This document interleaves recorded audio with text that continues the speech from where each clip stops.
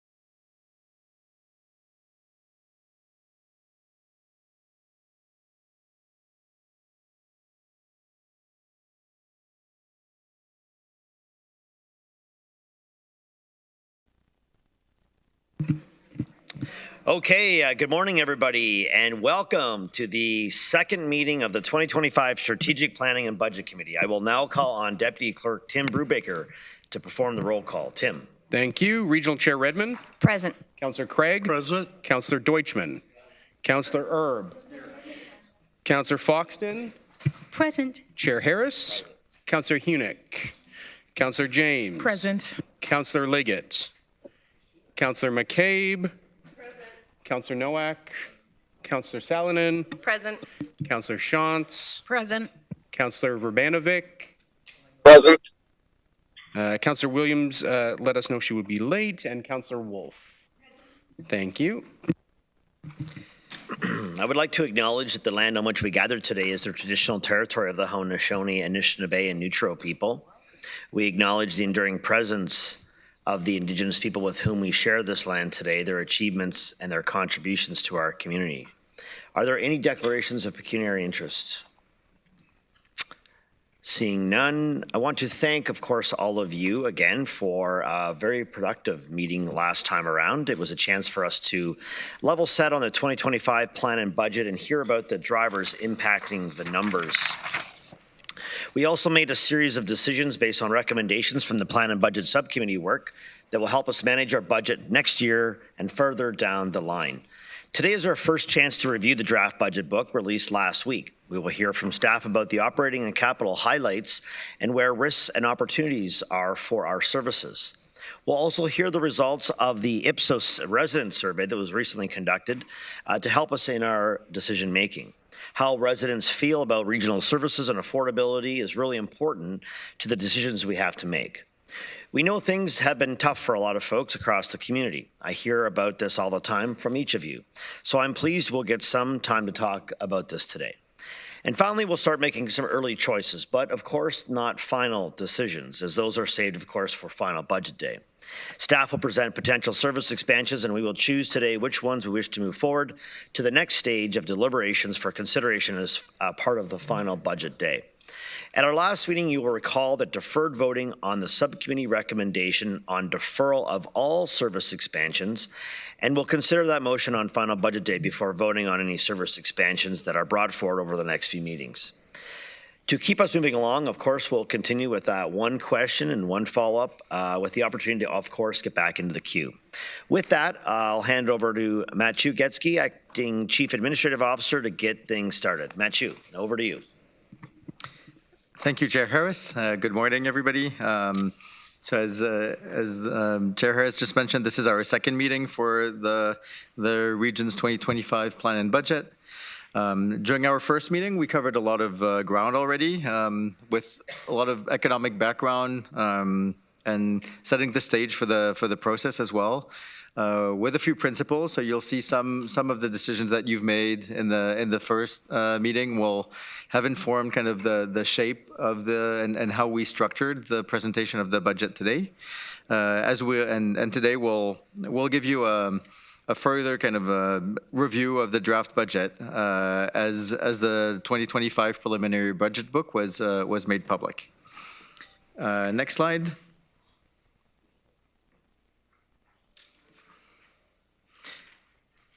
So you'll see. So today is that presentation of the 2025 budget book, and you see today's agenda is quite busy. So we can move to the next slide now. Thanks, Julie. So first we'll start. I'll apologize for the length of the presentation, but there's 25 slides for the Ipsos survey. I'll kind of blame it on them, but it's a really important piece of information. I think last year there was a lot of public engagement. This year we will have some further public input sessions as well, but this provides a good quantitative analysis of what the residents are thinking about the budget and where the community needs are. So that's a really important statistically representative survey that will help make some good choices to finalize the budget. After the presentation of the survey results, we'll move on to the presentation of the preliminary operating and capital budget, provide some commentary on it, and also have an overview of the preliminary and proposed user rates and fees. Following that, like last year, we'll take some time to go through go through the budget, go along the budget through the lens of the strategic plan. So last year was the first time with our new strategic plan that we went through each of the pillars to really understand how the budget is connected to the strategic objectives that you've approved and the pace at which we can go depending on how, what our resources are. So today we'll go through two of them. We'll start for a little bit of a change compared to last year. We'll start with the resilient and future ready organization pillar, as well as the equitable services and opportunities pillar. So we'll share information about these priorities and how these areas will be supported by the budget in the coming year. We'll do a bit of a mix between the operating and capital budget. So it's we'll probably have to do a wrap up of capital at the end just to give you the full overview. But just to keep that the strategic perspective, you'll see both some highlights of capital budget and operating budget as well. So again, the objective is really to go through the four pillars of this placemat. A reminder that this was based on both your strategic input and resident feedback, and it's the basis of our annual planning process that we will go through in this session and the next plan and budget session. Again, we know these goals are ambitious, but essentially the plan and budget helps us to set the pace. How quickly do we want to move on these different different pillars, depending on what our resources are and what the context is. So I'll stop there for the introduction and hand it over to Connie, who will introduce the community engagement piece and survey results. Great. Thank you, Mathieu. At our last meeting, we discussed how important community engagement is to our plan and budget process. That process is continuing, and we'll come back to committee with the final results and a summary of resident input in November. We're still getting lots of resident feedback through our online platform, and we're out and about engaging residents at various locations. These include the Kitchener and Cambridge farmers markets, at regional library branches in Elmira, St. Clements, Baden, and Ayr, through our Youth Advisory Committee and the Grand River Accessibility Advisory Committee, as well as through the Community Safety and Wellbeing Plan. We're also working closely with our READY team to ensure we are reaching residents who may face barriers to participation and whose voices have been systemically underrepresented.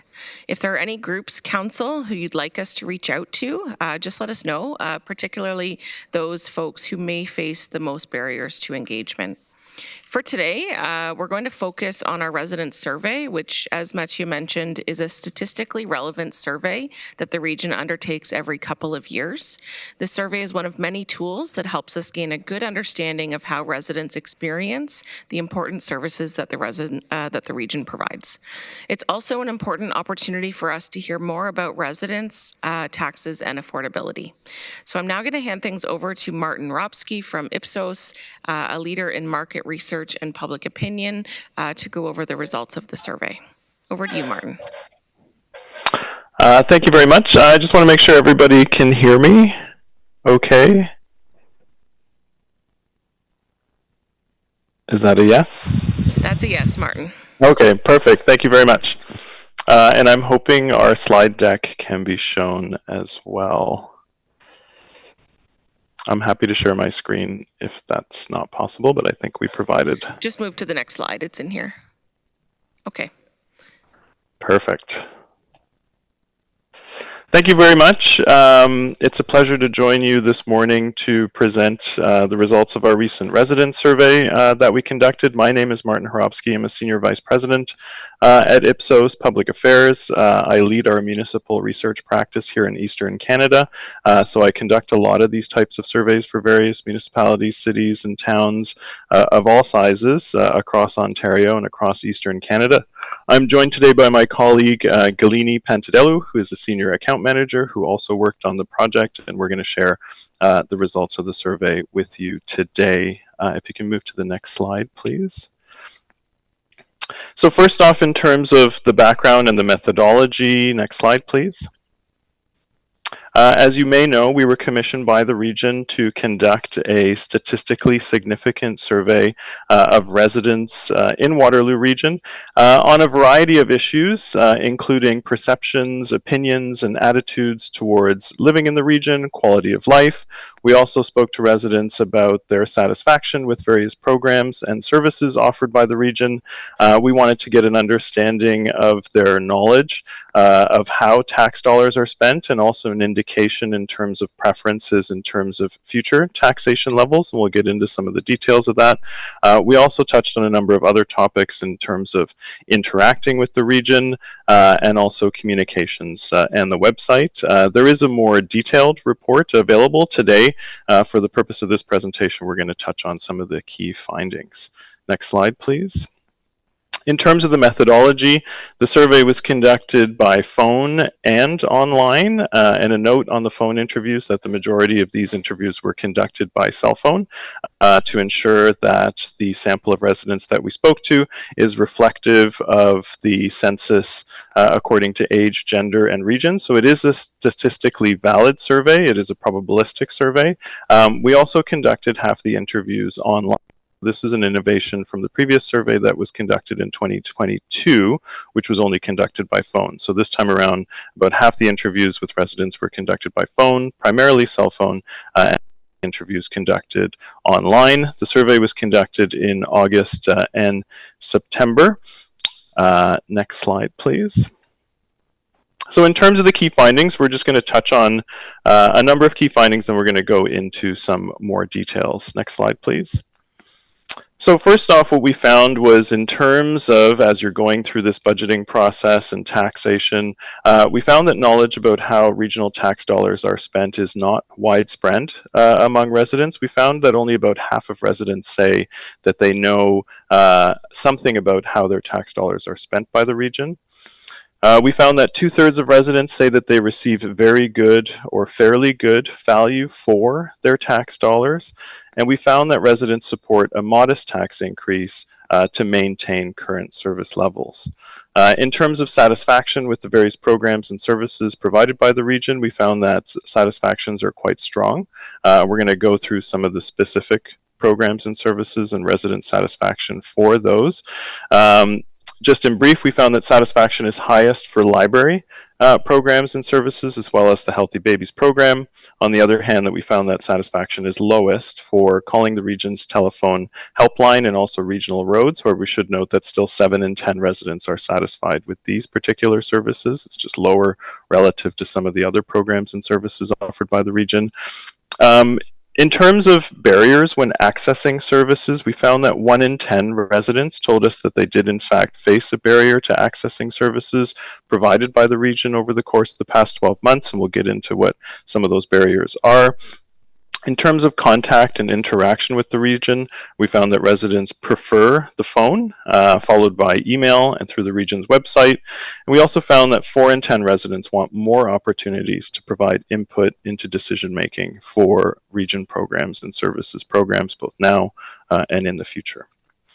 Next slide, please. So we'll get into some of these details in terms of the responses from residents. So first on budget and taxation. Next slide, please.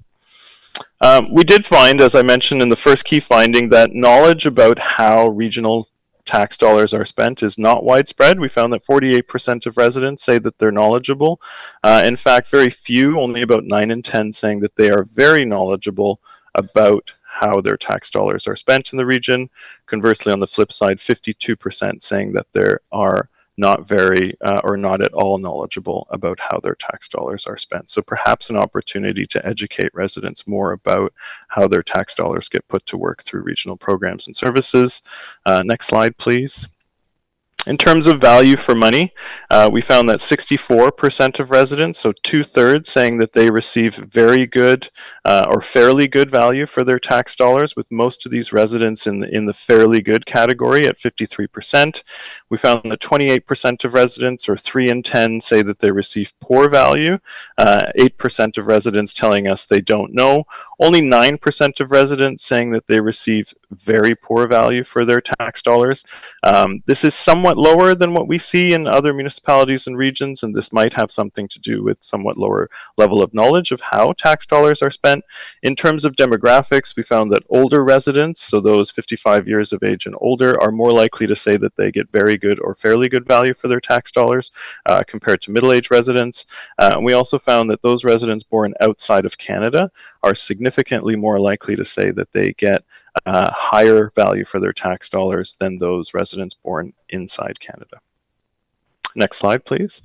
In terms of preferences for future taxation levels, we found that a small majority, so 54% of residents, say that they would prefer to increase taxes just enough to maintain current service levels. And we found that only 17% of residents would prefer to increase taxes more significantly to enhance service levels and or provide new services.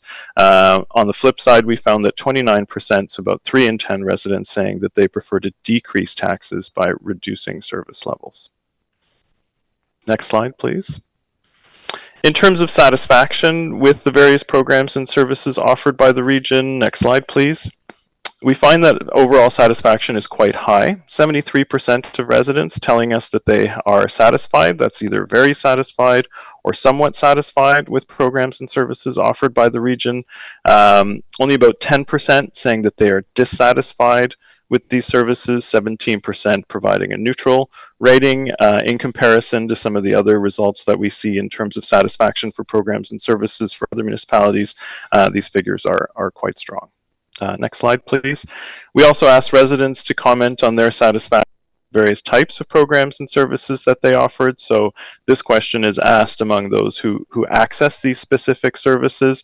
We can see that satisfaction is quite high, as we mentioned, for 94% of residents saying that they are satisfied with their library that is administered by the region. The Healthy Babies program, a somewhat small program, but very high level satisfaction levels for this. Waste dropped off at landfill, regional Waterloo Airport, etc., going down the list. Very high levels of satisfaction with these particular programs and services. Next slide, please. As well, water conservation resources and information, 8 in 10 residents saying that they're satisfied. So going down the list here, you can see some of the lower levels of satisfaction with programs and services offered by the region. Calling the region's main telephone helpline, 68% of residents saying that they're satisfied, or major arterial regional roads as well, 7 in 10 saying they're satisfied. So somewhat lower than other programs and services provided, but still the majority of residents saying that they are satisfied with these programs and services. Again, just comparing to some other municipalities, particularly roads, we do find is a pain point for residents, particularly in larger communities, and this is a somewhat higher level of satisfaction than we see in other regions across the province. Next slide, please. We also wanted to understand what, if any, barriers residents were facing when accessing Region of Waterloo services. And what we found is 9% of residents told us that they did, in fact, experience a barrier, or they felt uncomfortable accessing services caused by such factors such as sex, gender identity or expression, ethnicity, race, religion, sexual orientation, age, disability, or language. We found that those residents who are more likely to face these kind of barriers also indicated that they are in a more difficult financial situation. So among those residents who told us that they were facing more significant challenges in terms of their financial situation, 23% of these residents said that they faced a barrier when accessing services. On the other hand, when we look at the 88% of residents who told us that they did not, in fact, face a barrier when accessing programs and services, these residents were more likely to be born in Canada compared to those residents who are not born in Canada, and they're also more likely to not indicate or disclose that they had a disability. Next slide, please. In terms of the types of barriers that residents told us, so this is only among the 9% of residents who told us that they did, in fact, face a barrier. You can see a variety of barriers mentioned by these residents. There's not one that stands out. At the top of the list, among those who said that they faced a barrier, 13% mentioned that it is because of a physical disability or use of a mobility aid.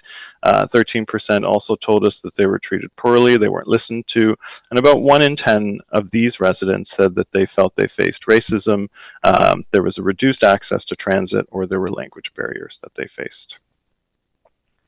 Next slide, please. I'm going to hand it over to my colleague Galini, who's going to take you through some of the contact and communication results of the survey. Great. Thank you, Martin. We'll now turn to talk a bit about contact and communication with the region. So over a quarter of residents said that they contacted the region within the past 12 months, and they are most likely to be residents of Cambridge to say they have a disability, have children under the age of 18, and say they feel they receive poor value for their tax dollars. Looking on the right, the most common method which residents use to contact the region by far is the telephone, with over 2/3 using this method, followed by a third who say email, and then the website. 2 in 10 prefer contacting the region in person by going to a regional building. Mail is the least used method to contact the region, with only 3% choosing this, and residents actually prefer online methods over mail, such as smartphone app, social media, or online chat. Next slide, please. Then we asked residents which methods they prefer to use when contacting the region. And again, the most popular method is by phone, followed by email and through the website. Compared to methods currently being used, which are shown on the right, we are seeing an increase in preference for electronic methods like email and the website, but with telephone remaining the strongest and most preferred method. Next slide, please. We then asked what methods of communication residents prefer the region uses to contact them.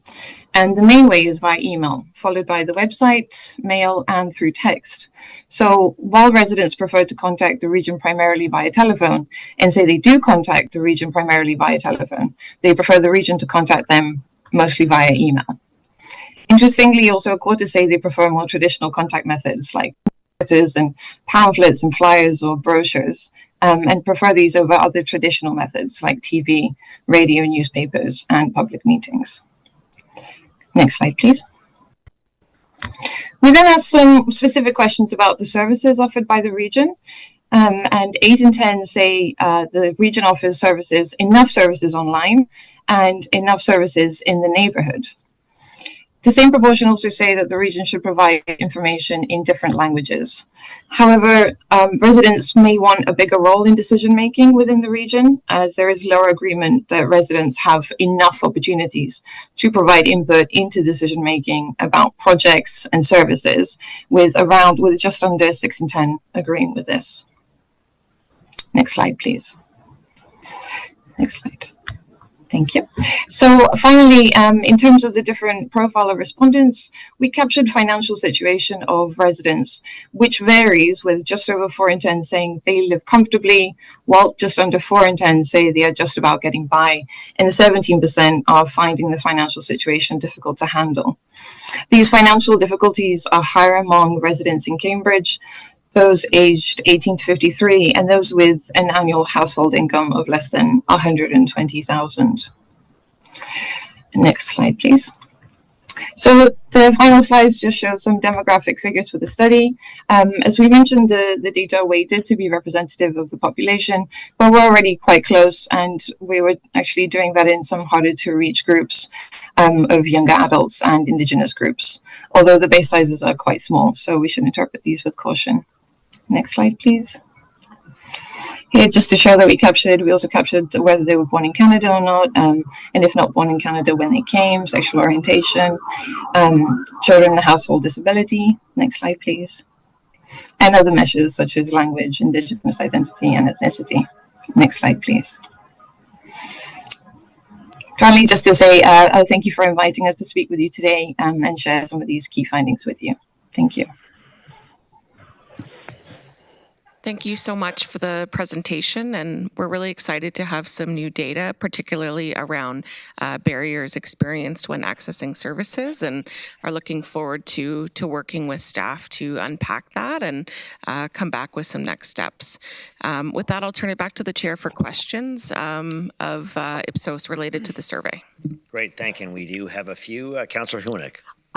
Thank you, Chair. I want to affirm the community engagement strategy that we already have, and I also, at the same time, want to highlight that one of the key issues is that many of the constituents that we serve do not know how their tax dollars are being spent. And so I'm wondering if we have any future-focused strategies on how to increase that general awareness factor. I don't know who can speak to that. Connie, maybe that's you. Thank you. I noticed that our Director of Communications is in the audience here and listening intently. We've worked really hard to increase the ways in which we're communicating with residents and how we're increasing awareness of programs and services that the region is offering. I think what this gives us is an opportunity to look at how we connect those investments of tax dollars directly to those services. And that's something, Councillor, that we're going to be taking away and we'll come back with some new ideas, but happy to continue that conversation with you as well. Okay, thank you. And the other thing that I wanted to highlight is one of the key groups that's facing barriers in accessing regional services is people with disabilities across our region. And so I just want to highlight the need for an accessibility representative as part of the READY team. Thanks.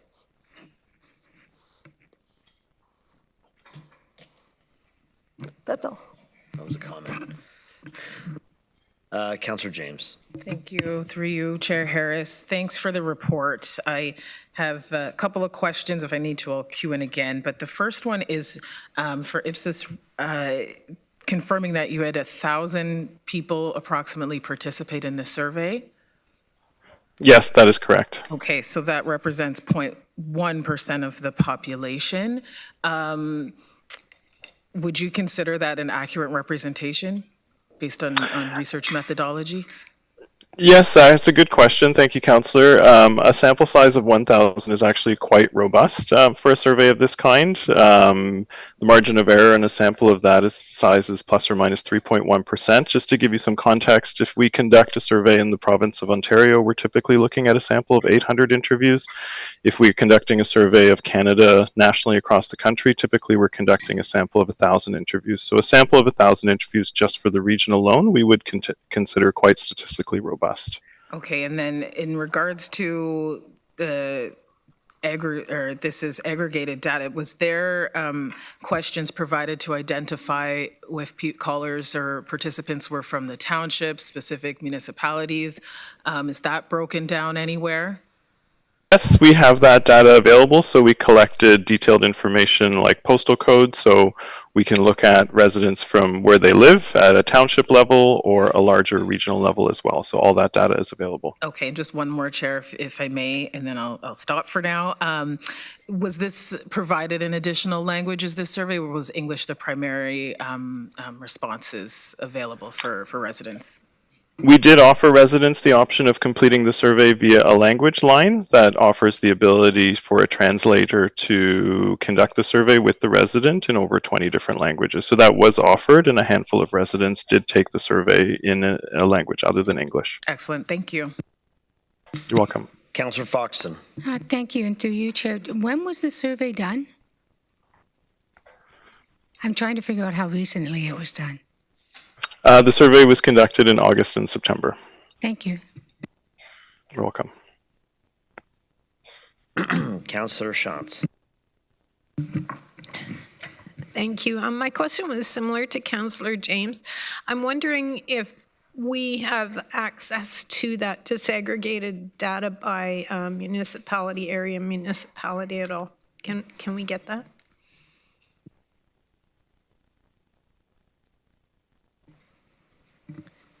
I take it through the chair.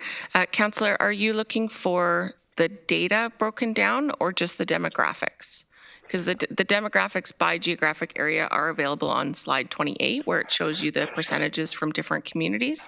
Are you looking for more specific data around within the townships, what resident feedback was? I would say more specific information on the feedback. Is Great. that something that you have available, Connie, that I can ask you specifically for later, or how would that work? So I might defer to Martin and team on if they've broken out the themes by geographic area that we would be able to provide. Yes, so we have crossed the data in cross tabulations, which allows us and the region to look at the data by region. So the region classifications that we have right now are Kitchener, Waterloo, Cambridge, and then we group the townships into its own region because the population of many of these townships are too small to look at them individually. So that data is available where you can look at all the responses to all the questions based on where residents reside within the region. Yes, that is available. Thank you. Councillor Verbanovich. Thank you very much, Chair, and thanks for the excellent presentation. I have to say, I mean, some of the responses are what I might have expected. Some are maybe a little bit different. Just on that last point, I think it would be great if, and I heard Martin raise earlier that there is a detailed report available, but that detailed report broken down in those cross tabulations around the different questions is certainly something that I think many of us would like to take a look at. So if that can be shared, that would be great.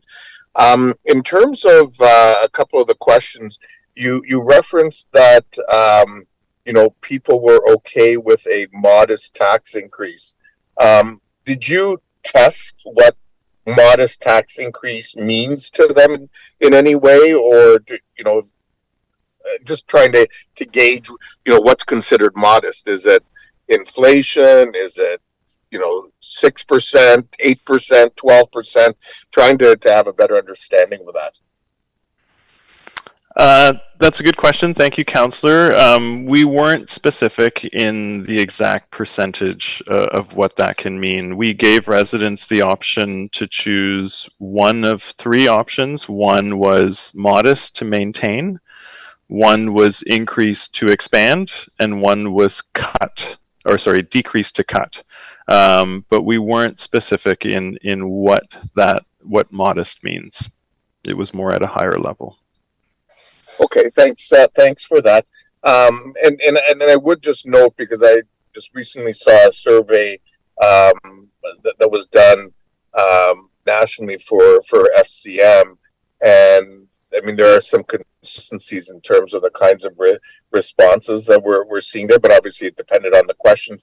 You referenced library services, and the region's only providing library services in the township. So was that question only asked in the townships, or was it a question asked across the board? Because I would note the response is similar to responses that we get in the city of Kitchener around how people value library services, but I'm just trying to understand if it was townships only or everybody. We did ask everybody, and we were specific. We asked residents to focus on those libraries that are administered, provided by the region and not by other levels of government. But it was a question that was asked to everybody. So it might include folks who are outside of the township, perhaps. I don't know if they have the ability to use those libraries within the townships, but we specified as much as we could region. We understand that there are different libraries provided by different levels of government. But that's the best we could do to try to differentiate those offered by the region versus those offered by other governments. Yeah, and I guess with the lack of understanding for value of dollars, people may be thinking that the city libraries are regional libraries. Who knows in their response? But at least the value that people are seeing is certainly consistent with other surveys that have been done. Okay, those are all the questions I have for now. Thank you, Mr. Chair. No problem. Councillor Craig. Well, thank you, Mr. Chair. And I do appreciate the survey, the extent and the scope of it. I'm just wondering, I mean, the only other surveys I'm aware of in the past, and it's a question you may not be able to answer, but did people really understand the difference between city and regional services? And were they able to really comprehend properly a response with regards to, as an example, the library situation? It's a good question. Thank you, Councillor. When we start out the survey, we explain that we want to ask residents to focus on regional programs and services provided by the region of Waterloo that are different than programs and services provided by, say, for example, Kitchener, Cambridge, or Waterloo. So we are explicit in the ask there for residents to comment on that. However, contextually, we know from other research that we do, and this is probably no surprise to you, that residents can sometimes confuse different programs and services offered not only by regional government or municipal government, but also the province and the federal government. That being said, I think residents' expectations are for programs and services that meet their needs. Often residents tell us in other research that we do, they don't sometimes care which level of government provides them with the programs and services as long as it meets their needs. But to answer your question in short, we asked residents to focus specifically on programs and services offered by the region of Waterloo. Thank you, sir. Councillor McCabe. Thank you very much, through you, Chair. Thank you, Connie and team, for this work.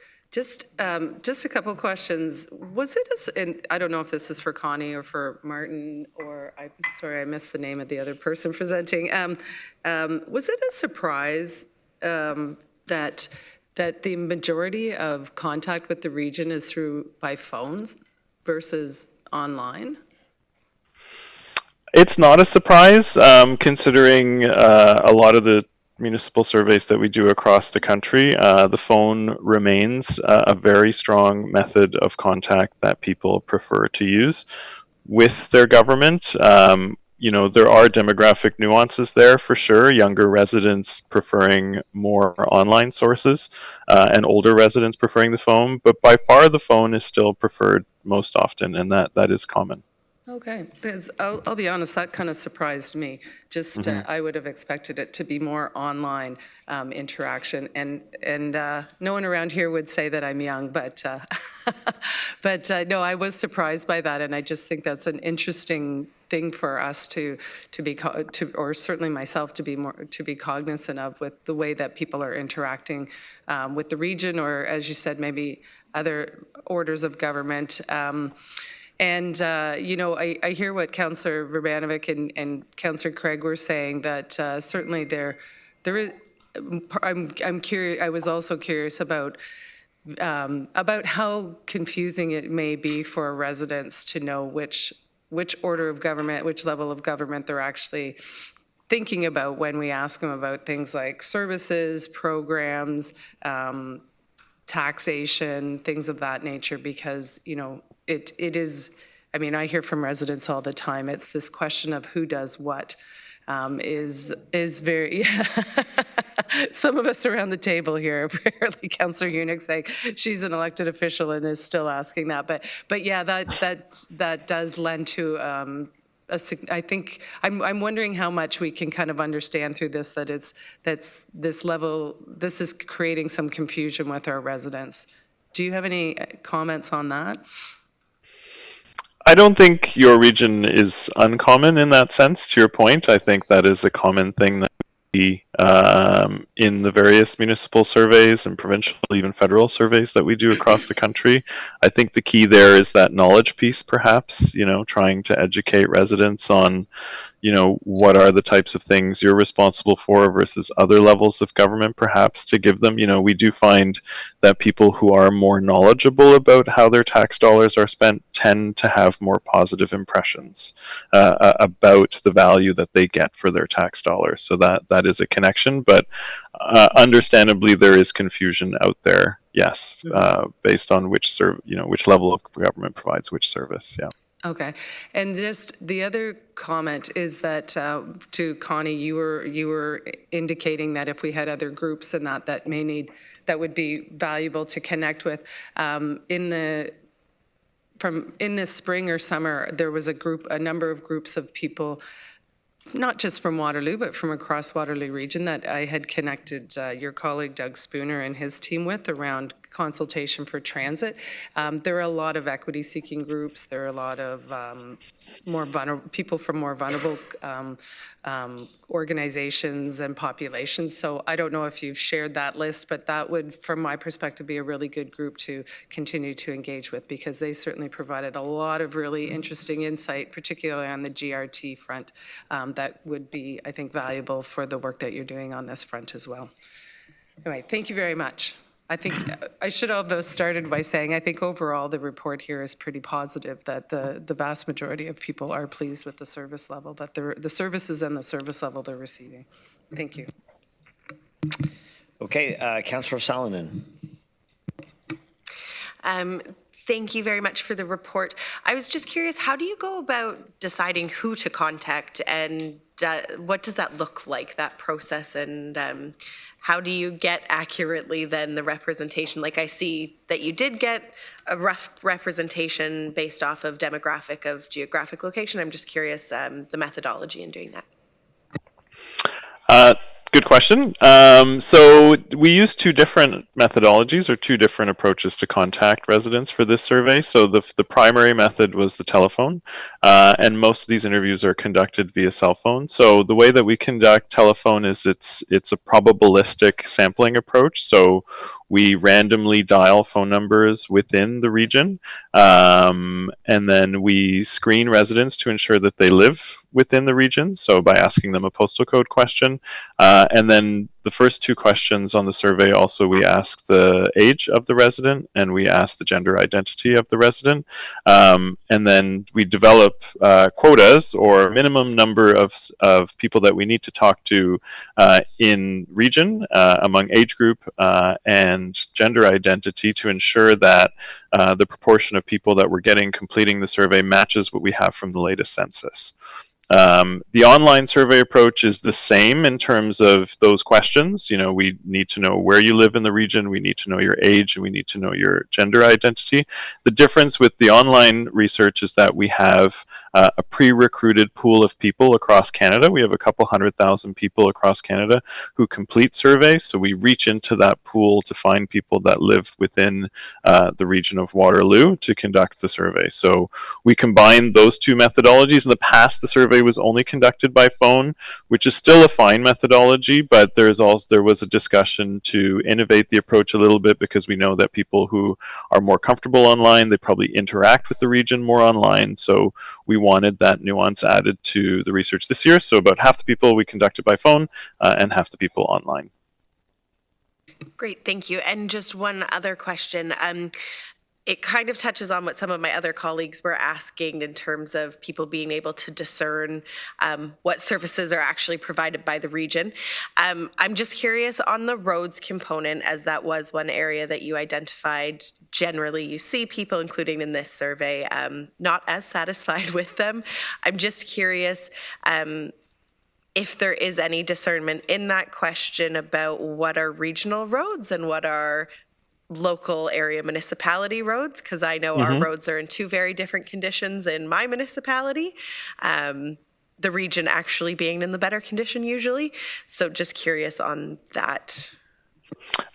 We provided residents with some examples of the more common regional roads to try to get residents to distinguish between those roads offered by the region and those offered by other levels of government. Great, thank you. You're welcome. Chair Redmond. Thank you, Chair Harris. Just to tag on to Councillor Salanen's point, if you ask them and they say Weber instead of Weber, you know that they don't actually live in the region. I just think this is a call for action. I understand that this is coming at budget time and it will inform some of the decisions that we make on a go-forward basis, but there's been some suggestions by other colleagues that there may be roundtables, there may be focus groups that we can do that would also inform the knowledge that residents have of regional services. So I guess, Martin, I would ask you, is it possible to combine that kind of survey with the traditional Ipso-Reid survey that you've talked about?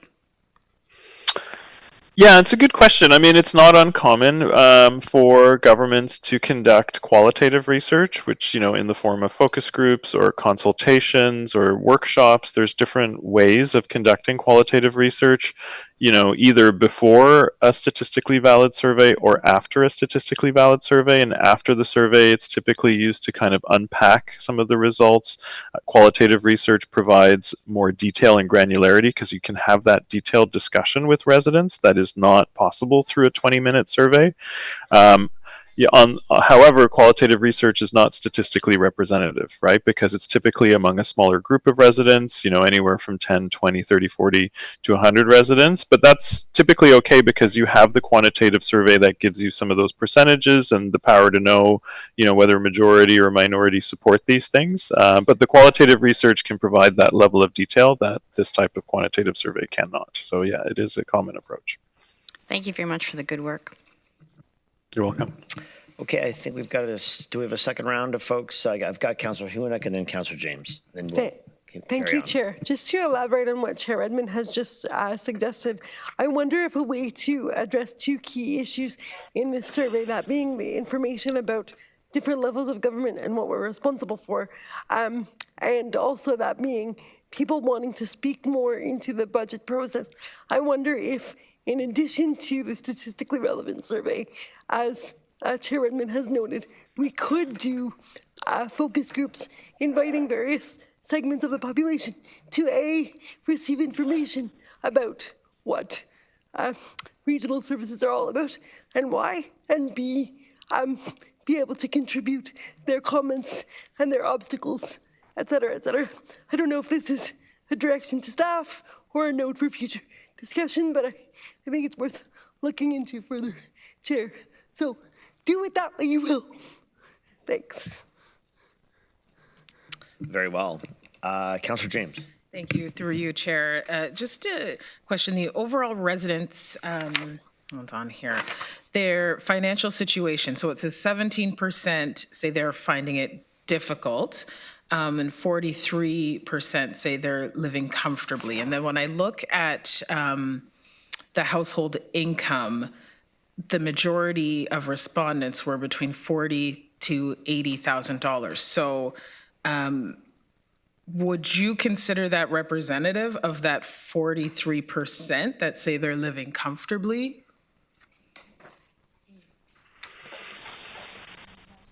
If I can understand your question correctly, are you asking if the household income spread of the sample is representative, or if the responses on financial situation is representative? Yeah, so of those who you're surveyed that said, they're finding it difficult, do you know if that their income, do you have that information in terms of that represents those who are, within the less than 20%? Just looking at the way the numbers kind of played out there, do you have that?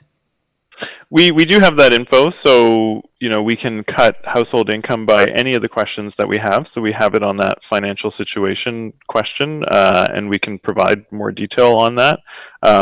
Just a note on that, I mean, as you all probably know, affordability is really a key consideration for residents across the country, and it continues to be. We're starting to see that kind of ebb a little bit now, but it's still very much front and center. So we are seeing that Canadians are particularly concerned, just at a contextual level, just sharing some results from other surveys about their financial situation. Okay. But we can provide more detail about the income breaks for this question if you want to see that. Absolutely. Thank you. If you could provide that. Thank you.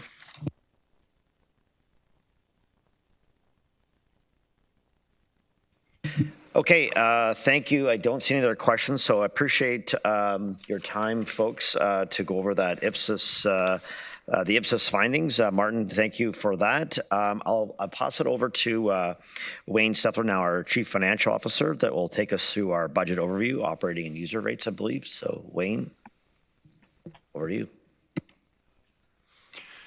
Thank you, Chair Harris. So I'm going to go through right now, what I'm going to go through is the highlights of the draft budgets that were presented in the package. Next slide. So staff have been working hard in the months since June, responding to your direction and looking at all the options to help reach a budget that has a less than 8% tax rate increase, focusing on potential funding reductions in areas better suited for federal, provincial government support. Staff reviewed all funding provided to external organizations, ensuring alignment with the region's Growing with Care strategic priorities.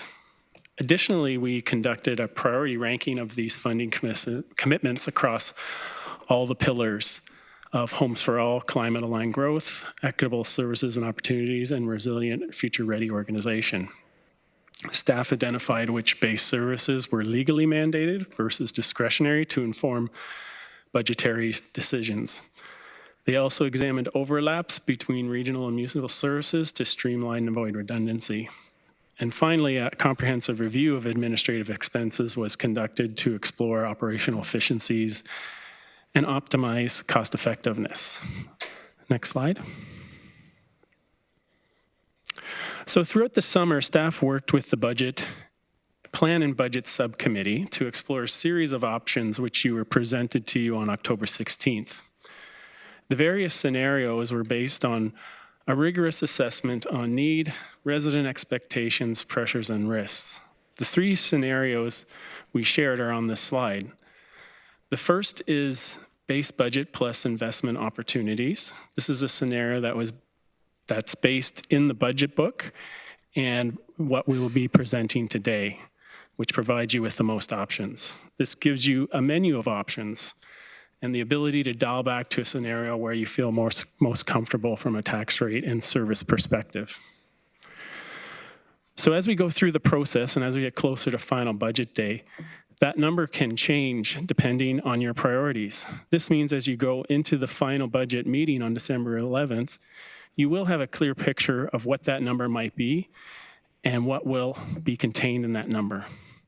An important reminder is that these are not final decisions today. We're looking at recommendations to help get us closer to those final decisions on December 11th. Next slide. We spent some time with you during the meeting on October 16th talking about the significant items that have impacted our 2025 budget. This includes the impact of items approved through the 2024 budget and the impact of approvals after the 2024 budget. It also includes the impact of base budget assumptions and new initiatives. This summary slide we included in the October 16th Budget Committee presentation, also followed with some detailed slides on each of these items. Next slide.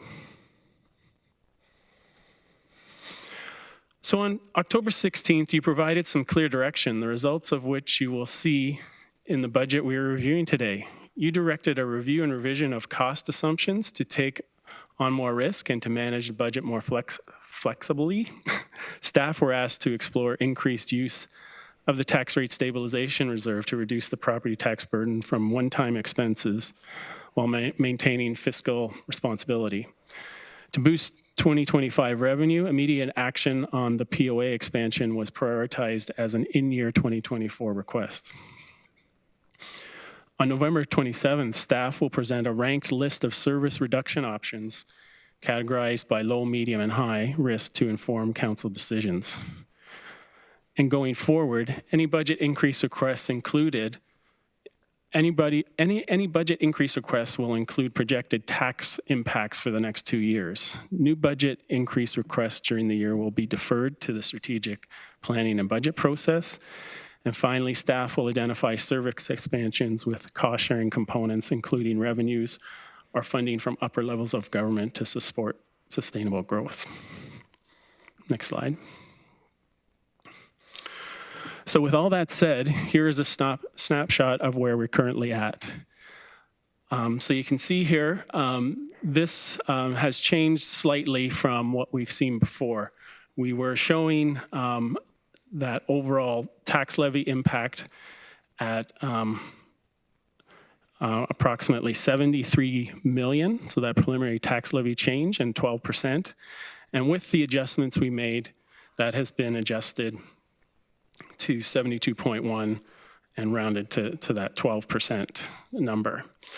And so within that, there were several base budget adjustments we made. We made an adjustment for fuel savings. We added a POA expansion into the budget. We made a reduction for debt servicing costs. But we also had to recognize as we were reviewing revenues that we needed to adjust down airport revenues. And so that gave us to that overall, we've made a small reduction in base budget adjustments. And service expansion adjustments, those were the POA expansion, so that revenue was removed and moved up into the base budget adjustments. We made a waste management temporary transition cost adjustment, which reduced the total request. We had a waste management permanent positions removed, and we put in an accessibility AOD ready advisor coordinator. And that's how we got to that 14 million number. So that's where we're sitting at and starting from today. Next slide. Yep, thanks. The slide.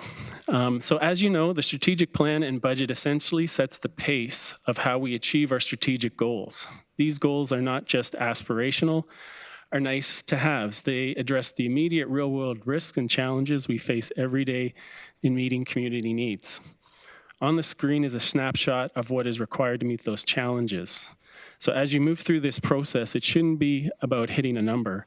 It's about making calculated decisions that balance needs with risks and affordability. Over this meeting and the coming ones, you'll have a chance to deliberate on each of these. Some of these investments are legislated, some are opportunities to invest now to save later. Some of these investments are about radically changing how we work so that we can find solutions to seemingly insurmountable challenges. As I mentioned earlier, these investments are all baked into the 12% scenario we used to start the conversation, and each represents real community and operational needs. Next slide. So what you saw in the previous slide were proposed tax-supported operating investments. On this slide, you see user rate operating budget investments, which will be new to the committee, and these relate to water and wastewater. These will not impact the levy, but are important to consider with as much rigor. These investments are included in the budget book, and we will go into detail on the investments at our upcoming meetings. Again, not for decision today, but we wanted to bring these forward in advance of our discussions. Next slide. So regional assessment growth, this is the same slide from the 16th. We haven't changed this estimate. We are waiting confirmation. The cutoff for the role was October 25th. So MPAC is now doing quality control, and we're expecting a final number very soon. Next slide. So we had some discussion on fuel prices at our last meeting. So we added a little additional information here, and part of the slide here is not showing. There's a table up in the corner that has the actual rates, so I'm not sure. There it is. So we had a lot of discussion. And so we tried to add a little more clarity here on how we approached setting a rate for our budget. And really, the thing here that we've noted is that we track this biweekly, and it's due to the volatility of fuel prices. So every year we've been tracking biweekly to just try to understand where it's going and where it's trending. And after significant years of significant fluctuations, the trend is showing less volatility in 2024. And when we look at the economic outlook, it projects that it's projecting that oil should remain relatively constant. We do have concerns with the significant geopolitical risks and the uncertainty in the Middle East. However, based on this consistency in 2024, we feel it's appropriate to budget at that $1.38 rate, and that's what's been included in this, this budget. Next slide.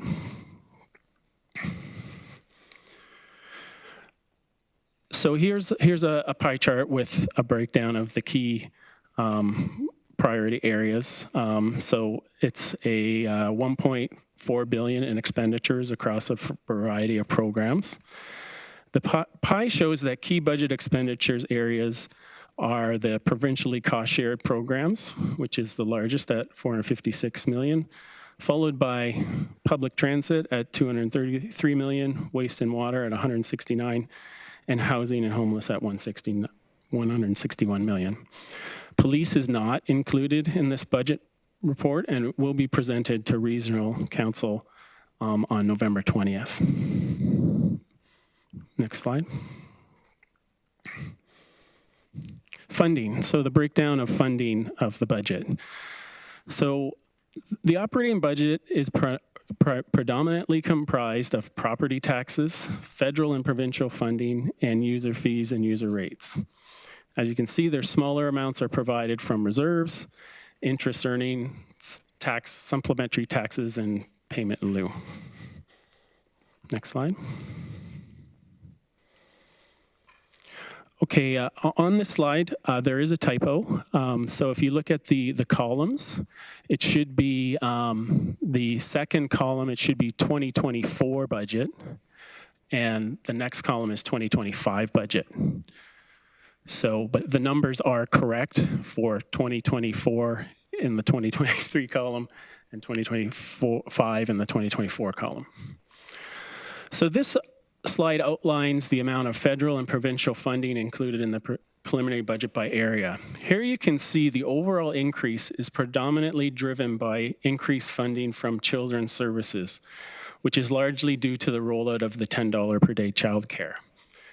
This area has been increasing each year over the last 5 years at approximately 30% per year. Next slide. So major non-tax revenue. So the preliminary operating budget includes projections relating to non-tax revenues in 2025. The change in revenues are associated with changes to volumes as well as proposed changes to fees and charges. Program fees are anticipated to increase for transit fares by 4.9 million, housing rents by 2 million, and POA revenue by 2.1 million. Waste management tipping fee revenues are anticipated to be largely consistent with 2024, while airport revenues are anticipated to decrease due to a recent review of expected flight projections. Next slide. So as part of the 25 process, all service fees have been reviewed their fees and charges, and where appropriate are proposing changes to certain fees. An overview of preliminary user rates and fees including proposed changes to 2025 is included in the user fee report on today's agenda.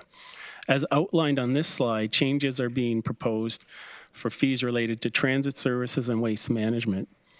The proposed 2025 transit services budget includes an average fare increase at 2.7%, with detailed increases in effective date varying by fare type. Appendix B of the report provides a list of transit-related housekeeping updates and GRC fees that are proposed to be introduced or changed in 2025. Waste management fees are proposed to increase on April 1st, 25. Next slide. So additional changes are proposed to fees relating to the airport and children's services, while major changes are being proposed to a number of other, or minor changes are being proposed to a number of other program areas. To support the transition to the $10 a day childcare fee, families with children aged 0 to 5 in licensed home childcare programs would see childcare-based fees capped at $22 per day effective Jan 1, 2025. The reduced fees are legislatively required. Next slide. So staff are proposing a wholesale water supply rate increase of 4.9% in 25 and a wastewater rate increase of 5.9 effective Jan 1, 2025. This is consistent with the projection provided during the 2024 budget. The proposed water and wastewater rate fees will assist with maintaining the long-term financial sustainability of the program. For retail customers in Wellesley and North Dumfries, staff propose a water distribution rate increase of 3.9 and a wastewater collection rate increase of 3.9 effective Jan 1, 2025. The water distribution rate is consistent with projections provided during the 24 budget, and waste collection was projected at 4.9% in the 2024 budget. The water distribution and wastewater collection monthly fixed rates are proposed to increase by $1 as of Jan 1. Next slide.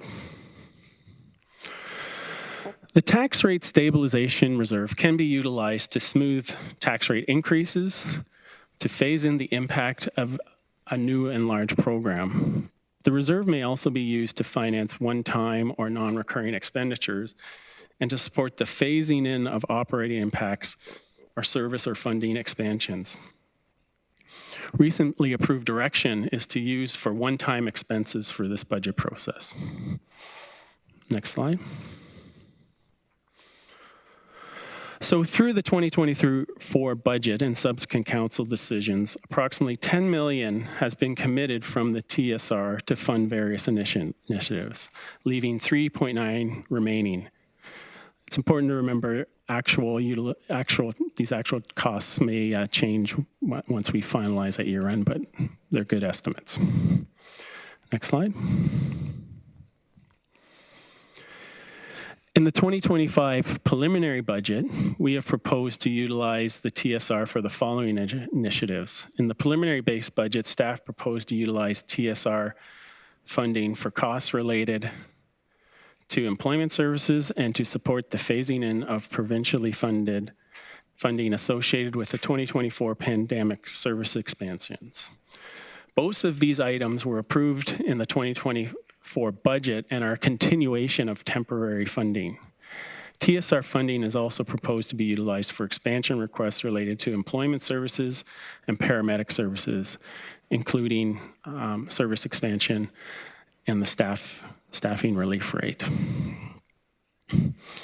So I'm going to pause there for discussion, questions. We have a few, or at least one. Councillor Hunick. Hi, thank you, Commissioner Steffler. Thank you, Chair. My question is for Commissioner Steffler and Peter Sweeney if he's here, but I'm realizing that maybe he's not, so I might need to take this offline. I am concerned about raising user fees, even nominally, in Sunnyside Home or regional housing, because my understanding is that the majority of people utilizing those services are on fixed incomes that are not rising with inflation. Is that correct?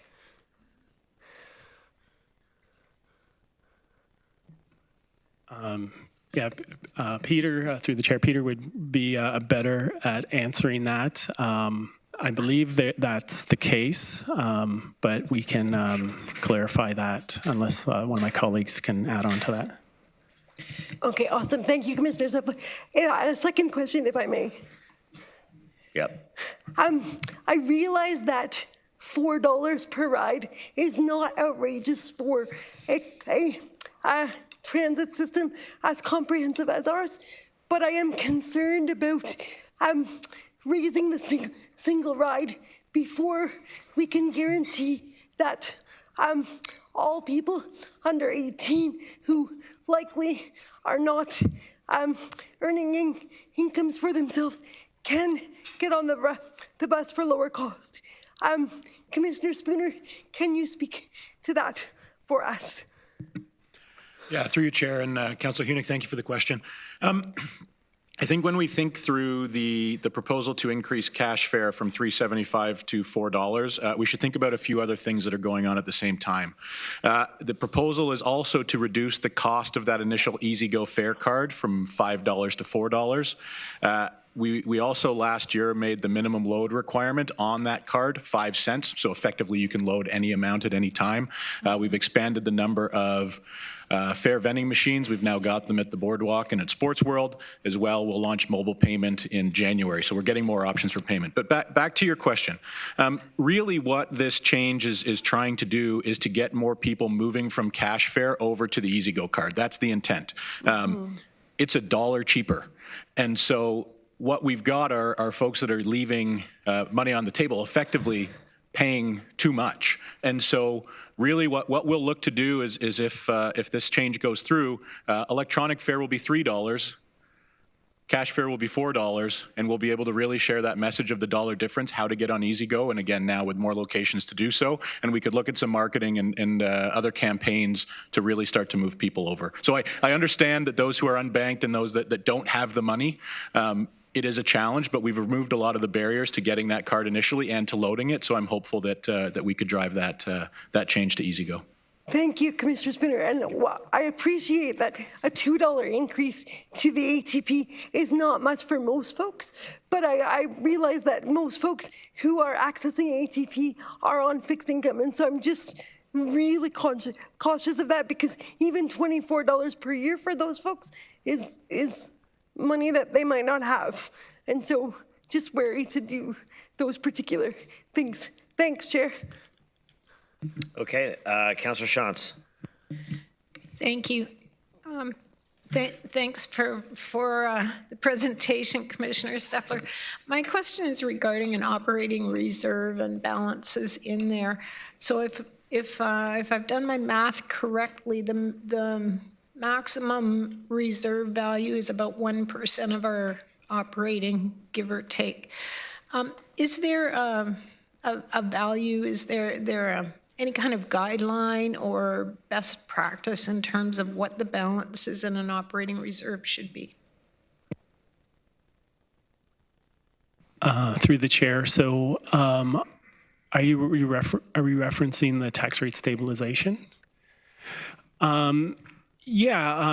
So for a reserve like that, it depends on specifically the types of uses. So it really should be looked at in terms of what types of elements of the budget you would access it for.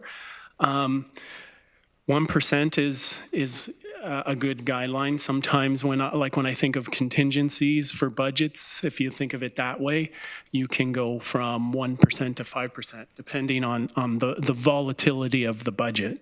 So if 1% was kind of settled on or is a trend, or kind of a benchmark, that's probably a good number to look to aspire to.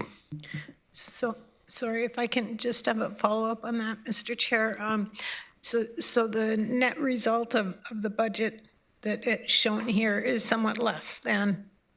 Well, specifically for the tax rate stabilization reserve, we're pretty much using it all up with that. So we won't have any more available going forward. And just one more quick. And is the intent to do away with that reserve and use other reserves if we need it, or that's just sort of where it's landing? Through the chair, I think that's where it's landing. I would definitely say you want to have some contingencies in your budget for any kind of unexpected events or changes you weren't expecting. So I would be looking to keep that reserve and increase the balance on that reserve. Councillor Salonen. Thank you. I was curious on slide 47 for the water distribution in air. You said that the fixed rates are increasing by $1 as of January 1st. Is that what unit of measure is that? Is that $1 per whatever unit we charge? Is that an annual basis? Each house is going to see an extra dollar added. I'd just like that quantified, please. Through the chair to Councillor Sullivan, that $1 is per month on the water bill, and it's for infrastructure renewal. Thank you. And then I was also curious, is this the appropriate time to ask questions about the budget book itself? I was curious about a section that was in there. It's okay if not, I'm happy to hold my question until later, but just wanted to ask. You may as well ask it now, and then we can, go forward. Sure. It's on page 86 of the budget book. I just want to understand, I think it's new branding to council. I'm aware that staff have been working on, but Build Waterloo Region. Can we have some clarification on what exactly that department is and where that branding came from?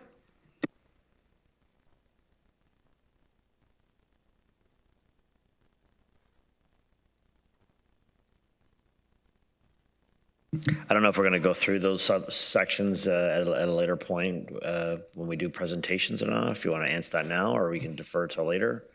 Through the chair, I can help with that. So Build Waterloo Region is actually our development team that includes all of the work on land readiness, development, work on affordable housing, and also economic development. So just when we're looking to compare from last budget to this one, understanding what's in the same groups, because at least when I go through, I like to see that's what they were doing last year, this year. That was under what name then last year in the budget book? Chris Wilson, did you want to answer that? I believe it would be innovation and economic development. Okay. Through you, Chair. Yes, so in last year's budget book, the title would be economic development. There have been some changes and realignments, but generally that's what it was referred to as last year. Okay, thank you. Councillor Foxton. Thank you, and through you, the chair. So tax stabilization reserve. So as Councillor Schatz was talking about, like to keep it at 1%.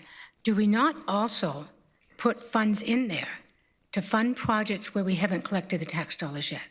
So an example is a lot of RFPs will probably go out mid-December, end of December, for the coming year.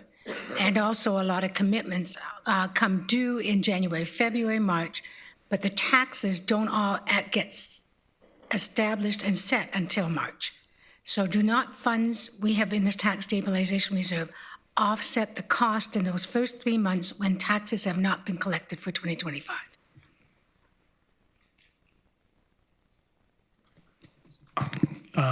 Chris, do you want to? Game. I think I might know, but go Chris. Yeah, through you, Chair. We have a separate reserve for that. That's called the Working Funds Reserve. Okay, that has understood. a $10 million balance, and that's exactly the purpose of that reserve. Okay, understood. Thank you. Councillor Craig. Oh, thank you, Mr. Chair. I just get a bit confused on the numbers dealing with provincial downloading. I believe at one point we talked, I think at one point 190 million. I think it's over 200 million. I'm trying to understand, first of all, what is the actual figures? Secondly, is that offset by provincial donations of any sort?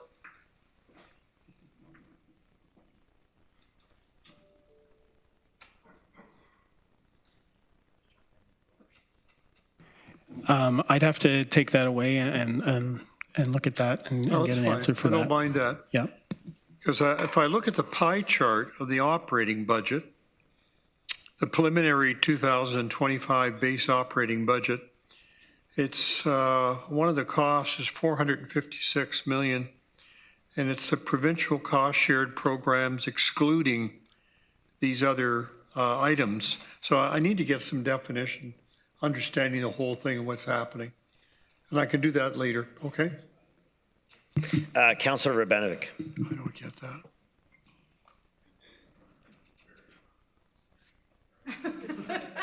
Sorry, thank you. I was trying to get a clarification before I asked my question.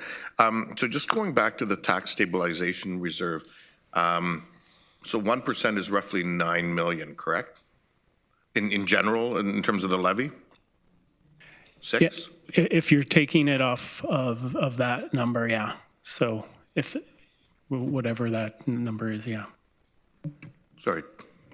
So a 1% change in taxes for direct regional services is about 5.9 million, 9 million for okay, so total 6 with police. In terms so about 9 with police, did you say? That's correct. Okay. So when we look at the tax stabilization being, Sorry, 1 second. oh, sorry, okay, go ahead. Just give me 1 second. 1% tax impact is 7.6 total, including the region, 5.3, including police, 5.3 for the region, 2.3 for police. That's what a 1%. So 5.3 and 7.6.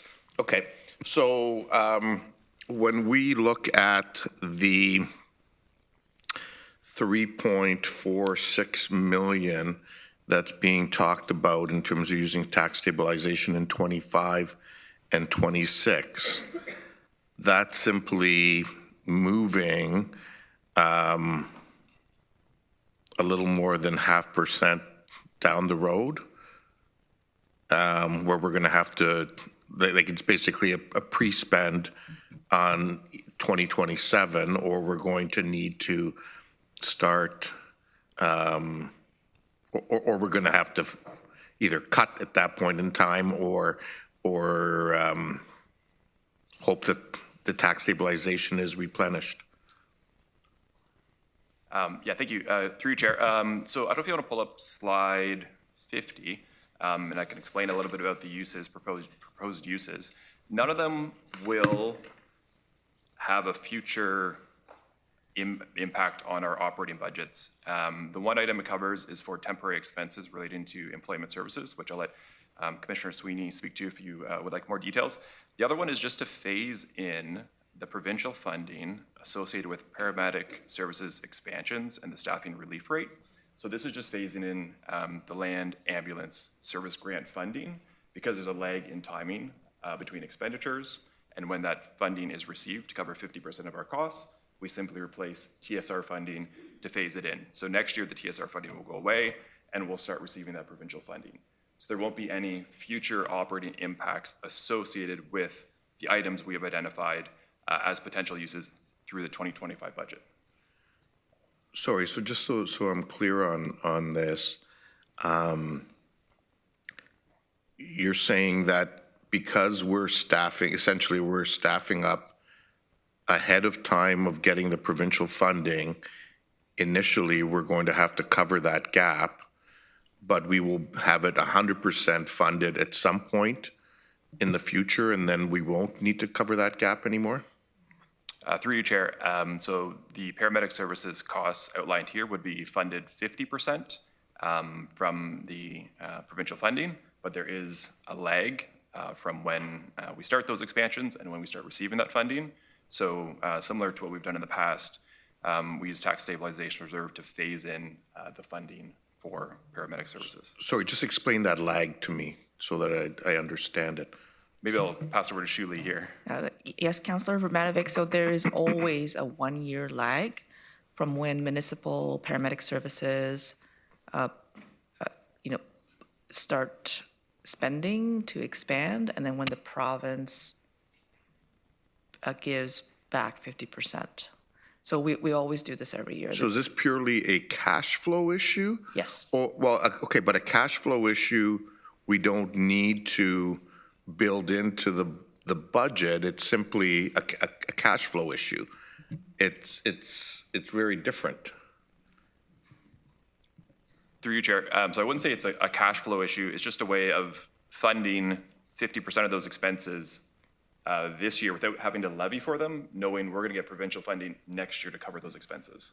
But we're getting them at next year in payment for the past or in payment for the future? Going forward. The TSR will fund those expenses for 1 year, and then in the future, provincial funding will fund those expenses. Okay, so we'd never get reimbursed for that first year? That's correct. Okay, thank you. Councillor Hunick. Sorry, I thought Councillor Deutschman was going to go first. If I may, Chair, just repeat my question to Mr. Sweeney, if that's all right. So, Mr. Sweeney, sorry, is that all right? Good, thank you. Mr. Sweeney, I'm concerned about raising user fees in Sunnyside Home and or regional housing, even if only nominally, because I think that the majority of folks accessing those services are on a fixed income, which will not increase with inflation. Is that correct? Can you speak to the feasibility of that? Yeah. Yeah, thank you. Through you, Chair. Councillor Huenick, thank you for your question. As it relates to Sunnyside, yes, as an operation, the Sunnyside and seniors in particular is facing inflationary challenges for a number of things. And yeah, we do have the ability to offset some of that with some fare increases and revenue increases. However, we do have subsidy programs available for those that qualify. And then you also referenced in the housing piece, I would say when we are looking at rent increases for WRH, Waterloo Regional Housing, we are, should we choose to do that, we must do that within provincially mandated guidelines, which is around 2.5%. But I also want to make clear that that does not affect those who are on or in an what we call an RGI unit, so rent geared to income. It only would apply to those who are at an income threshold that is above that. Perfect. Thank you for clarifying that. That's really important for council to know. And the piece that I was even concerned about was around laundry, et cetera, like the amenities that we have for folks. Yeah, again, the same, you know, we do have, you know, costs are increasing. And if we don't address them at least on a nominal level every year, we're going to find ourselves further and further behind. And at some point that will impact user fees and rates. And so we feel it's prudent to adjust those incrementally, recognizing that, you know, we can do what we can on the subsidy issue. I think it comes out to about a point, like 0.25% increase. So we're just trying to keep up as best we can, Councillor Huenick, and keeping the big picture in mind. Thank you, Mr. Sweeney, for those important clarifications. Okay, thank you. I appreciate it. Thank you. Point of order, just in terms of the flow of this, I know Councillor Huenick just asked about user fees. I thought that was later on in the presentation. I just want to make sure we're following, because I have questions about those as well, but I want to make sure that we're moving through this as effectively and efficiently as possible. Yeah, I have a budget overview, operating and user rates is my title here, but yeah, council we'll try to limit the questions to the slides that we've got, and then I thought we were there. Staff, and maybe what we'll do is we'll just keep moving on the presentation, and you know, after Councillor Deutschman's question, we'll keep moving with that, and then kind of keep our questions to the very end. Okay, Chair. Yeah. Okay, thank you. Yeah, I just wanted to follow up on Councillor Urbanovich's comments. So just as my understanding too, and I'm glad that staff's come around to considering using the tax rate stabilization fund to assist with the tax levy. But my understanding is this is on one-time items that will not have any recurring impact on the tax levy. So that's the compromise, so to speak. It's a one-time issue.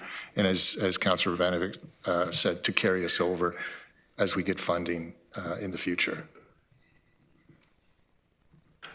Through the chair, yeah, that's correct. And I think that example we went through is a great example of how to utilize it to phase something in when you're expecting additional funding, but you know you need to provide the service immediately.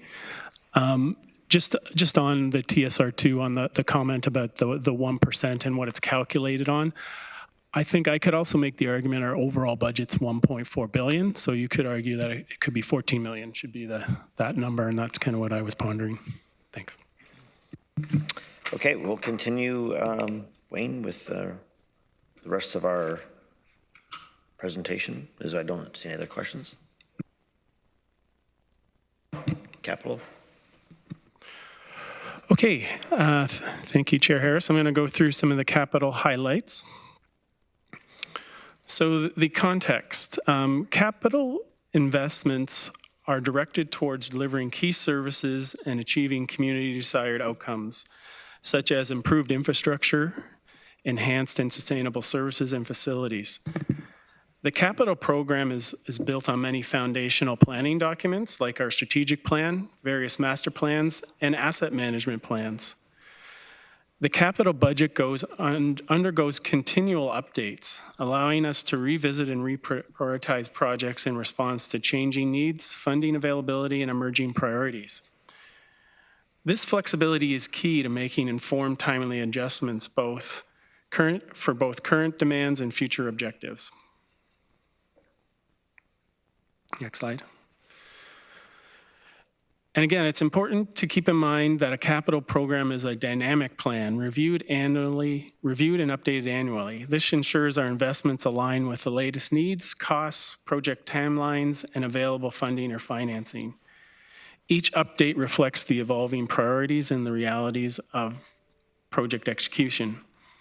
So for example, rising costs and fluctuating interest rates directly impact project budgets and the overall cost of borrowing. Many projects are linked in sequence, meaning delays or advancements in one project can influence timing of others. The results from environmental assessments and design phases can shift project requirements or scopes. Updated data from assessments and master plans provide critical insights into infrastructure needs. Assessments of available resources and expertise can alter the plans as well. Next slide. So this slide outlines the approval process for the region's 10-year capital program. Council annually approves the capital budget for the current year and approves the following 9 years as a forecast. During the budget development process, staff have reviewed the needs, timing, scope, and cost of capital works and adjusted project expenditure profiles to reflect the status of existing projects, planned activity in 2025, and resource capacity. So this slide outlines the financing principles taken into consideration during budget development. Our strategy focuses on building operating budget and reserve capacity to fund state of good repair needs without relying on debt, ensuring sustainable maintenance of existing infrastructure. We intend to use debt only for major new infrastructure projects tied to growth and expansion, directing borrowing towards initiatives with long-term community impact. Additionally, we are working to mitigate financial risks associated with growth to protect the region resources. Maintaining our credit rating is a key goal, and we are aiming for a balanced approach between debt and non-debt financing. The balanced strategy keeps borrowing costs low and supports fiscal responsibility for the future. Next slide. So capital funding and financing. So the success of our capital program relies on a diverse funding and financing sources, each contributing to the financial sustainability of our projects. Understanding these sources helps clarify how we fund large-scale investments without overburdening current resources. So for grants, subsidies, and recoveries, these are essential contributions from other levels of governments or third parties, helping offset costs directly related to specific projects. Typically, these funds are received either as project costs are incurred or upon completion, reducing the immediate financial impact on municipal resources. Development charges. Development charges, which come from fees collected on new developments, are a critical funding source for growth-related projects. DCs can be applied from reserve funds or accessed through long-term borrowing, which anticipates future DC revenue. This approach allows us to fund infrastructure needed for growth without solely relying on current taxpayers. And then property taxes and user fees. Current year revenue from property taxes and user fees contributes to capital projects alongside transfers from reserves that have accumulated over the years.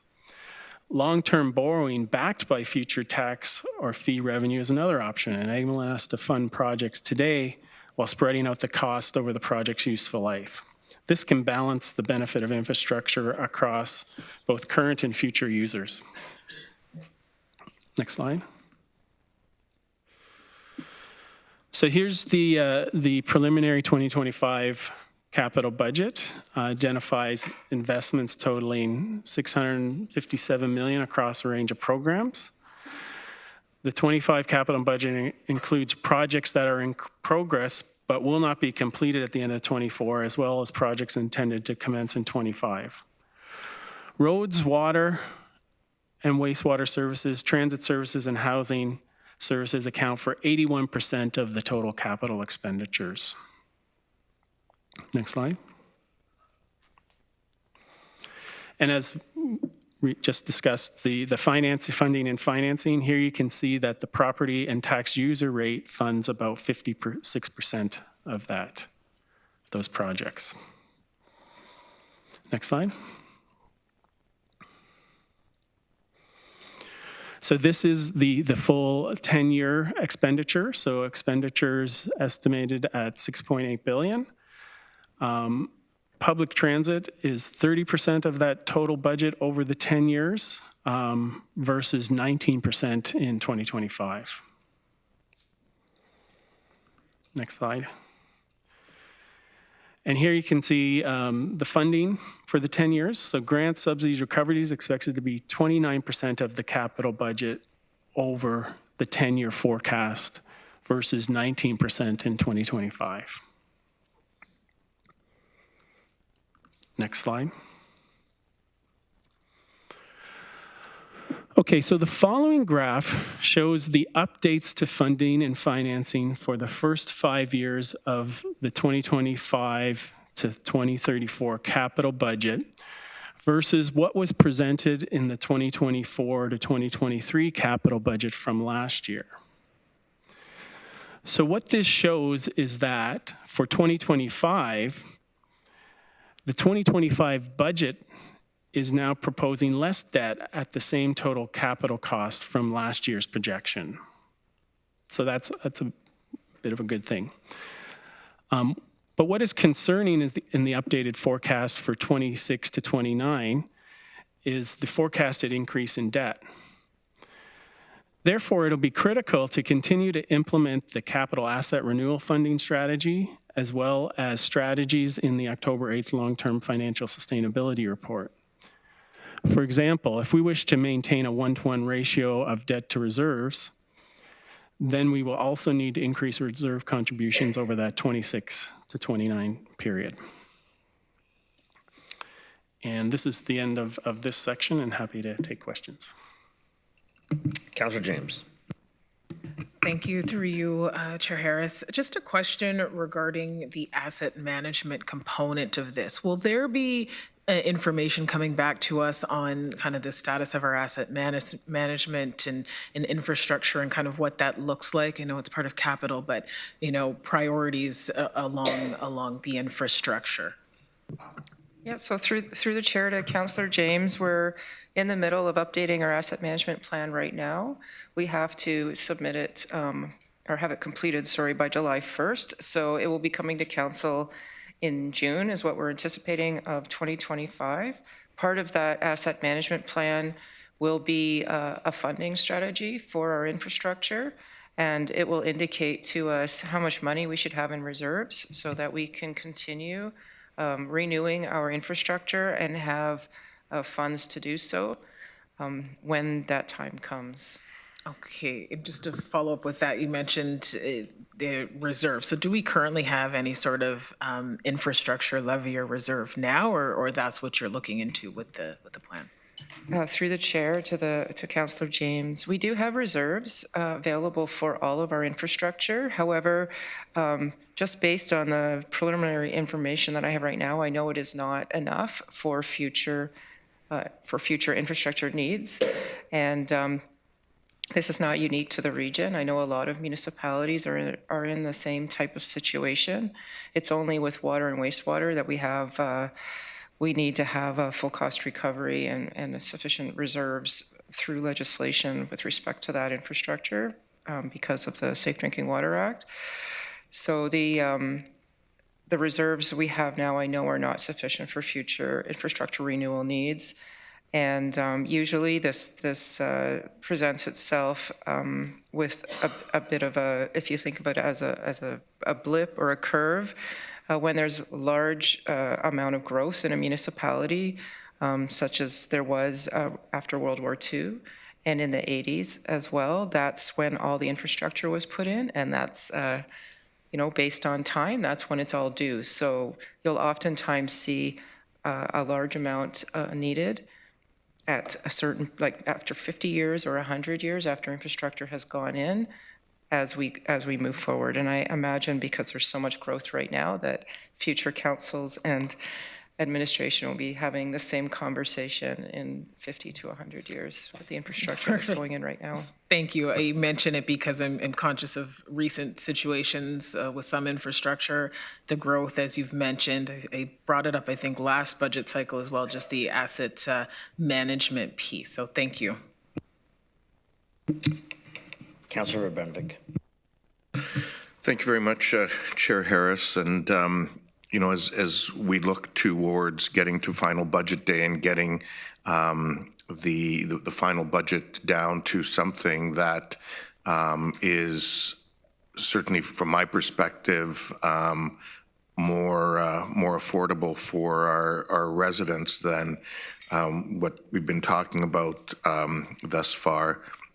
I think we need to look at everything, and part of that may mean also looking at our capital budgets. And while that's not something I relish, I do know from some other work that that's been done in terms of sort of seeing where people are at.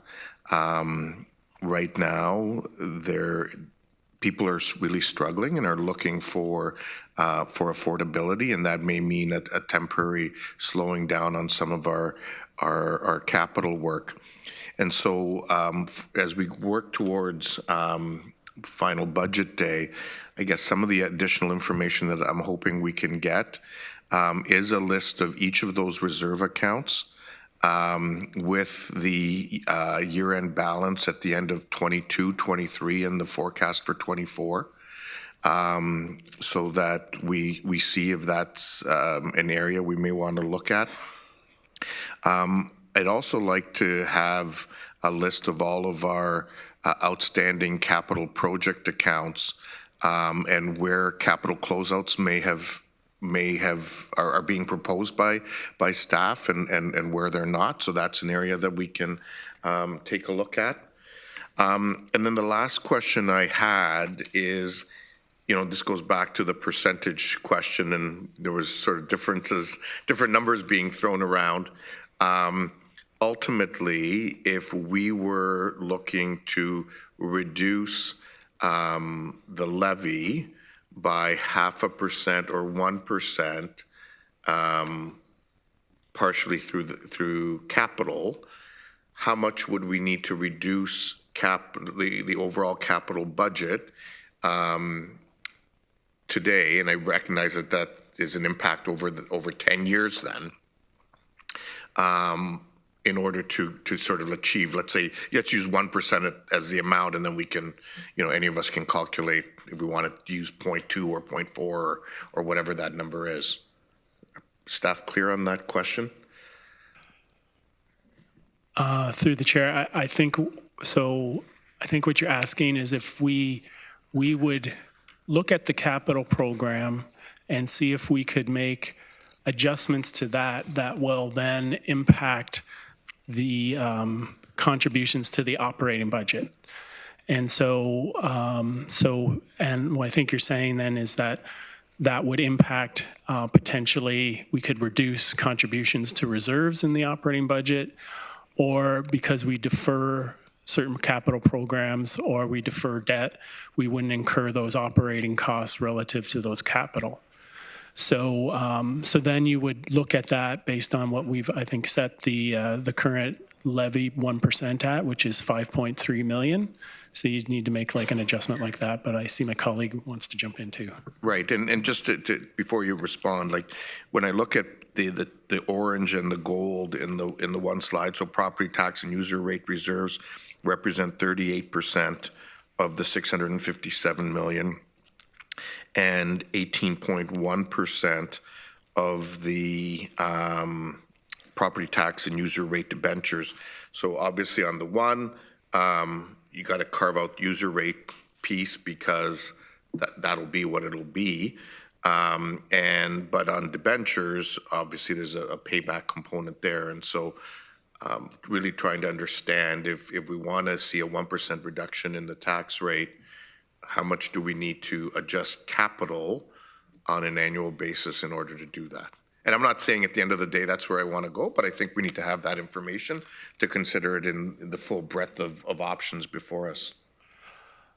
Through the chair, I think my colleague Jennifer would like to respond. Yes, I can answer that question about the reduction of 1%, but what I would like to advise council is that our capital plan is intrinsically tied to the area municipality capital plan. So if we were to delay or defer projects, that would implicate deferral of projects on the area municipality side. And what I'm speaking about is when we do a roads project, we invariably do a water and sewer project on behalf of the city. And you know, my extensive background in water and wastewater, usually water and wastewater drives the capital plan, because when that infrastructure goes, it's got a bigger impact than when a road, for instance, has many more potholes than it had before.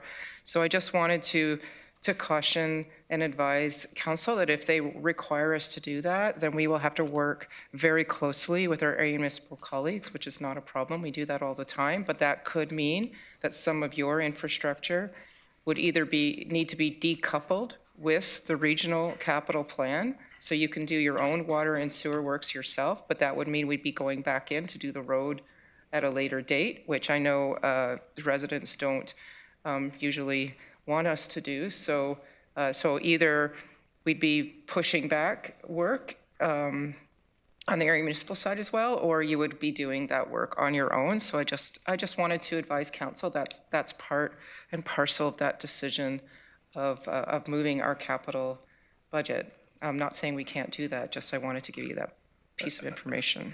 100%, and I'm glad you made those points. And obviously a consideration as we look at what projects we may or may not want to look at as part of that.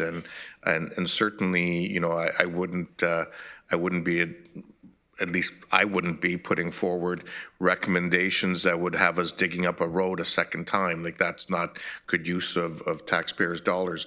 But there are many capital projects that aren't roads or sewer or water in the regional capital budget, and those are ones that we may want to take a look at. And then, if I may, Mr. Chair, just the last point is, I understand how the police operating budget works.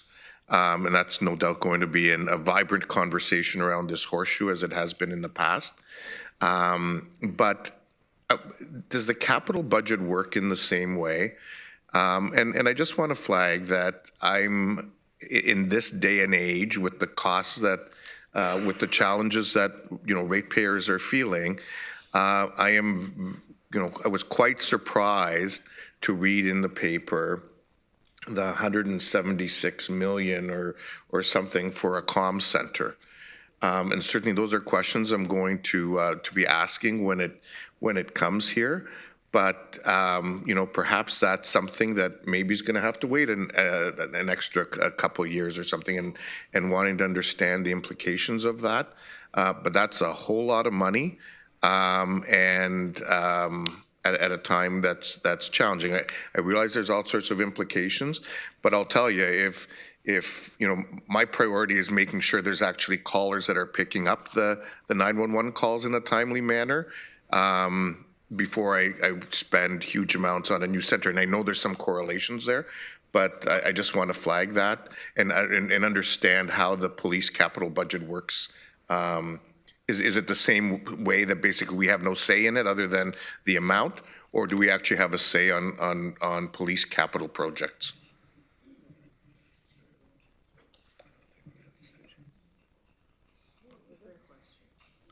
Who can answer that for me?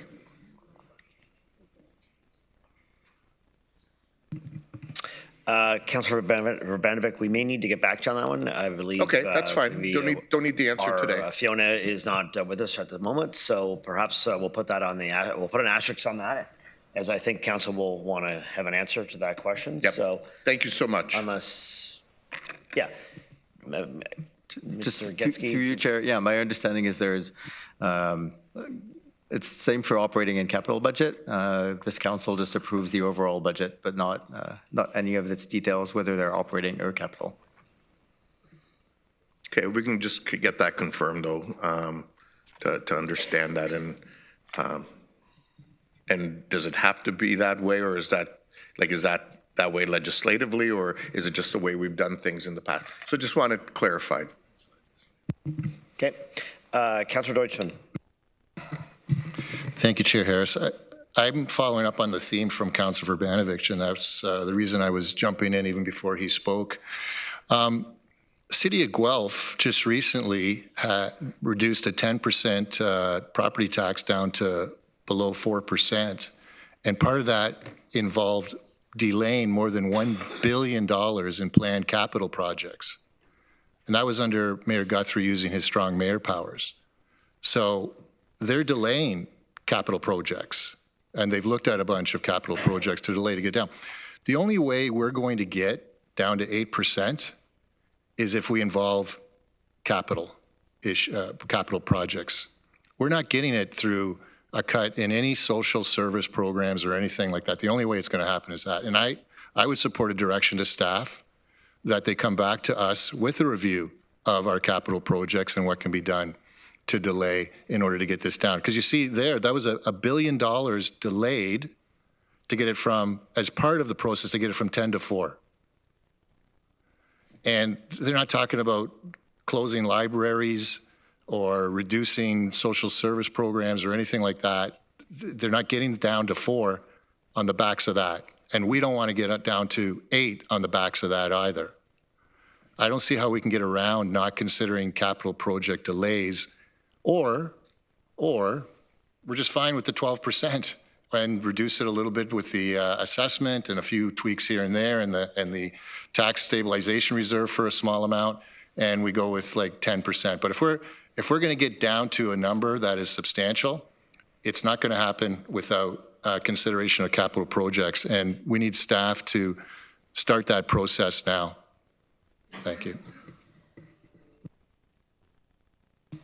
All right. I'm often confused with sometimes where there's comments or questions in that. Is there a question Well, you'd like answered? I was supporting a or? direction to staff to review our capital projects.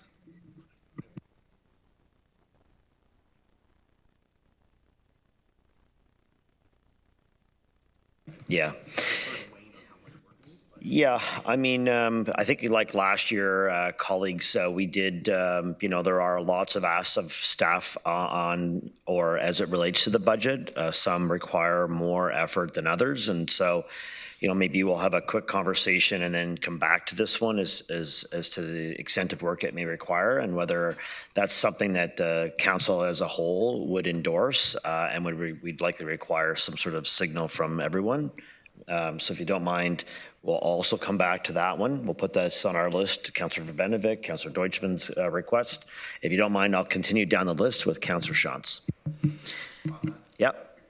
Just on that, and I'm fine with what you're proposing. I guess what I would just suggest is that initial set of information, which I think should be fairly easy to get off of our systems, would actually, I think, get us to maybe the point where we may want to then dig deeper in terms of how Councillor Deutschman is proposing. I do think we're going to need to get there, but I think if we can get that initial data to help target our questions, it may minimize some of the workload for staff. So I'll leave that for your and staff's consideration. Thank you. Yeah, for sure. Okay. I know Mr. Steffler will link in with his staff, and we'll come back likely after lunch on that one. Okay, Councillor Shantz.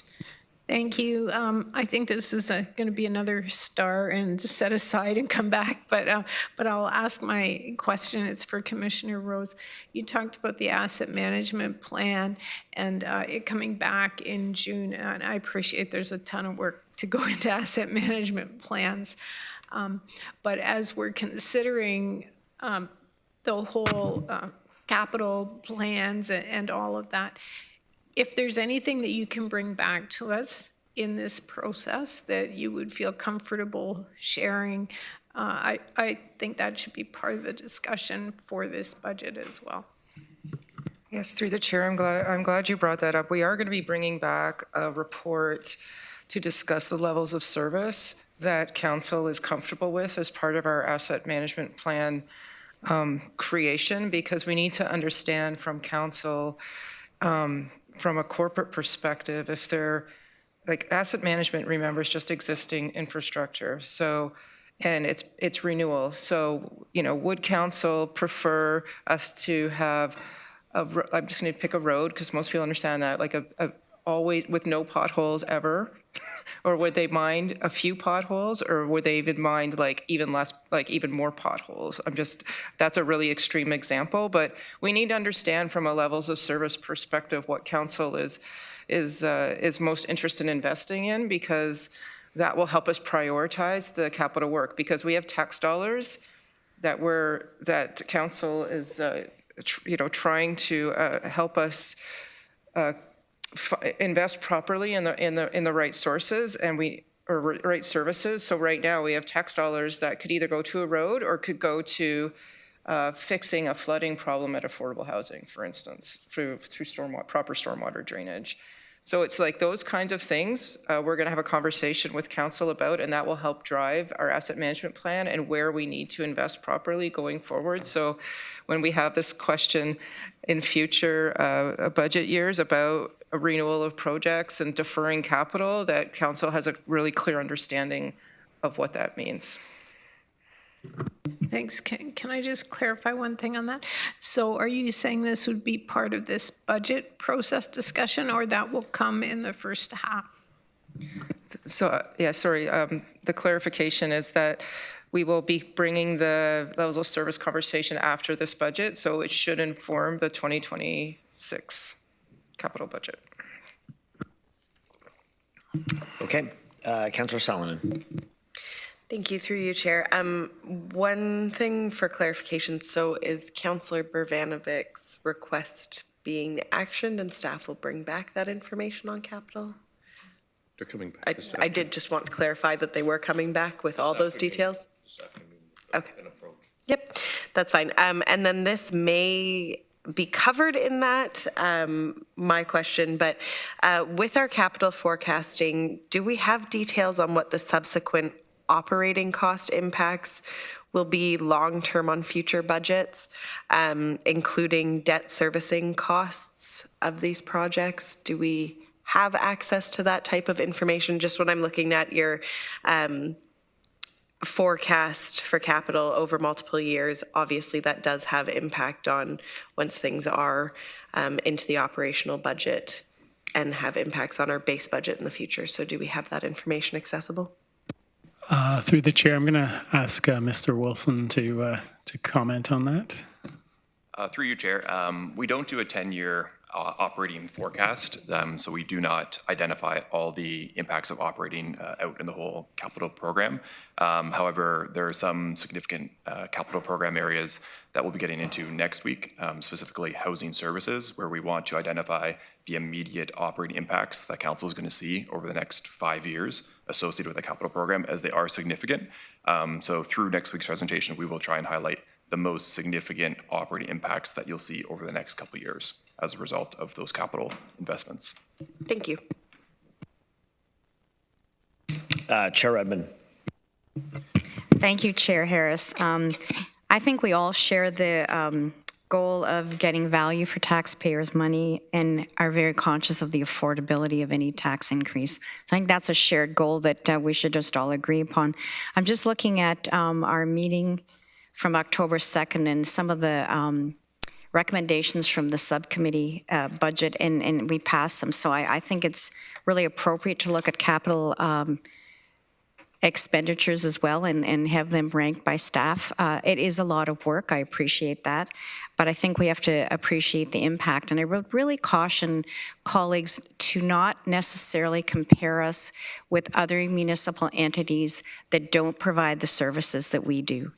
And this isn't a shell game, but if you're looking at a standalone municipal increase, you may want to look at the county that provides a lot of the services that we do. So those have to be added together, or more appropriately, look at the county who is providing a lot of the services that the region does. So it can't be a shell game. It can't be don't look over here. I think it's really important that we continue to provide value for taxpayer dollars as well as affordability. But I think it's not particularly productive to look at some people that have very, very low tax increases when we're not comparing the services the region is providing in a rapidly growing community to others that may not have those part of their input.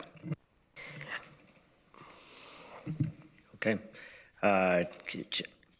Councillor Hunick. Sorry, Chair Edmund, my question was in my head before your previous comment, but I do think it is to your point. With apologies for comparing us to other folks. I just want to clarify from previous presentations to staff, if we do have the increase of 12%, which sounds really big and scary, are we still within the range or cheaper than many comparator municipalities in which to live?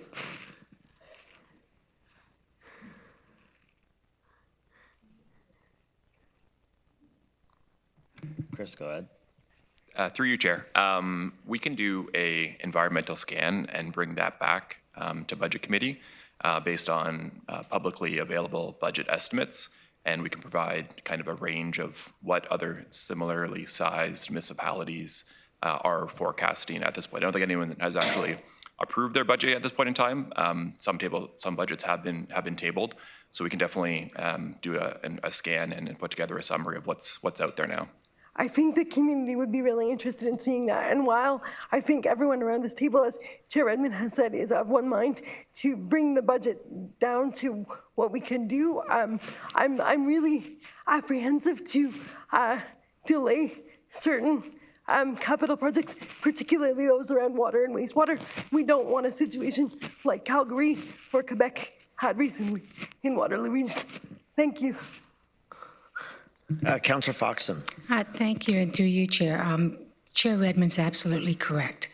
Guelph is under Wellington County, and that would be like comparing the budget of the region to the township of North Dumfries. And there isn't really a comparison. You're much, much bigger budget than the township of North Dumfries. Should you wish to give North Dumfries some of that budget money, we're more than happy to take it. The other thing is about capital. It's been historic that the region has put off capital projects to bring down the taxes. And I can think of two situations in North Dumfries.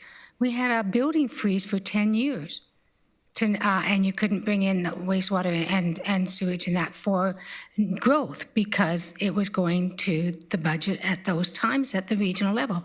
So it was deferred for 10 years. We had a freeze on growth in the township for 10 years. We did okay. We survived it. The other thing was Northumberland Street. It was put off for 10 years.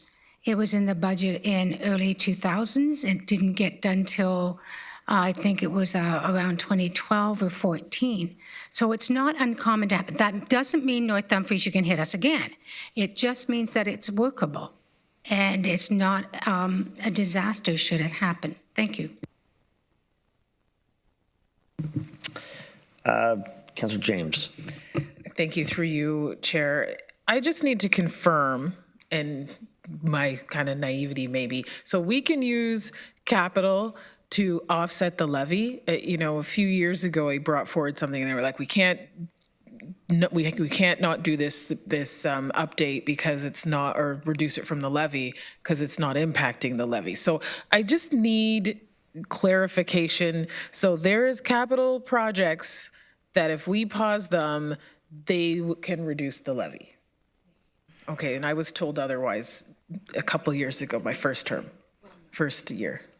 Okay. I can just. Well, let's answer that question. I think that needs to be really clarified. Yeah. So just to keep in mind, when we say it can impact the operating budget, it's by deferring capital, you can then look at your contributions to reserves and stop that reserve contribution flow for that year, which is a line in the budget.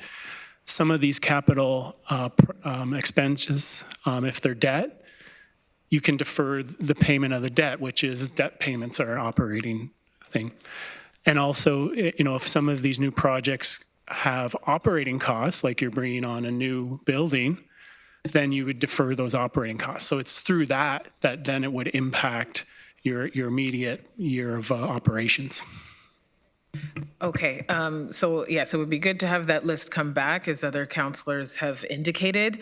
I am incredibly conscious, however, of some of the projects, not maybe new builds, but some of the projects that do need to get done infrastructure-wise or anything else. We have communities who have celebrated 200 years. We've got 50 years of infrastructure here. I think there's definite need to not put off certain things because as we grow, I'm so conscious of what's under the ground right now and what needs to be redone. Not saying that's what we do, but I think this really needs to be top of mind as we look at where we need to decide. Thank you, Chair. I believe Mathieu wants to also comment on this. Mathieu. Yep, thank you, Chair. Just again, for clarification, the impact on the operating budget is the transfers from operating to capital. So that's one portion of the funding that helps to fund the capital projects. So that's the piece that we can impact. So what we can do now, following this conversation, what we'll bring back is first we'll review the capital program. Many of the projects are already committed. That means they're already procured. So we already have construction contracts. So these we're not going to, these we would definitely not recommend moving them because we don't want to pay penalties with any of our contractors. Then there are some other programs that are in the earlier stages. Usually they're smaller numbers because if they're, most of the large capital projects take several years to be set up. So the numbers in the earlier is when we can move them or when they can be delayed. It's usually in the earlier years when they were in the study or when we're in the design or the EA stage. So these are typically smaller numbers than when we're in the construction stage where most of the projects have already been committed through procurement. So that's kind of the analysis that we can bring back to you to show you what, how much flexibility is in the capital program. Usually I would say the impact on the next year is usually going to be very limited because of that. So the impact is it's more further down the road. So if we think what's going to happen in 2027, 28, the decisions to delay or defer capital programs, they will impact these budgets further down the line. So it's good to have that thinking now for 27, 28. I would say the impact on the 2025 budget will be quite limited. And also just on the transfers from operating to capital, we have to, just a reminder that, we've been talking about the infrastructure gap. Today, our transfers from operating to capital are not, they're not at the level of what our policy dictates to be able to avoid debentures on renewal of infrastructure. So today we're not quite there. I think I had shown a little spider web of 4D chess graph in an earlier presentation that shows, especially in transportation, there's we're not fully contributing the level that we would like to. So we want to be a little bit careful about not increasing that infrastructure gap or increasing the level of debt that we would need to incur just to renew infrastructure. But we'll bring that back to council. Councillor Craig. Well, thank you, Mr. Chair. And I have no problem looking at the capital in terms of possible ramifications with regards to lowering the budget. But I would caution council. I went through this in the 1990s where Cambridge, I think it was 7 years in a row, we had a 0% increase in the levy. And what we didn't do is we didn't invest properly in that time period. And we ended up paying for it over the next, I think, almost 20 years and catching up. So you got to be careful here. Maybe all right today, it's not all right for tomorrow with rising costs and everything else. So I think we just have to be careful when we look at this. The other thing too, which I can't remember the chart, but it was produced by staff. Well, I know we're not supposed to do comparables, but let's do it. Where we looked at, I think, 8 other regions for a 2-story house in terms of annual taxes, and we were the lowest. So you can look at it that way also. So you got to be careful about everything, and you have to have a good balance. I know 8% is difficult. I understand that. But I think also the answer isn't here. It's at other levels of government. And I'll be commenting on that later on. Thank you. Councillor Erb. Thank you, Mr. Chair. Basically, Mathieu, I wanted to say that I didn't think dealing with the capital budget for 25 is going to make much of a difference in the levy because so much of this stuff is further ahead. In simple terms, though, if in the future, if we're considering $100 million going into capital, we would, for rough figures, we would allocate maybe 10 million into operating. And that's the 10 million that we would have to play with if we wanted to reduce a levy in future years. Is that a simplistic way of looking at it? Or did I not ask the question properly? Yeah, through the chair. So I think you're saying we look at reserve transfers and say, okay, if we defer these things, we don't have to put as much into reserves. And the tricky part of that too is if you defer it, well, then you'll have to make up that reserve contribution later. So a long sustained adjustment, you would be just keeping deferring. Thank you. Councillor McCabe. Thank you, through you, Chair. It's really interesting commentary and discussion around the horseshoe, particularly around this capital request. And it reminds me of Commissioner Rose's comments about, just being mindful of how interconnected some of the projects are from the regional perspective, and you're only extending services such as roads, water main, et cetera, often at the request of local municipalities. So, and that reminds me, going back to, I think it was a March 20th approximately report that was brought forward about the potential costs that we may be facing, which at the time I think you said was around $1 billion if we were to look at actually extending water mains and sewer mains to development, particularly outside of the countryside line.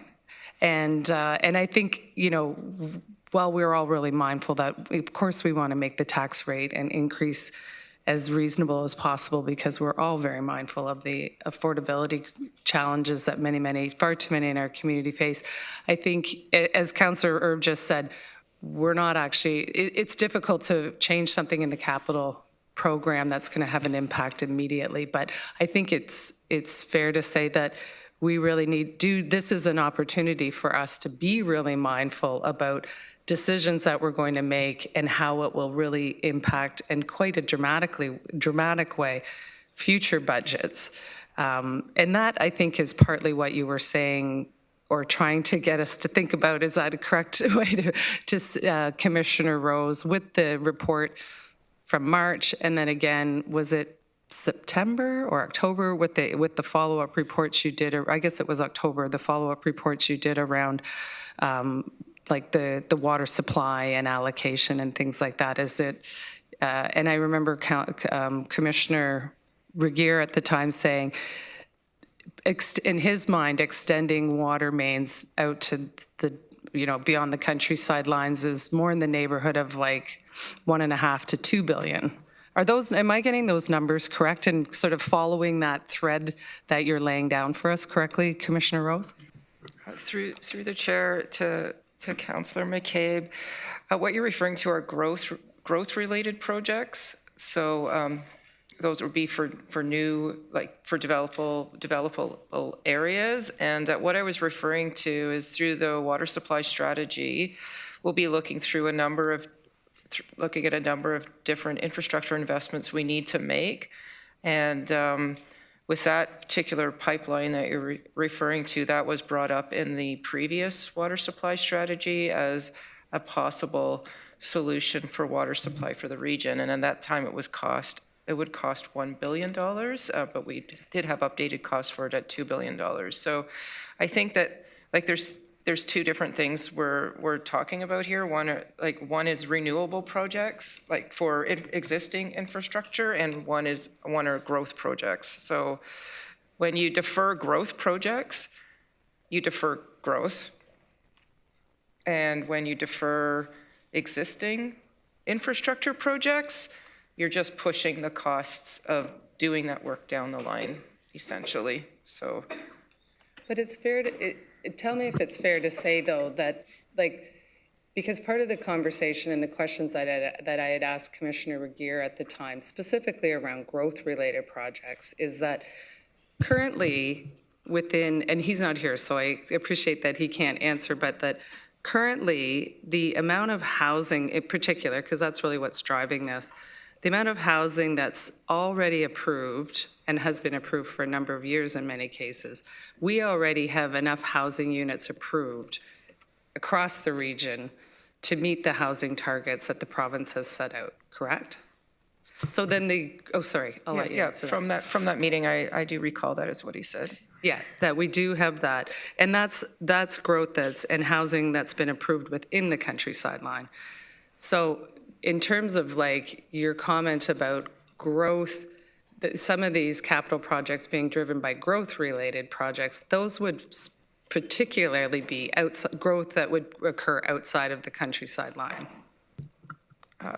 Through the chair, no, I'm referring to growth with what's been approved and what's been projected to 2051 for the water supply strategy and the infrastructure we need for that.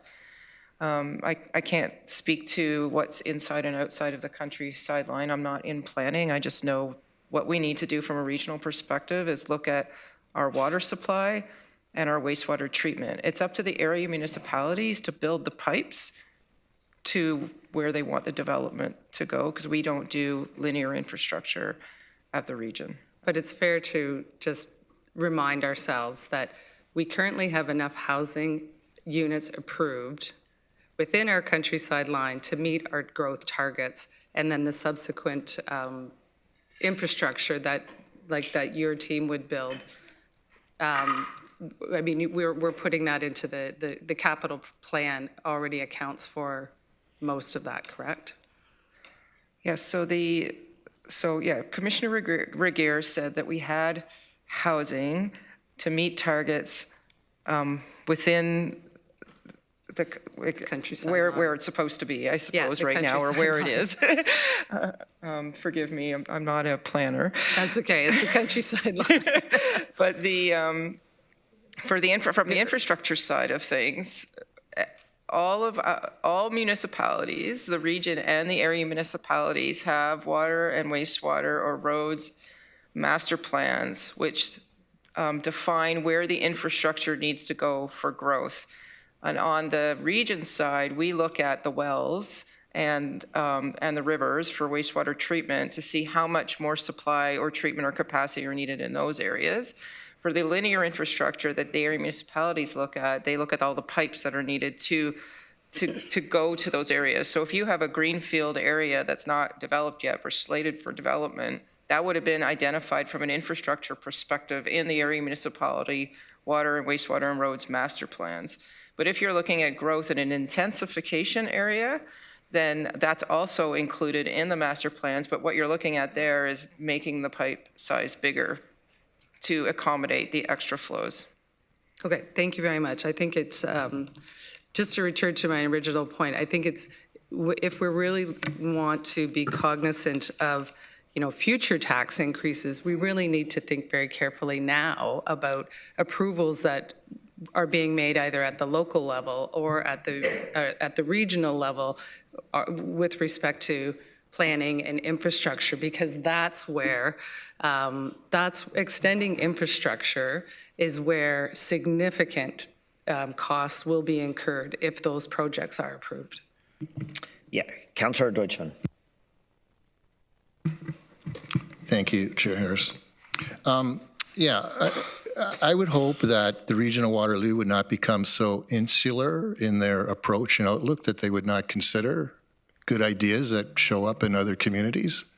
And the fact that the city of Guelph has been able to reduce their property tax increase by looking at their capital budget is just simply another approach that we can consider. So to caution about looking at Guelph and what they've done in the context of this budget process, I think is an insular approach. And I would like to consider good ideas that come from anywhere and see if they can apply to us. And we are all well aware, because we've heard this many times, about the potential risks of delaying capital projects. But I would like to say there's also risk in delaying things like the plan to end chronic homelessness and the impact that delays in investments in those areas are going to have on those individuals that benefit from that as well. Delaying housing security, delaying in food security, mental health supports. So those are all relevant and those all have impacts. And if we're going to only look at services as the way to reduce our budget, then we are impacting those individuals. And that's another harm in the community, just like the harm we're talking about with respect to delays in capital investments. And I believe we should be looking at all aspects of it and consider all of them. Thank you. Councillor Verbanovic. Thanks very much, Chair Harris. And certainly I think it's good that we're having this conversation. I think it's also important that, and I would agree with Councillor Deutschmann, that we're open to all the ideas that are going to see us try to strive a balance that's going to bring affordability, focus a little more on our efforts around this, because this is a significant area of concern. And I can venture to say that a modest increase that was what the response was in the survey. I'm pretty sure that most people did not consider 12% a modest increase as an example when they were responding to it. So it's too bad that maybe we didn't quantify that, but I think it's fair to make that assumption. I will also say that it's important that we stay focused on the facts. And so, growth, and I'm glad that Commissioner Rose did provide some of that clarity in terms of the role of area municipalities, but growth, the way our model works is growth pays for growth. Development charges go into that. When it comes to sewer and water, those are 100% funded through user fees. So when we're talking about capital projects, it's also important. It's also important to remember that when we're talking about those projects. I can hear. Okay, Councillor Hewitt, your point It's of order. been said multiple times around this table that growth does not pay for growth. Please don't confuse messaging for the public. So, not a point of order. Hang on, everybody. Hang on. Councillor Hewitt, there is no point of order in that. You need to raise an official point of order without interrupting our colleagues when they are speaking. So, we can talk about that afterwards as to what exactly a point of order is if you have one, but that is not a point of order. So we're going to go back to Councillor Verbanovic to allow him to finish what he was saying. Thank you, Chair Harris. And so my point is, and I want to be very clear here, in asking that we look at this, because I don't want anybody misconstruing it. I don't want the media misconstruing it. I'm not suggesting that we don't invest in water pipes where we need to invest in water pipes. I'm not suggesting that we don't invest in sewer pipes where, we need to invest in sewer pipes. I'm saying let's look at some of the capital projects. We're doing renovations in this building as an example. Do we need to be doing them now? Sometimes I may want to do a renovation in my in my rec room, but my roof leaks, and guess what? I need to reprioritize and deal with the roof, and the rec room has to wait an extra year or two. And so these are some of the things that, quite frankly, I think we need to look at if we're truly committed collectively, and this is, my view, and I respect that others may have a different point of view, if we're truly committed to trying to get this rate down. But that's from my perspective, that's where I'm looking at going with this budget. And, I think having that information is part of the due diligence that's required, where it can actually impact the rates.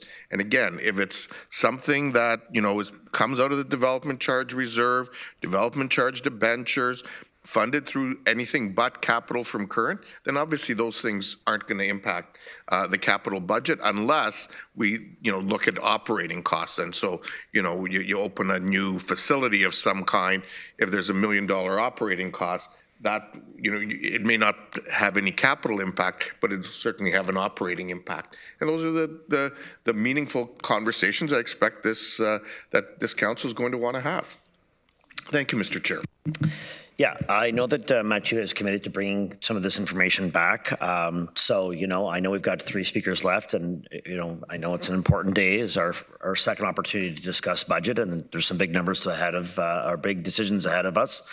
So we'll try to keep things focused on the capital presentation that we've just reviewed so we can continue to move on. But I will allow Chair Ribbon to head up next, followed by Councillor Foxton.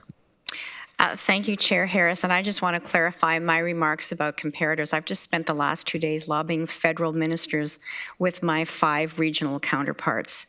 So when I talk about comparisons of the kind of services that we deliver, there is a lot of commonality amongst the regions with whom we share service delivery models with, and I'm not at all suggesting that we can't learn from other levels of government, other municipalities, but I do want to underscore that it may not be a direct comparison. So that was really my point, and I hope that the lobbying efforts warm the cockles of Councillor Craig's heart.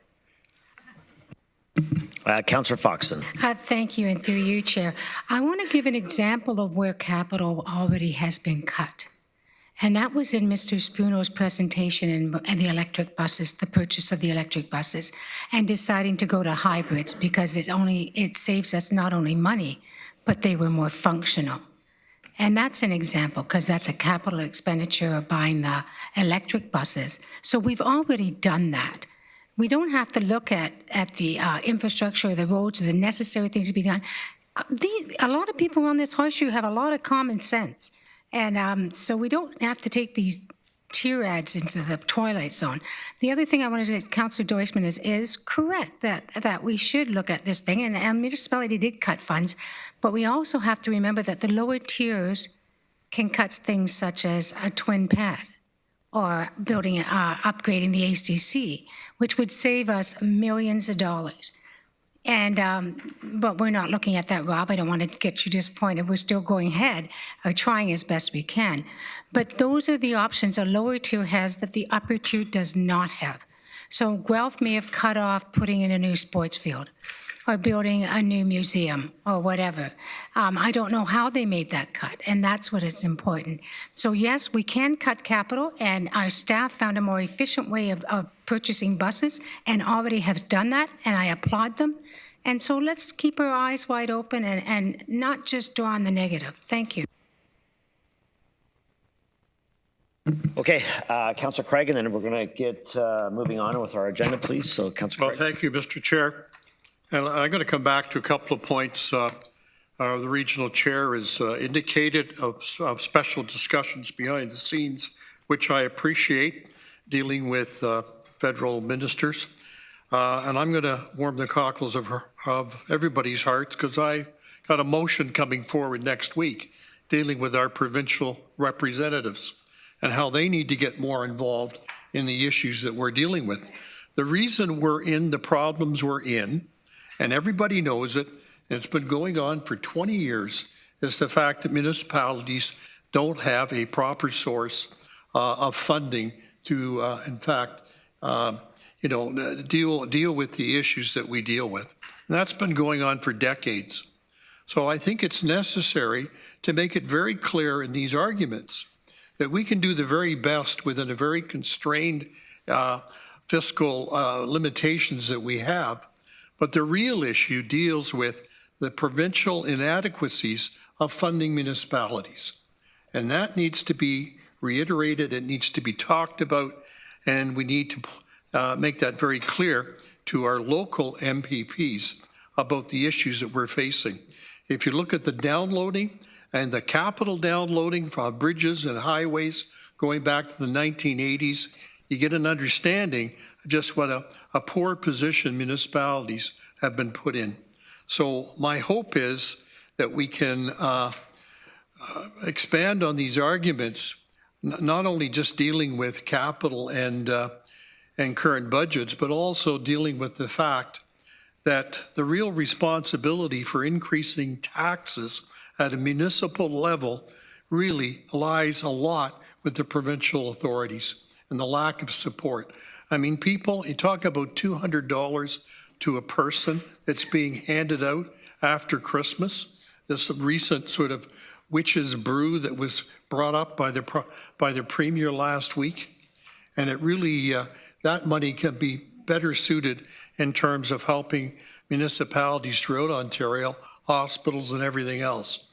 So that's where I'm heading, to open up the argument to a wider expansion of dialogue, because all we're doing is we're infighting inside each other within the council chamber, dealing with a problem of reducing a budget that becomes so difficult because of the overall lack of funding from provincial and federal representatives.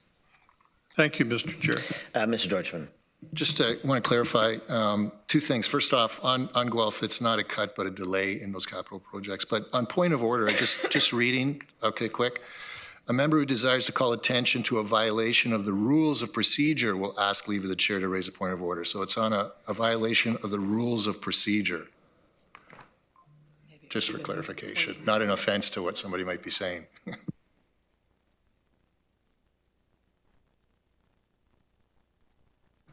I can retract my comments. I didn't mean to cause offense. I just don't want to publicly contradict what staff have already proven. Okay, colleagues, I'm going to move on to a presentation now on resilient and future ready overview, and I believe Commissioner Konopka is going to take that. Thank you, Chair Harris and members of the committee. Next slide, please.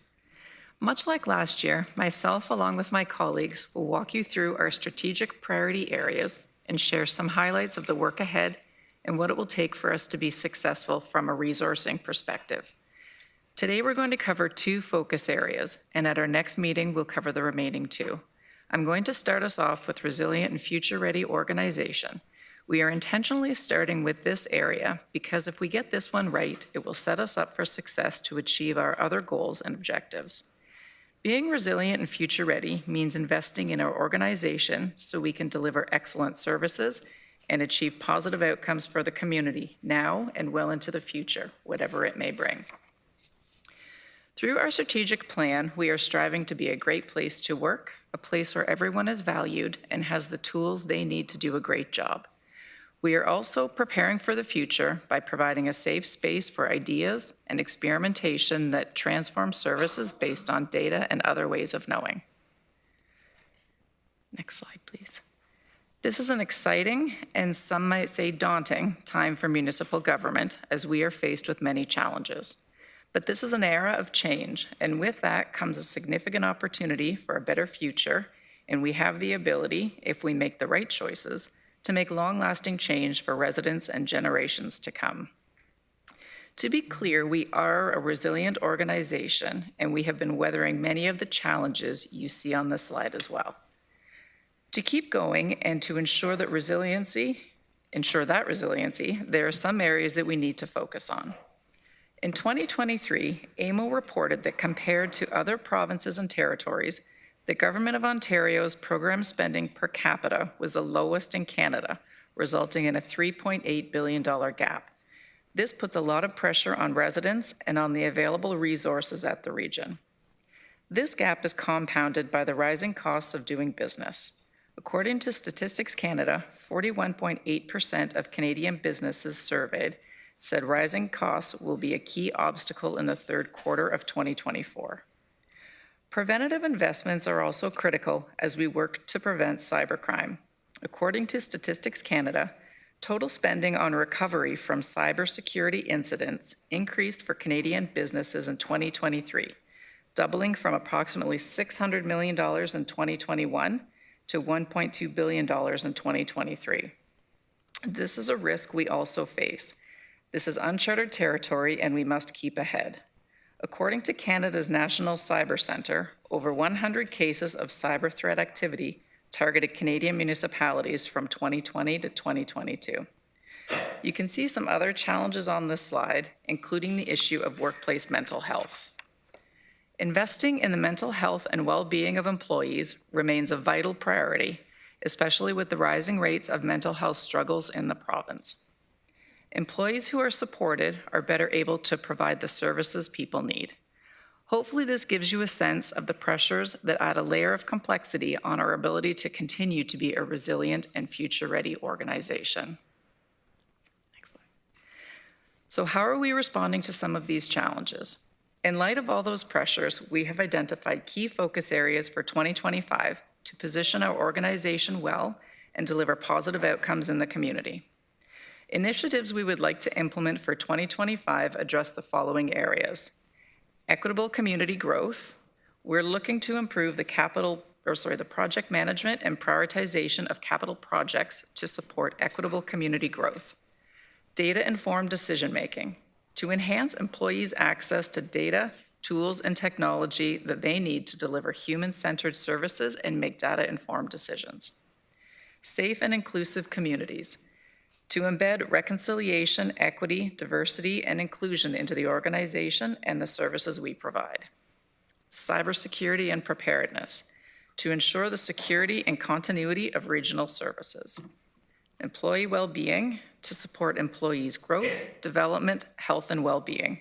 And fiscal sustainability and partnerships, to strengthen partnerships and investments from other levels of government, including continued collaboration with area municipalities and key local partners. I'd like to hand it over to Jennifer Rose, Commissioner, Engineering and Environmental Services, to speak briefly to some of the highlights of the capital program in this focus area. Thank you, Kate. This translates into real action from an operating and capital perspective. I want to spend a minute or two to provide an overview of some of these capital highlights from the facilities and fleet lens, as this takes up a significant portion of our capital budget. Facilities and fleet creates the environment where people feel safe to come into our facilities and where we provide services. They also support, facilities and fleet also supports program areas like affordable housing, children's services, transit, so that the people who work in those areas have the space that they need to do their jobs in the most efficient and friendly way. So getting this right is foundational to being resilient. Just talking about a little bit of the projects on this slide, what's underway this year are the 84 Frederick Street renovations. So we're expecting to have that up as a warming center by the end of November or beginning of December. Councillor Verbanovic brought up the space optimization and renovations of 150 Frederick, and I'm glad he did, because we have also looked at, do we need to do renovations in this building based on where we are with our finances? And we've decided that to change phase 3 so that we're only looking at the possibility of putting in universal washrooms on the floors to meet requirements from an equity, diversity, and inclusion perspective, and not do the other renovations that were expected outside of what we need to do from a plumbing perspective. So I just wanted to point out that staff have already and continue to look at our capital program to see what is fiscally responsible. And as you can see, over the next 10 years, we plan to spend in excess of $270 million. I think it's about what's underway currently. A huge piece of our work is around asset renewal and fleet replacement, as well as making us resilient in the future with additional charging stations. Our highlights also include the early works for the Kitchener Central Transit Hub in 2025, and that's a project that will continue into the future. And I'd like to hand it back to Kate. Thanks, Jennifer. So looking at our service expansion or service investments, the breadth of the work that supports this focus area is significant and impactful, and this slide speaks to that. I won't go through them all, but you can see that these include providing residents with the best, most convenient and inclusive self-serve options and up-to-the-minute service information so they can get what they need quickly and effectively, using data and AI to improve services, to make good decisions and make every dollar stretch, taking intentional steps and changing approaches to make progress on the Truth and Reconciliation calls to action is an important element of this priority. Governing with an equity lens and challenging system inequities is crucial. Embedding equitable recruitment practices, Growing diverse leadership and supporting employee development is foundational if we are to meet today's and future needs. And being relentless in our efficiency and innovation efforts is a cornerstone for change, generating $41.6 million in efficiency savings over the past 5 years through various efficiency improvements. The pie chart on the right is not exhaustive, but it highlights key investments in ongoing service and operations that support the region to be a resilient and future-ready organization. In a minute, we'll look at a slide that outlines potential new investments for Council's consideration under this focus area. Overall, these investments help us achieve some major priorities, such as managing cost escalation, realizing future savings, keeping pace with growth, and looking after employees who support residents at their most vulnerable moments. On this slide, you will see all of the opportunities linked to resilient and future-ready organization. These opportunities represent an investment of $1.2 million in expenditures in 2025, with a $1.1 million levy impact as a result of some offsetting funding from capital. This translates into an increase in property taxes of 0.21%. The annualized property tax impact associated with these expansions is $1.5 million and includes staff resources of 14 full-time equivalents. As you can see, some of these investments reduce our costs in the future. Specific examples include investments to reduce vacancy losses and contractor costs in Sunnyside on Row B, with a similar approach and outcome for an investment in fleet outfitting for PSV and WRPS. Similarly, you can see that our proposed investments in legal services help us reduce costs as we respond to increased demand. Included in this focus area are proposed investments in information technology that will help us meet the increasing digital demands of residents, which will help us do business better and more efficiently.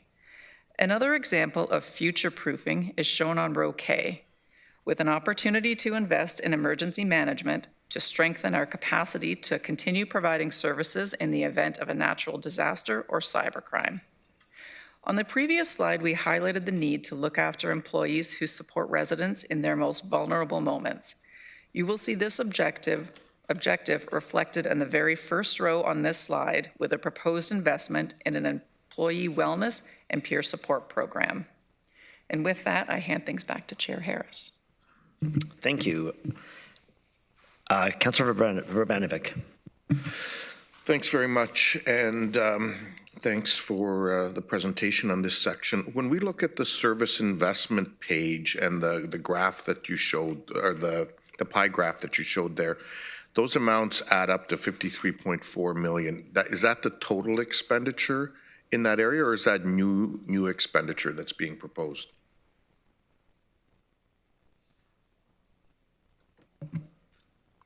I think the answer is total, but I just want to be sure.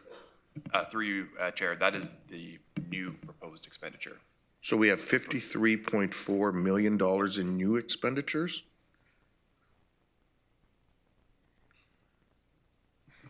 If I can help through the chair, I think this is an approximation of investment in the 2025 budget in this strategic priority area. So this is not specifically expansions. It's an attempt to show the community how we're investing in the services that matter most to them. And this particular priority is all about those support services that help us deliver programs for residents. So how much of that $53.4 million is new expenditure? Sorry, I misspoke. I thought you were referring to, I didn't look up, slide number 71. Slide number 71 are the new investments in that program area. Yeah, so that was my question. So it all adds up to $53.4 million. So those are new investments? Like we're getting different answers from the two of you, so that's why I'm confused. I misspoke. My apologies. Slide 69 is the total investments, base and proposed service expansions. And then slide 71 are the proposed new investments. Okay, so go back to that pie chart. So to be clear, is that new or is that total? Both, total. So it's total, it's not new? It's total. Includes new. It includes new. And then, but the new is only 1.4 million of that. 1.4 million is the net levy impact associated with those new expansions, correct? Okay. So I guess this is the place to sort of ask staff-related things. I know that recently we saw some counts on staff turnover and so on that were shared by staff.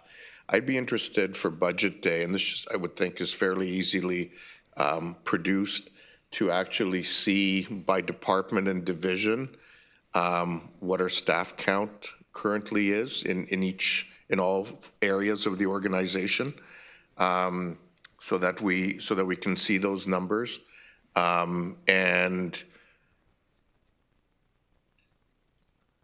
yeah, I'll leave it at that, because I'm guessing to go back a year or two just to show where the growth has been would add an unnecessary amount of work, particularly when we, I mean, what is now, and we just need to look at it in terms of going forward.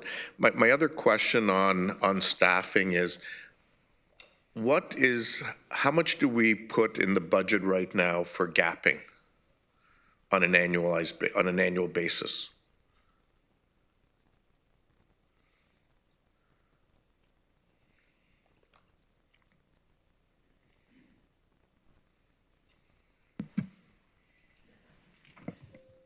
Through you, Chair. So I don't have a dollar figure, but our methodology is to apply a gapping provision that removes about 3% from total compensation to account for grid gapping as well as vacancy gapping. We can get you a number if you'd like. So you take 3% of the total staffing amount. Correct. And so that would, in general, amount to how long of a gapping period? It's more based on historical savings we see on the total compensation budget. I would defer to Kate, perhaps, to provide some additional details on how long vacancies generally last. But from a dollar perspective, that's how we calculate the 3%. Okay. Kate? Through the chair, we can get the information on how long vacancies last. It would depend on the type of position, but more often than not, when a position is vacated, we post it and start the recruitment process. But if we want numbers on actual time to fill, we can find that. Yeah, well, I guess I'd like to understand, because this is again a tool that other municipalities have looked at. Is our gapping typically, and obviously, in EMS, in transit. I mean, transit's probably a little, because we have a lot of part-time staff and so on, but EMS is like mission critical, right? So I wouldn't want to see any gapping there, or the bare minimum. But there are a number of areas where maybe right now we're budgeting for, let's say, 4 weeks of gapping or 6 weeks of gapping. But if we actually change that and budget for 7 weeks or 8 weeks of gapping, we could actually get some savings in terms of our overall budget. So I guess that's the information I'm looking for, so that if we want to make any motions in that regard, we can. Okay, we can work with finance on that. Okay, thank you. Councillor Salonen. Thank you, through you, Chair. On slide 69, I just had a few questions on the highlights for advancing 25 of the Truth and Reconciliation calls. Could that just be elaborated on? My understanding was that there's only 8 municipal explicitly specified calls to Truth and Reconciliation. So although it is all very important and good work, I do want to make sure that we're not going outside of the scope in which we as a municipality should be tackling, because those, of course, are resources that we'd be looking to use.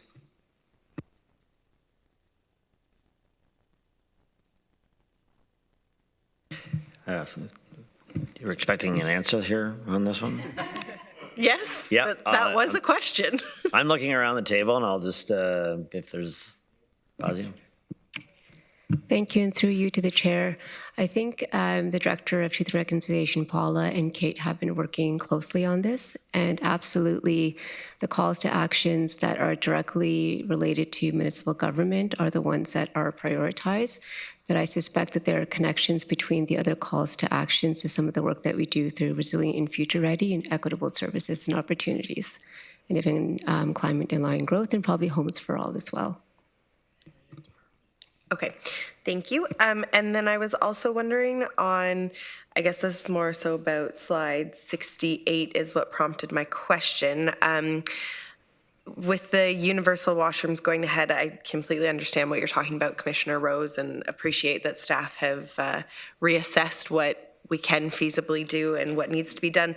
It did make me wonder, where are we with our AODA standards, as obviously as of January 1st, 2025, we're supposed to be compliant. I'm just curious how that's impacting our capital projects and when we're looking at what we're pursuing and not. Through the chair, I can start, and if there's anything to add. So we are working our way towards compliance, but we are not compliant, and it's unlikely we'll be compliant by the end of the year. But this will, obviously, these renovations will take us a step further. And I'd like to just add that as we do our renewal work in facilities, we add AODA work to that renewal work. Thank you. Councillor Shantz. Thank you. I have a couple of questions, and the first one was twigged on slide 71, and it's number F, where it says reduce legal counsel costs by investing in one in-house solicitor. And it talks about recovery from capital and levy funded, but where do those kinds of reductions show up? So if there's a reduction, we're obviously paying a contract for outside counsel, and if this is reducing the cost, where do I see that? I believe Fiona is online, perhaps, or Chris. Chris is happy to have Fiona take this one. Thank you, Chair Harris, and through you. Annually, legal services expends funds for external legal counsel for work that isn't done internally, either for litigation matters or specific transactional matters, but also more so over the last couple of years for more routine matters. And the costs for external counsel exceed the costs for an internal lawyer to do the work. So the addition of another lawyer would reduce monies expended on external legal counsel. Those funds, depending on what the matter is, would come either from a capital budget, as if it relates to a capital project, or an operating budget. If I can just follow up then, I'm just trying to appreciate that if it's cheaper to have in-house counsel, which I understand that philosophy and don't necessarily disagree with it, but if it's cheaper to have an in-house solicitor than it is to contract out, why is there any impact? It should be a saving. There should be a net savings in there, actually. And I don't want to just pick on you. I mean, there's a few other places throughout where those kinds of things happen, and I'm just wondering how to see that. And I think Chris has an answer for this one. Yeah, thank you. Through you, Chair. For this position in particular, we identified that the savings would occur through capital. So there would be lower expenditures on the capital side associated with legal expenditures with the addition of this position. So you don't see savings on the operating budget. It was identified that the need and the offsetting savings related to this position would be in capital. So I would see $100,000 in the capital side somewhere where there's a savings because of this. That's correct. There'd be $100,000 less in external legal charges that would be charged through to the capital program. Okay, thanks. And Could I have one more? Thanks so much. On slide number 69, again, back to slide 69. On the left-hand side, it says 41.6 million in efficiency savings achieved since 2024. Do we see that itemized somewhere? Through the chair, apologies, that is a typo. That should say over the past 6 years. That is not 41 million achieved in the past year, although I know we all wish it was. That's cumulative over the past number of years of efficiencies. And is there a place to see what those efficiencies are? Yes, there was documentation provided to the subcommittee, which we can forward to you as well. Thank you. Councillor Deutschman. Thank you, Chair Harris. Can we have a page from the budget book put up on the screen? Is that possible? It's page 139. Actually, start at 138. This is the Appendix A, proposed service expansions.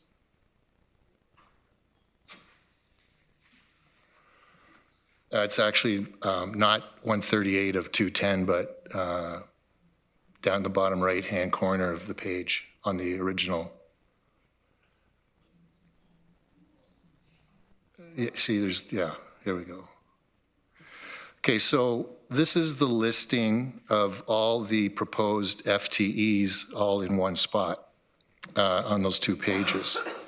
And if we go to page 139, at the very bottom of it, it says the total proposed service expansion. So we're talking about adding 189 new FTEs. Just want to make sure, is that correct when I read it that way? It's 189? Yeah, okay.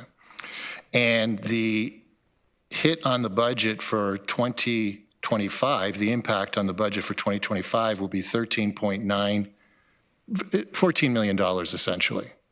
And then in the next year, when the full year is in, it's 19 million then. Okay. So I don't know what my colleagues think. I mean, if we could go do a line by line item, there's 65 of these here that we could, do we need these for sure? Or do we not need these for sure? We could do that.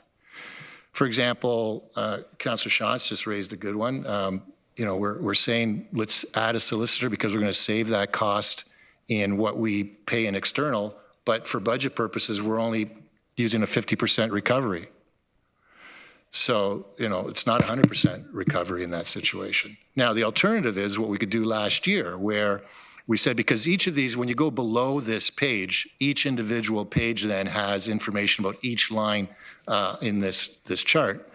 And what we did last year was we said, okay, well, look, let's not, and they all have different start dates. So we said, let's go with July 1 as a start date versus March 1 as a start date. So my question would be this. Right now, the cost, based on the start dates and everything else, is $13.9 or $14 million. Could we save $5 million this year by altering the start dates on all of these FTEs, or alter the start dates and remove some of these FTEs, which would then be almost now I'm not sure what 1% is. It's 7.5 or 5.25, so I'm going to have to get some clarification about what are we targeting to get our rate down to whatever number, but that we can talk about at a different point. But that's what I would like direction of council, one, to see if we can get this down by $5 million. Alternatively, council can just do a line by line item. There's 65 of these here, and we can say, we can vote on them. Do we want them or don't we want them?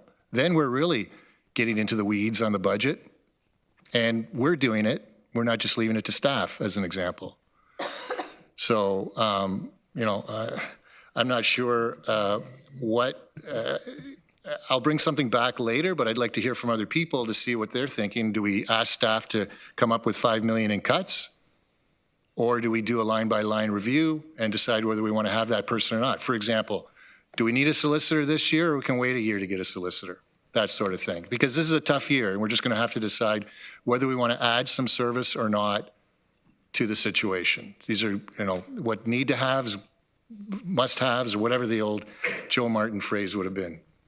Mathieu? Just through you, Chair, just to help read the tables in pages 138 and 139, the costs there are not just the FTE costs, they're the total costs. So you'll see on page 139, not picking on Commissioner Sweeney in particular, but nearly half of the 14 million total impact of the expansions is in line, which is numbered one, whether it's referred to page 189, which is 6.6 million for the plan to end chronic homelessness, which does not include any FTEs. So just this is the cumulative impact of all of the service expansions, and the costs cover both the FTE costs and the non-FTE costs, for example, the plan to end chronic homelessness or other initiatives that are in there. So I just threw a number out. I'm like, again, this is good, so we have this clarification. But I truly believe that there's savings here because some people are starting at a certain date and others at a different date. And we could look to, for example, altering dates. Where is the potential savings in here that we can utilize to bring this number down like we did last year? Councillor Vrbanovic's motion last year was on this very point where he asked and staff came back with start dates on a certain point that reduced the overall cost to the budget in that year last year. So, or we do a line by line item and then we get the clarification like CAO Good just provided to us, which is beneficial.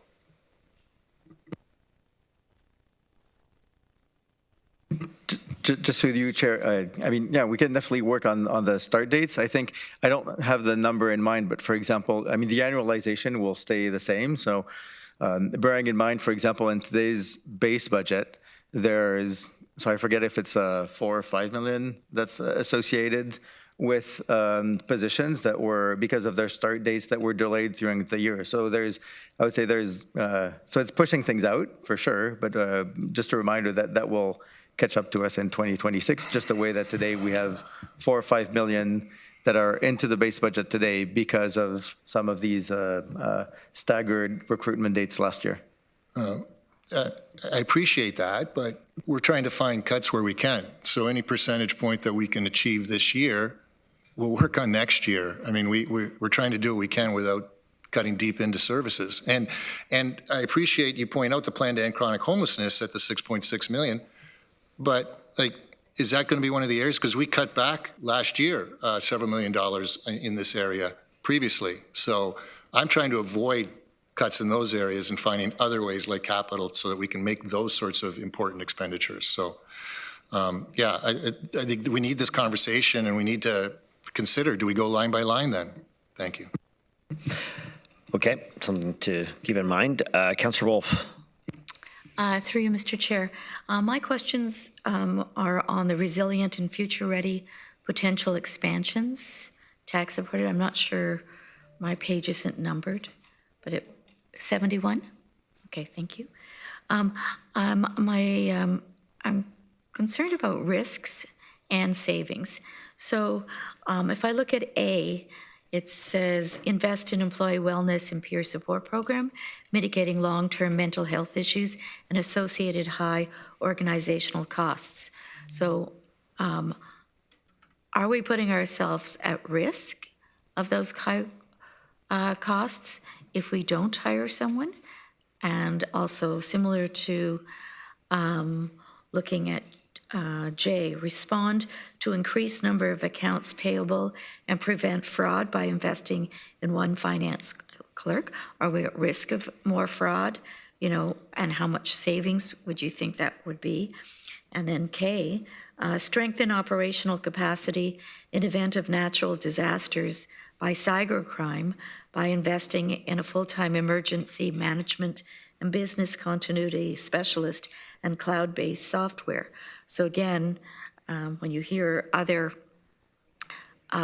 areas where they've had cybercrime or a natural disaster, are we putting ourselves at risk by not hiring someone for this job? And again, are we all, in all three, are we looking at potential savings? I know Peter Sweeney would like to jump in on this one, perhaps. Yeah, through you, Chair. Councillor Wolf, I'll try to do my best to address the first part of your question specifically to give you a sense of what we're trying to achieve here. So at Sunnyside, for example, we have staff that are exposed to traumatic workplace events, including physical violence, sexual violence, harm, serious critical incidents. And the resulting impact that we have seen is, for example, short-term sick increased 54% since 2019. That's from $1.4 million to $2.1 million. Since 2019, 14% of short-term sick leave and 22% of long-term disability in our seniors division are related to mental health. So what we're asking and what we're looking for is to implement a peer support program based on a program that has already been successfully implemented in paramedic services to try to get a handle on that. What we're not able to do in this budget cycle is to give you a specific dollar amount that will be saved, but we expect not only will risks be mitigated and reduced, but we will over time save real dollars. This includes reduced sick time, reduced absenteeism, reduced disability claims, and improved morale and higher retention rates in the division. So that's an example of what we're trying to achieve. And so within the budget cycle, you're seeing a net new investment of resources and over time, a business case, both in a human perspective and a financial perspective. I hope that helps. Yes, it does. Because I would think that we would look at something like that differently than maybe another line on the budget, because it's important on a number of levels. Thank you. Councillor James. Thank you, through you, Chair Harris. I have a question as well about, I guess it's 73 for me. This, item K, the strengthen operational capacity in an event of natural disasters or cybercrime by investing in the FT, emergency management, business continuity. I thought that there was already an emergency management role that existed. Has that since changed from a number of years ago? Through the chair. No, we still have an emergency management office, but that team is focused on the compliance activities required through the legislation. This would be an additional temporary resource to help build up the organization's business continuity programming, learning from experiences, those at Hamilton and other cities that have gone through this. Okay. Okay, all right, that's fine. And in terms of, just want to speak to Councillor Deutschman's request, kind of going through item or line by line of each staff member. Something else to possibly consider, maybe raised as well, is where can we phase in and delay some of these? So I think, I don't know if I like going line by line, but I think there's something to be said about us kind of making that decision, but also conscious of the levels of risk involved, and also thinking about things that are also on for mental health and mitigation, and that if we are putting off roles, what is that, how does that impact the current complement that we have now in terms of addressing some of those risks associated with psychological safety? Thank you. Okay, just so everyone knows, we've got another colleague of ours that has a question, and I believe after that we will take a break for lunch. And then there is that opportunity, Councillor James, to come back with regards to the recommendations and decisions that I think we can then sort out between yourself and Councillor Deutschman's request then as to how we handle that. So Councillor Verbanovic. Well, thank you very much. And I guess I just wanted to briefly speak to since the question has gotten asked. And I mean, I'll be honest, I was a little surprised at the overall numbers of bodies that we're talking about, of new positions that's being created. I can tell you, and very much aware that we're responsible at area municipalities of a different basket of goods than here at the region. And some of these, are clearly tied to things like EMS and transit, which are I think, priorities for many of us, but others aren't. And I do think we're going to probably need to spend some time going through it in more detail, partially because of that factor. And partially because there may be some that it makes sense for us to, look at the timing in terms of, half a year this year versus the full amount. But I am also cognizant of punting it down the road to next year, because next year's budget, I don't suspect is going to be any better. And so I just don't want to, create problems for us and for staff down the road. So I think we will need to look at it in more detail. I also do think that there are positions here, quite frankly, that in part of the management role that staff has, is if we want to have some new functions and responsibilities,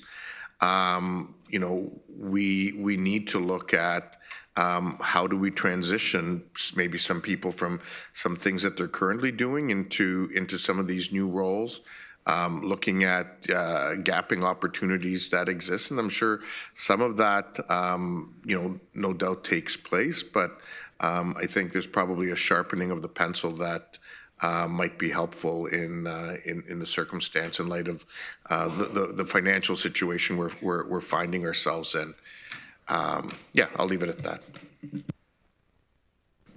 Okay, colleagues, we're going to finish there. Oh, sorry, Matthew does want to chime in, and then we'll recess for a break. Thank you, Chair. Just for clarification on the methodology, I think the line-by-line analysis of the service expansions is exactly what we're putting before your eyes. That what we're doing is, instead of going straight to the final page of the budget book, we're going through it pillar by pillar. So slide number 71 today is the line by line of the table that's in the budget book, but for all of the items that are related to resilient and future-ready potential expansion. So this is really the moment when we're happy as staff to respond to any of your questions on each of these lines, as we've been taking them today. And then we'll continue. Later this afternoon, we'll look at equitable and services opportunities, all of the expansions related to that. And then next week we'll consider the expansions related to Homes for All and to climate-aligned growth.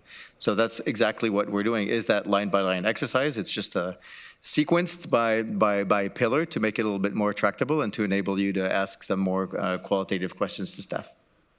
I do believe Paula has now joined us. If you want to pop up to the microphone, we had a question from Councillor Salonen earlier. Maybe if you want to repeat it, or if... I asked many questions, Chair. Can you clarify? It was the truth and reconciliation question that you had. Thank you. Yes, it was in terms of one of the slides just identified that as a region we were further advancing 25 of the calls to truth and reconciliation. I just wanted clarity on what exactly those ones were, as my understanding was there were 8 that specify municipalities, and it is all great work. I just want to make sure that we're not scope creeping on resources that could be otherwise used.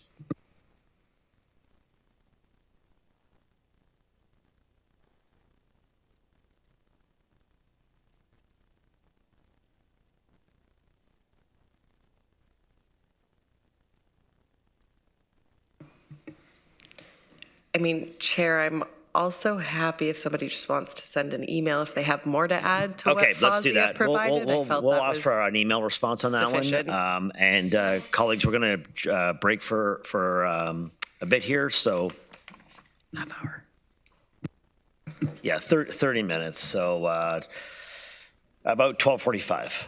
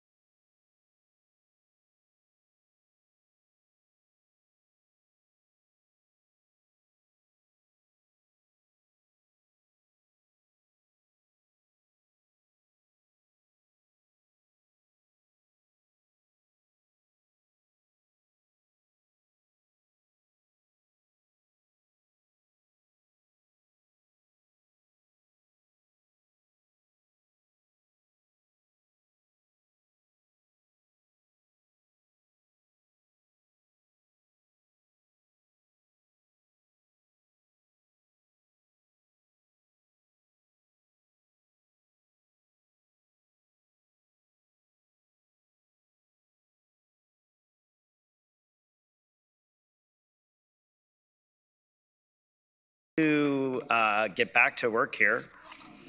And we are going to, I know Matt Chu's politely saying he needs to get to his seat because he is up first to just kind of go over high level process type stuff. And then I believe we'll move on to our next item, the recommendations and decisions portion of our agenda. So Matt Chu.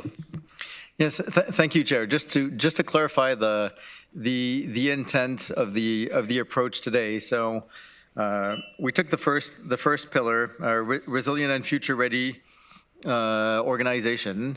At the end in the slide deck, the final slide for that segment is the list of service expansions.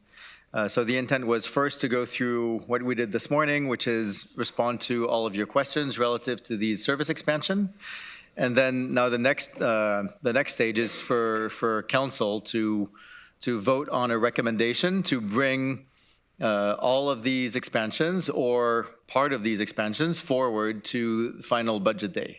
So that's the intent was to create an opportunity for you to identify which of these service expansions you as council think could be delayed, for example, for right off the bat, and you don't want to see coming back on budget day. So it's a first filter for the service expansions that have been put forward by staff, and we'll do that pillar by pillar. So today with this resilient and future ready organization pillar first. Second, we'll go through the equitable services and opportunities pillar. And next week, we'll do the homes for all and climate aligned growth. So it's a way of filtering things through and then we'll see what comes back at the end of December, because the intent was not to approve everything fully right now because you don't have the full picture of the operating budget and the capital budget. So the intent is then all this will be rolled up in December with all the questions being responded to on November 27th. So you'll have all the elements to do the final decision on the budget at that time. So that I hope I helped to clarify that. But so now if we've closed the question time, I'll turn it back to the chair. Yeah, good. Okay. Thank you, Matthew. I do have a speaker's list, so we'll go to Councillor Deutschmann. Thank you, Chair Harris. So I just want to clarify, I appreciate the opportunity to do a review, but I don't think we can do that review today, just because it's sort of sprung on everyone. And each of those line items has a good detailed explanation following it throughout. And I think we should pick a day, and that gives all councillors an opportunity to look at the budget book and those items so that they have that information and can decide after some, sober second thought, so to speak, to decide whether this is something they want to support or not support. So I think it's too rushed to do it now. It should be delayed so that councillors have an opportunity to review those items, because I'm sure I haven't even reviewed all those items. I looked at the first 2 pages and I went through a couple of the other ones, because there's like 2 or 3 pages per line item there. And I think that everyone should have an opportunity to prepare and have a read through, and that this be brought to another meeting prior to December, 11th or whatever the final day is, so that we can talk, so we can be better informed individually. Thank you. Okay. Colleen, or excuse me, Councillor James. It's okay. Just a question for clarification with Councillor Deutschmann before I ask my question. So, Councillor Deutschmann, do you want like a full-out, detailed from each department or what have you around each of these roles, and the and do you want that to come back and for us to meet about that? We don't need anything to come back. We have all the information in the budget book now. So in the budget book, there's those 2 pages that outline each individual item, but following those 2 pages are detailed information from staff about each of those individual items already. So we can review that information and be better informed about each of those positions without staff having to read to us the information they've already provided. And then we may have some questions that staff could answer, but it would make the whole process more efficient, more informed, and go more quickly. Okay. My only comment about this, the recommendation, something that I am, concerned about, but also part of my decision-making process is on the implications in terms of workload and risk for if any of these positions, whichever ones do not go forward, what that risk is departmentally and as well on workload. So that will come up in discussion. The other thing that I am absolute no on is removing of any student jobs that staff have outlined. I think there is a need for building up students and youth, and if there are roles that are student-based, I would not support deferring those, given that we already struggle with talent pool in some areas. So that's just what I want to say about this. But yeah, I think we need to preserve those student roles in particular for young people entering the workforce. Councillor Vrbanovic. Thank you very much, and thanks to both of my colleagues who spoke already. I would tend to agree that I think we need to have the full picture from the various presentations so that we have an opportunity to consider the detailed information that's in the book, and then ultimately, excuse me, and ultimately make the recommendations that we think that council should consider. And I think there are a variety of when I reflect on what was discussed this morning, I think there's a variety of options that are available to us, with respect to these, what stays included, what we don't proceed with, what is partially funded, and the other part is potentially funded next year, particularly on the staffing part. And then, of course, there were the questions on the capital piece that are information that needs to come forward, that we consider it. And I know the comment was made that 2025 things have already been tendered, and of course we don't want to pay penalties to walk away from tenders. But at the same time, there may be some opportunities to spread the funding of some of those things over 25 and 26 in order to get the capital room back, and impact those budgets. So I think that's part of the more wholesome conversation we need to have. So, Mr. Chair, I'd actually be prepared to move deferral of these positions to budget day or to a special day for their consideration. Yeah, subject to your yeah. call No, as chair. I think there's I think that would make a lot of sense, frankly, if that's where folks want to take it, would be to budget day. It'll make for a fairly intense day, but that's good. Perhaps by then you'll have all the information that you need to then be able to have clarity on a lot of these other items, including the ones that are before us right now. So are you seconding that motion of deferral, Councillor Deutschmann? I was going to give a contrary date, not budget day, and a reason why. I said budget day or an earlier date. I know you did. Oh. The chair suggested budget day, and I was just thinking to go through these 65 items is going to take a lot of time, and we've got a lot of things going on budget day. That's why I would prefer, we can have a vote on it. I prefer a day prior to budget day. So the only thing that, Mr. Chair, and I'm fine with that needs to be factored in is, all the area municipalities have their budgets as well. So it'll be hard to find another day in December to be blunt. Yeah, exactly. Yeah. Give us a second here. We have those overflow days. Yeah. We have the overflow dates, the half-day overflow days. The chair said to ignore.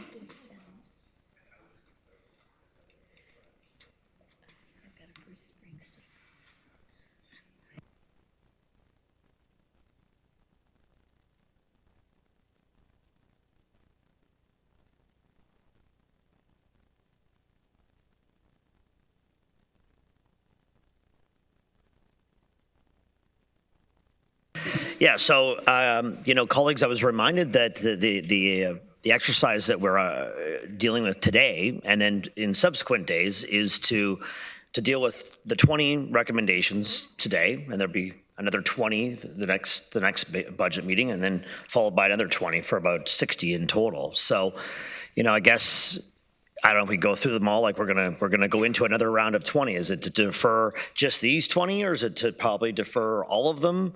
And we just kind of work our way through, the staff reports on all of them, and then get the last of the third day, then basically deal with all 60.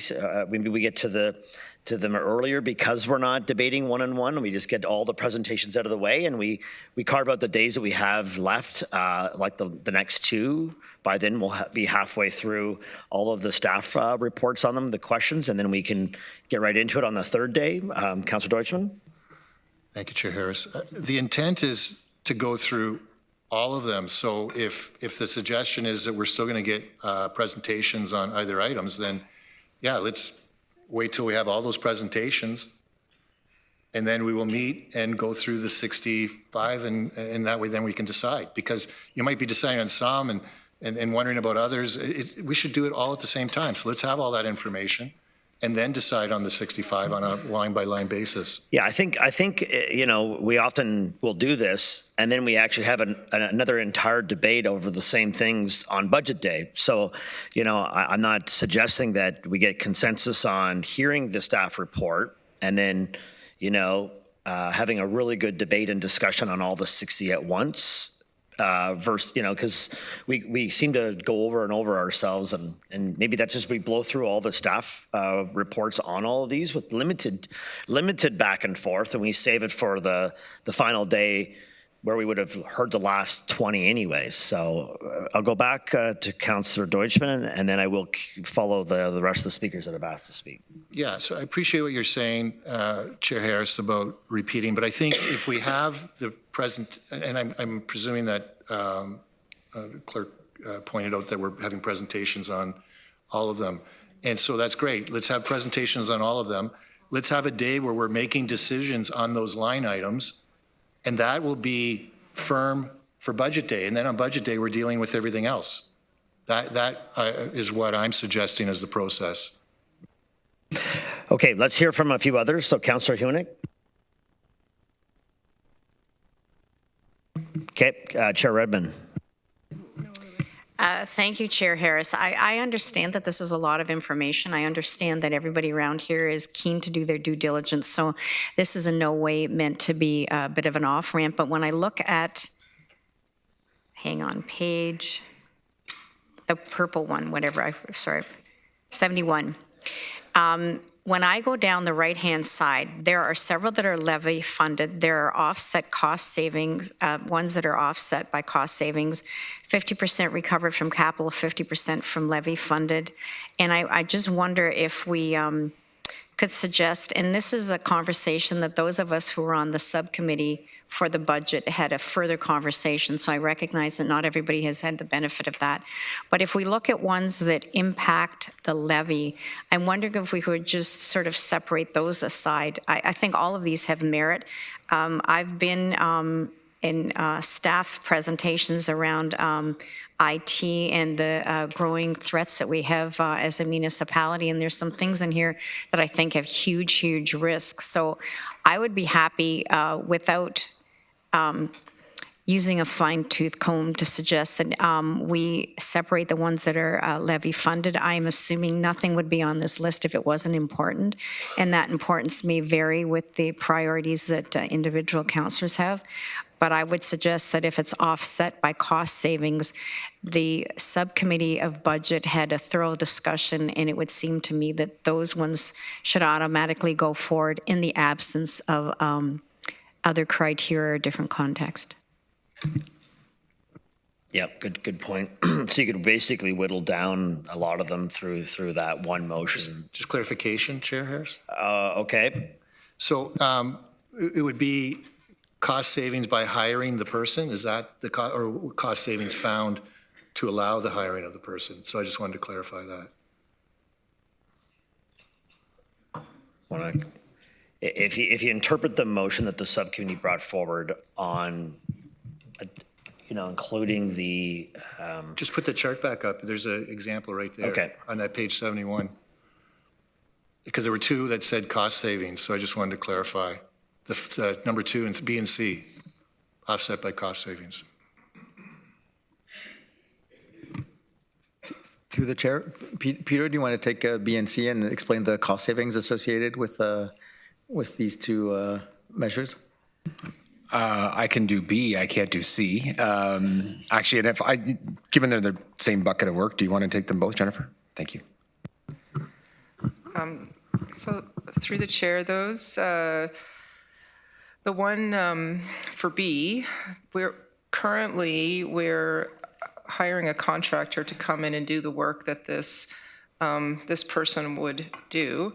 And that work is to support Sunnyside to meet its compliance goals under the Long-Term Care Act. So in order to do that more efficiently, we're suggesting that we do away with the contract and hire a facility maintenance worker. So to clarify, that is by getting rid of the contractor, that's the cost savings by hiring a person. Correct. That's what I just wanted to clarify, because you find cost savings in doing other things that freed up money to allow you to hire somebody. No. Okay, and C, is that the same situation? Yes. Okay.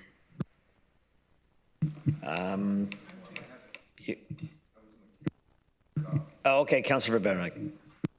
Well, thank you. And so just on that, I do understand the point that's being made, but and notionally, I would agree on those two and possibly the solicitor one. But if, for example, we're no longer building that into the capital cost of those projects at Sunnyside Home, if this is costing us $100,000 in operating for that position, there should be $100,000 less in capital that's being spent, and therefore could help us if we're looking to deal with some of our, capital from current costs. And so I still think there is value in considering all of these at the same time. I understand and respect there are some people in this room, and I would expect, the chair and yourself as chair of the committee would have had more in-depth perspective on some of this than the rest of council. But this is council's opportunity to do due diligence and shape the budget going forward. And so, I would move that, as I did already, deferral to either that. That last week of November, when we already have a day and a half in budget, and maybe we need to look at some additional time, maybe the Friday or whatever, or the day and a half that we have. Well, actually, no, we just have a day for budget on in December right now. So and we can leave that up to you to work with clerks to schedule all this accordingly, and staff can schedule that final week accordingly. So is that the deferral on all 60 or just the 20 that we've got? Well, I think right now we're dealing with this group, and we can make that decision on the others at that point in the presentation. Okay, so we've got a motion to defer on the 20. Is there a seconder on that one? Seconded by Councillor Deutschman. So any further discussion on the deferral? Councillor James, did you have a comment on the deferral? I don't even know what I was going to say anymore. So. Okay. Councillor Erb, did you want to get? Well, it's not on the deferral. It was a question that I was going to ask Councillor Rose based on the first the question that It's not Councillor Rose. or Commissioner. Sorry, you said it. Yeah, sorry.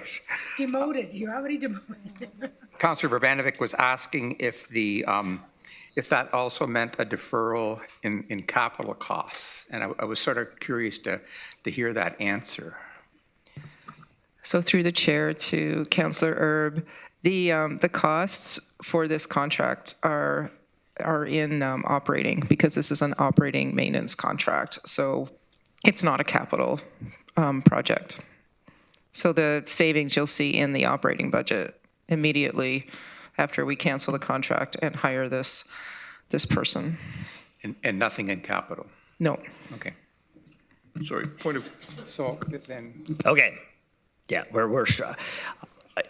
have a deferral. Yeah, let's deal with that. We have the deferral. I give a little grace, and you know it always comes back to haunt me. So if there are no comments, sorry, Councillor Wolf, on the deferral. Yes, I would be against the deferral if we're going to deal with all 65 at a later date. I can see, because I just think that's overwhelming. I would prefer, I don't mind a deferral if we are still going to chunk it somehow. That's all. Okay. All right, colleagues, I think we've got a clear understanding that we are deferring the batch of recommendations before us now to another day to be determined. So that's what we're faced with here now. So I'd ask you to go over to eScribe. No, this is only the first 20 that you've got in your. This is the first 20. Now, who knows where we go once we get to the next round of recommendations, if that could also follow the same process, but the first 20 would be deferred for another day. Chair, Councillor Foxon on the deferral before we vote? just really quickly, could we sort of look at them all, at the 20 here, and defer the ones that we want further discussion later? Like, some of them are no-brainers, so B and C, right? Right? So if we could sort of go over the list and see if there's low-hanging fruit type thing, and defer the ones that we want in depth? So my motion respectfully is to deal with all of them, because I think there is some additional information that we need to look at, even with B and C. And, you know, that's council's prerogative to decide and how I they see where want you're getting at. What I'm saying is, pick the low-hanging fruit from each of the 20 as we go along, and then have a day where we look at what's left. And we look at all of, let's say we whittle it down and we get to 50 or 40, and then we look at those 40 more in depth. So we've got a deferral motion for all of them, and and that's where we've got a mover and a seconder, and you know if that's not the outcome that you want, then you'll vote accordingly. So let's get the, you know, I think the vote now at this point is required based on kind of the fact that we likely don't have consensus on it. So we'll go there and see where we go. Councillor Johnson, the deferral. Thank you. Yes, just clarification. And I apologize, I came in a bit late, but you were talking about 20 positions. On page 71, I see 14. What am I missing? Just everything at 4.1. There's somewhere more than the motion is for 4.1, so whatever's listed in this. We'll just pop the slide up for folks. Is going to get deferred. Okay. Okay. I think I've got it now. Thanks.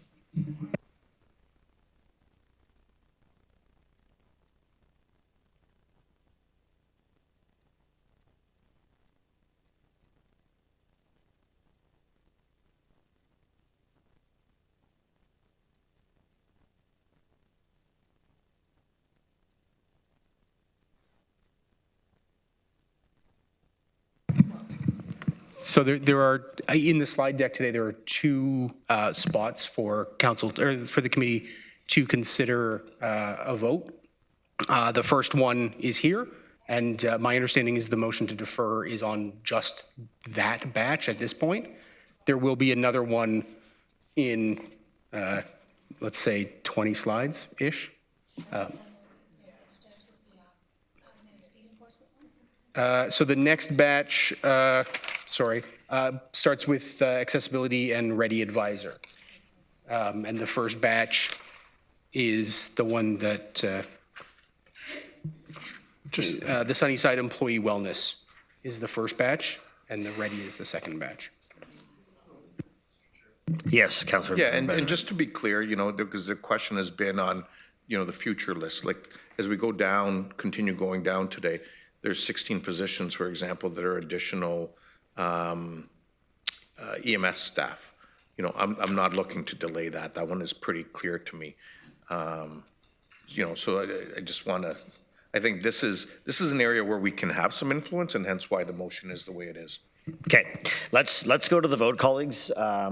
and we'll go from there.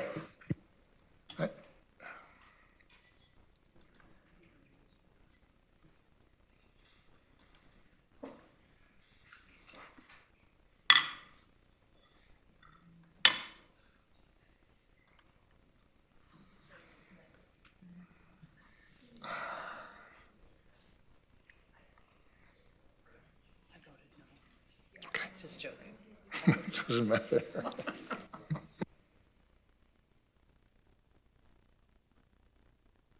Okay, that is carried to the deferral. We'll get back to folks on next steps in terms of timing.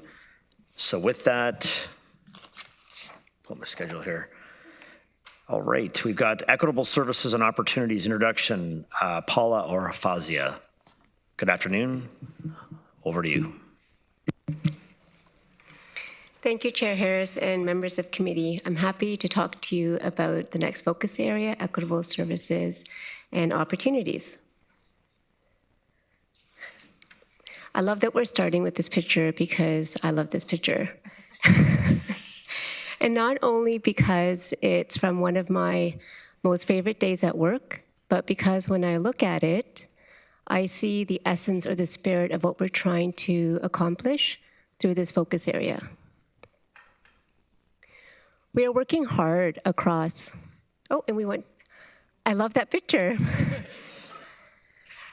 So when I see this picture, I see that we are working hard across this organization alongside communities to really center reconciliation, ready, accessibility into the services we offer, into the relationships we build, and the decisions we make. I also can't help but to notice that really beautiful welcome wall in the background. And that to me really signifies a space that, or actually, not just a space, but demonstrates that we can offer services differently that are more equitable and accessible, but also that we can change the spaces in which we offer them to be more culturally responsive and safe. Also, when I look at that picture, I see that we are stronger in Waterloo Region because of the mix of diverse cultures and communities that have settled here and called Waterloo Region home. And I think that's something that we need to continue to embrace and grow and strengthen. The last piece that I want to comment on is goes back to the wall because I can't help but look at it. And I think many of you may have seen it on your way in, is that for me, it's a constant reminder to stop and reflect on the rich Indigenous knowledge, wisdom, care, and stewardship that we need to continue to center in our work, along with equity and accessibility in how we offer our services. Next slide. So, over the coming years, we will continue to learn and unlearn alongside community as we collaborate and innovate to ensure that we're offering services and programs that are centered on ready accessibility and really offer equitable services and opportunities across the region that support social determinants of health, safety, and complete communities. In this way, we'll work to ensure that everyone that calls Waterloo Region home feels cared for, feels healthy, safe, and belongs. And I'm going to turn it over to Dr. Wong to go through the next set of slides. Thank you, Fazia. So this slide is about our context. We know that the need to provide equitable services and opportunities is greatly influenced by our community context and the opportunities and challenges it holds. Before you is a snapshot of what we face. We know we are a community that is experiencing rapid growth, and we know that as we grow, the diversity of our community is also increasing. This is good news. As Fazia mentioned, it helps to strengthen our culture, ideas, and opportunities for collaboration across our region. This also means we must continue to evolve our services to meet diverse needs and to open ourselves up to new possibilities and solutions that are better for everyone. We still have work to do to foster a safe and welcoming community. 48% of the region's youth who responded to the 2023 Youth Impact Survey reported they experienced discrimination or have been treated unfairly by others in their community in the last year. As you heard through our resident survey, cost of living, health and mental health, climate-related pressures are also impacting our community at an increased rate, and these are not shared equally by all. And these residents need our services more than ever. 911 calls are increasing with a projected 87,500 vehicle response calls expected for 2026. As of April the 1st, there are over 10,000 children on the child care wait list. And finally, we are forecasting GRT ridership to exceed 29 million boardings in 2024, exceeding last year's ridership of 25 million. Next slide, please. Our focus in 2025. I want to talk about how we are responding to these pressures from a community context. For 2025, we had identified several priorities to better position our organization to deliver equitable services and opportunities to this growing community. This includes more childcare spaces across the region by advocating for additional funds, working with community partners to create over 900 new spaces in 2025, and using pilots, new approaches, and region-owned lands to create equitable access to nonprofit childcare spaces. It includes improving road safety through traffic calming, municipal speed cameras, safety designs at roundabouts, and a responsive road rehabilitation program. It includes enhancing the community's health and well-being through public health programs and services for children and youth, supporting the work of community and health system partners to advance initiatives such as the Waterloo Region Heart Hub and substance use prevention in youth. It also means continuing to implement the Community Safety and Wellbeing Plan.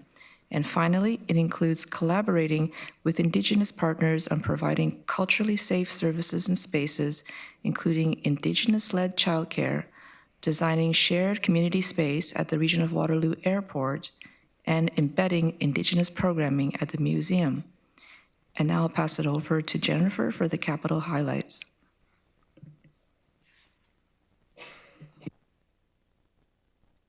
Thank you, Shuli. So I'm going to provide another overview of capital highlights for this focus area. One of the most significant areas of investment is in the area of paramedic services to keep up with call demand and population growth. Currently, there are 17 remaining ambulances ordered for service expansion and replacement in line with the master plan. We were also thinking ahead with the planning and acquisition of land for new stations. Some of those will start in 2025 with the design and commencement of construction for the new station in Cambridge at 165 Concession, as well as a planned expansion in Waterloo. Looking ahead beyond 2025, we are constructing 4 new stations from 2027 to 2032 to the cost of about $24 million. Next slide, please. When we think about capital investments, these really do cover every service we offer at the region. In cultural services, for example, over the next 10 years, we will spend nearly $30 million, an investment in resident experience at our cultural institutions. Some highlights of these capital investments include the upgrade work that's currently happening at Dune Village, as well as exhibit development and refurbishment of cultural assets. Then looking into the future, we will undertake building renewal work at all sites, as well as development at Schneider Museum. And all of this results in good quality and meaningful cultural experiences for residents and visitors to the region. Next slide, please. Now I'm going to switch gears and talk about our roads rehabilitation program.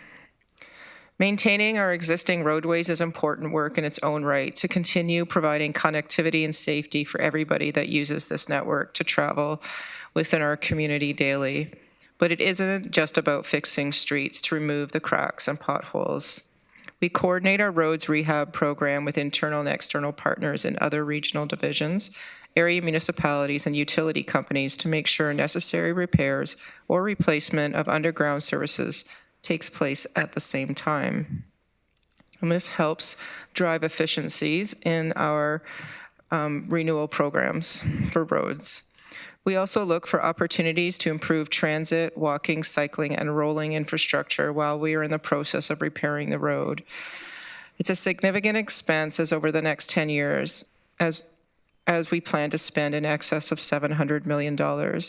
You'll recognize a number of these, I'm sure, such as Bleems Road, New Dundee Road, and Ottawa Street improvements, which are currently underway. There are a number of projects getting started in 2025, including Northfield Drive, bridge construction over the Conestoga River in Woolwich Township, and Victoria Street reconstruction in Kitchener. And looking beyond 2025, we have plenty of future construction planned, such as King Street, Coronation Boulevard improvements in Cambridge, and University Avenue reconstruction in Waterloo. All of these projects will help maintain the backbone infrastructure throughout our community while making improvements that provide more opportunities for different modes of travel. And I'm going to turn it back to Shuli. Thank you, Jennifer. So slide 80, service investments. This focus area includes a significant number of services that support residents in many ways of their daily lives. This includes ongoing support and administration of childcare, including working to create 3,725 new childcare spaces by 2026. 2, growing equitable and accessible transit so that people can get to where they need to go quickly and affordably. 3, making sure our communities are connected and safe by enhancing road safety and rehabilitation. 4, providing resources and education through regional libraries. 5, investing in community public health. 6, investing in upstream solutions led by the community. 7, growing paramedic services and using innovative approaches to reduce system pressures and meet major population growth demands. And so much more. The pie chart on the right is not exhaustive, but you can see that it highlights key investments in ongoing services and operations that support us to provide equitable services and opportunities. Next slide, please. The need for expansions. Just as we did with the previous focus areas, we will now look at the potential investments for Council's consideration under this focus area. Under the priority of equitable services and opportunities, we see some important needs, opportunities, and risks. Responding to the accessibility needs of the growing community is foundational to change. Removing barriers benefits everyone and makes it a transformative difference for those who need those changes the most. The expansions in this area help us respond to the most critical needs of residents and also to meet our statutory duties. Another consideration in this focus area was to maximize funds from other sources, such as the provincial government, to minimize the tax burden on residents. Next slide, please.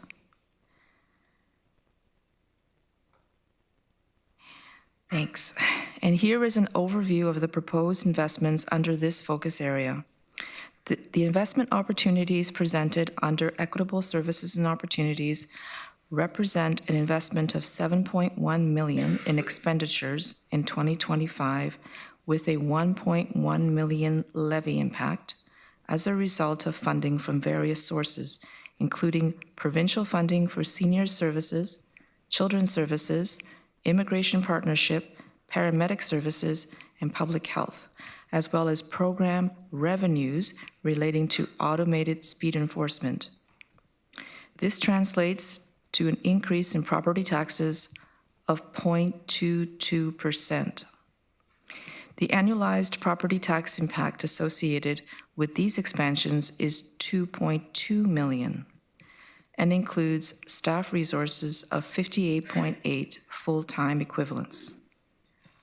Earlier, we mentioned that we looked at accessibility as an area of need for investments, and you will see this brought forward with an opportunity to invest in an accessibility/ready advisor.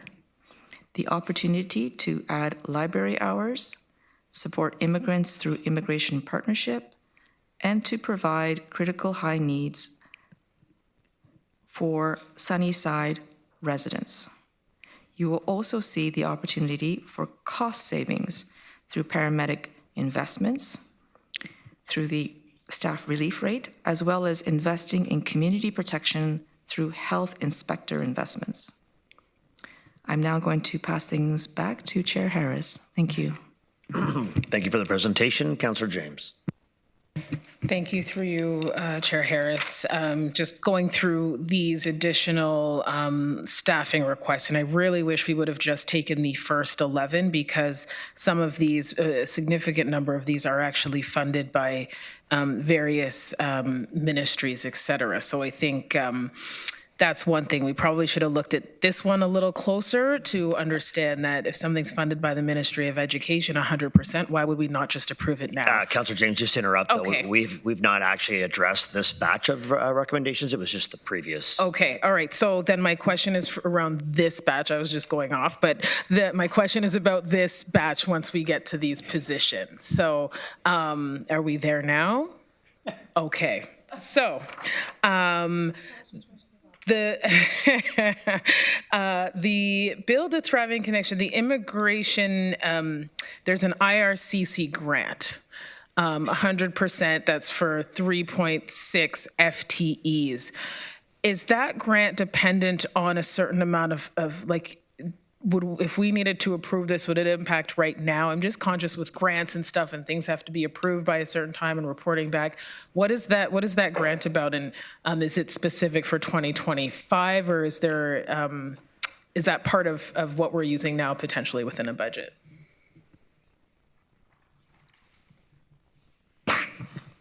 Through you, Chair, I'll go ahead. Thank you, Councillor James. So that is a grant that has been submitted to IRCC. They operate on 5-year funding contracts. We are actually expecting and hoping to hear in November of this year. And the contract would set to begin April 1st of next year. However, because it would flow through and see an increase in staffing, even though it's fully funded, it's here for your approval. So it will only go ahead if the IRCC funding application comes through. Okay, does that answer your question? That does. And so I guess, so what we voted on before with Councillor Verbanovic's deferral was for all of these? No. Okay, my apologies then, because I absolutely, when I looked at the sheet, it said all of them and the way it's put in on our e-scribe. So, okay, so then I would like to move that any positions that are funded or partially funded by ministries or additional revenue sources, that we approve those in principle today for budget day. Sorry, Councillor Hunek, we already got a buzzer beater in Councillor Foxon to second that. So we do have other speakers too as well. So we do have an active motion now on the table that I know the clerk staff will put that up. So if that's that, I will ask Councillor Verbanovic to go next. Thank you very much. And yeah, this is helpful, and certainly I think I can generally support the direction where this is going in terms of moving these today. I do have a couple questions though. Where the ones that are funded, for example, by the IRCC grant, if we get it, and so on, is that grant permanent or temporary? And if it's temporary, are those contract positions then versus permanent positions? So should that grant come through, we currently operate on a 5-year funding cycle for the Immigration Partnership through the IRCC funding. I believe, however, I would actually have to check in, Councillor Verbanovic, on the contract status. I believe some of those staff within the Immigration Partnership I know are on contract and others are full-time. I can't speak to what that would be here, but it would be a 5-year commitment. Okay. I'm fine with that. I guess the other one that I would point out, and I realize that there is an offset by program revenues, but notwithstanding that, there are dollars that are going to be collected through the ASC program, and we don't want to be paying for unnecessary staff because whatever surplus is left, and it's quite substantive in the business plan that was presented to us, those dollars then go into investments in terms of other traffic measures to slow things down and meet our needs around creating safer roads. In light of the decision by Kitchener Council for the time being, I would tend to think that would mean that we would need less staff being hired. And so I'm wondering how that'll impact that one if that's part of Councillor James's list. Through you, Chair, thank you for the question. So the plan at this point is the decision from Kitchener Council impacts, I believe it's 2 existing locations and 2 planned for next year of a total of 5 planned for the City of Kitchener. I'll have to confirm that. The plan at this point is to redeploy those cameras. We've got 175 school zones in the region as well as some emerging community safety zones that will present soon. So as shown last year, we are phasing in the program. So if we don't think we'll get all those cameras in other locations, we'll obviously phase those FTEs to be hired. But at this point, we believe we've got enough locations to serve to redeploy those cameras immediately. But those 175 locations that you talked about included 70 some on City of Kitchener responsible streets, if I recall correctly, roughly. Through your chair, that's correct. Yeah, and the plan is to only have, I believe it's 36 cameras in the calendar year of next year. So we've got enough locations to deploy those 36 cameras. Right. I guess what I'm still questioning is, do we need to hire all these positions right away, or is there an opportunity to slow that down until we see our actual experience and then hire up? Through your chair, I think the pace at which we proceed is a decision of council. At this point, my mandate is 36 cameras per year till 2028. So if council chose to go a different way, absolutely. And again, where we've already delayed a number of hirings from the move from November to January, as we did previously, and the move from mid-year to November. So we'll continue to ramp up as the work is there. Absolutely happy to take a look at those 15 positions and the phasing for next year. Okay, so I'll wait till I see Councillor James's motion. I may ask that this one be dealt with separately. Councillor Shantz. Thank you. Before we vote, can you just clarify which particular positions we're pulling out, just so that we're all on the same page?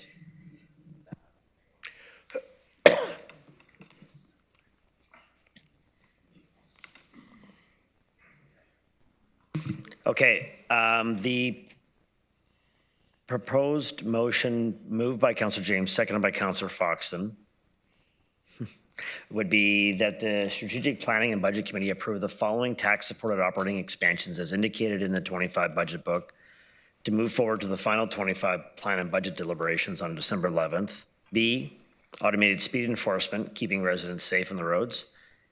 D, the staffing resources meeting accountability requirements for increased child care program. E, homemaking and nursing services program supported by vulnerable residents independents.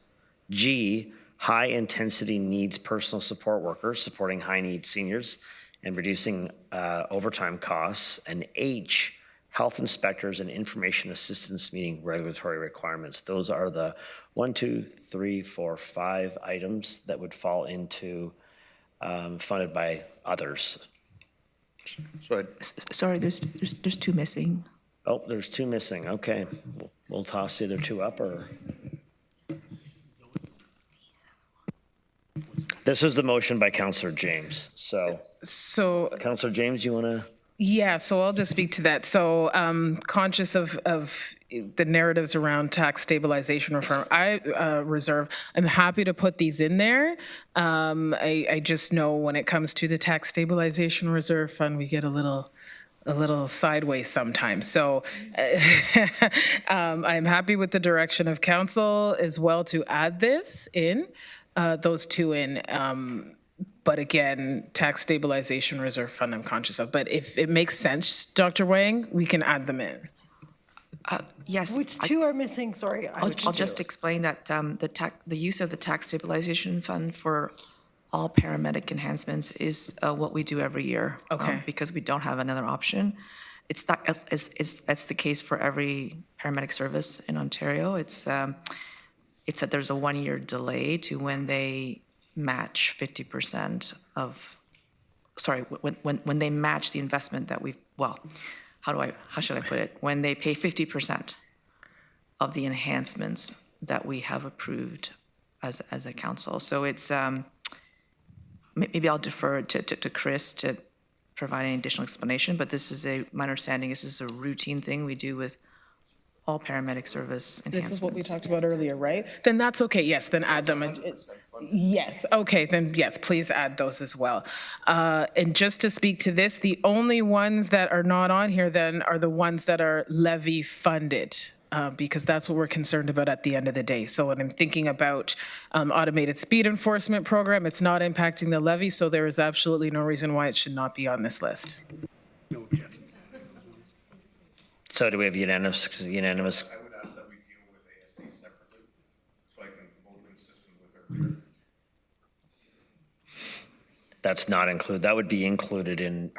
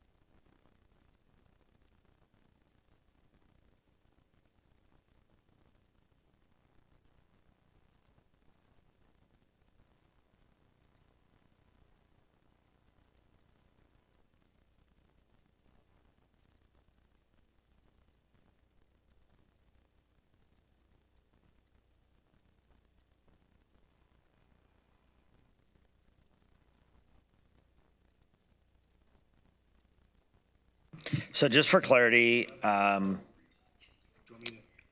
yeah, Tim's going to do a summary here of what we're up to and how we can make this work. Thank you, Chair. So with the consent of the committee, the motion will be to deal with everything except the accessibility ready advisor and the additional part-time library hours. So B, D, E, F, G, H, I, and J, and we'll take B, the automated speed enforcement, separately based on Councillor Urbanovich's request. We do have further speakers on the list. If Chair Redmond. Can I just ask for clarification? The two that are levy dependent, will they have a further opportunity to be discussed at some future point? They're not part of this motion, which I totally support. I'm just wondering what happens to those two items.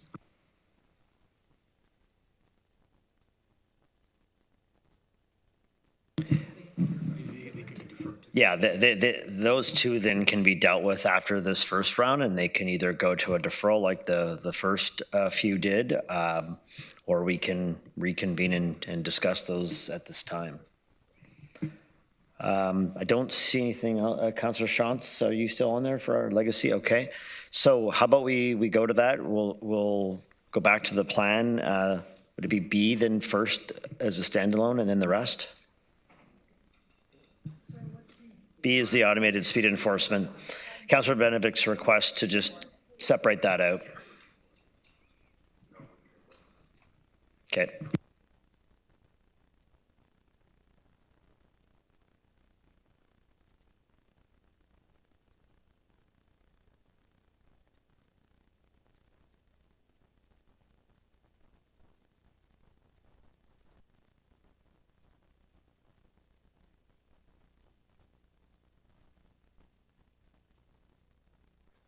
Okay, that's carried, colleagues, and then we'll do the second one to conclude.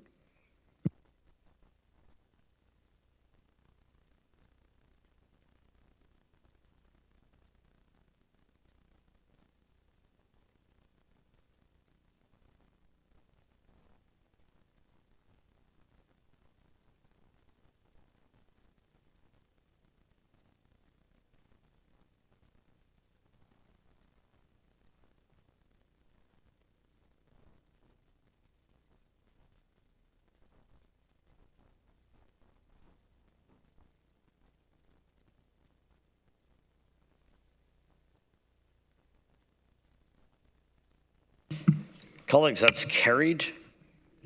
So we have the two that are left. Okay. Deferral by Councillor Urbanovic, as we have previously done the first few. Seconder for that, Councillor Deutschman. I think we know where that's headed, so we'll go to a vote on that, please, colleagues, unless there's further discussion. Yeah, so the two that would be left then for deferral would be item number A, accessibility advisor, and the part-time library hours would be the two that are left. So A and C would then be deferred for another day. Councillor James. Thank you. So with regarding these two, I'm in particular conscious of the accessibility advisor and, you know, whether this is voted on now or deferred. I think that there are obligations that we need to meet and criteria for January 2025. And as we know, which is stated earlier, that there is lots of work that still needs to be done to meet compliance. So when it comes to this decision, and especially meeting the requirements we need, I would strongly encourage colleagues to consider this, considering there's work that is mandated in this throughout the region. Thank you. Okay, so comments on the deferral that we've got before us. Councillor Hunick? I just wanted to underscore the comments that Colleen just made.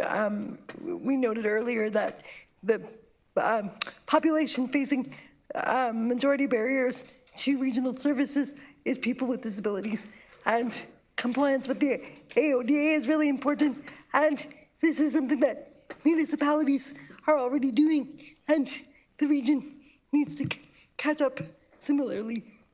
Thanks. Okay, so let's go to the deferral vote, colleagues, on this one.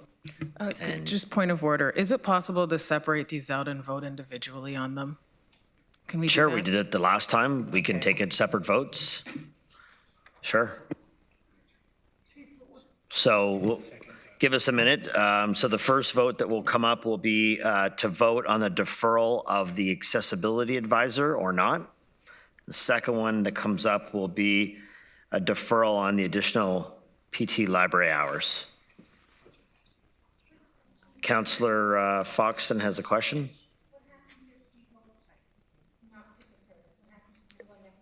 If the deferral is defeated, then it goes back and we continue the conversation about it.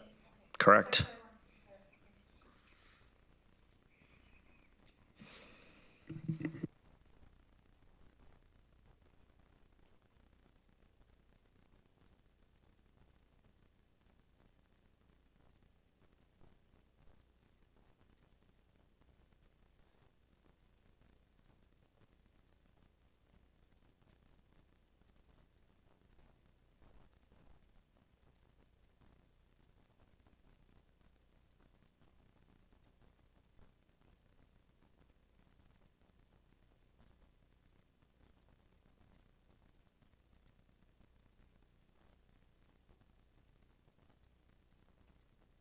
Okay, the deferral on the first is carried. We'll do the second.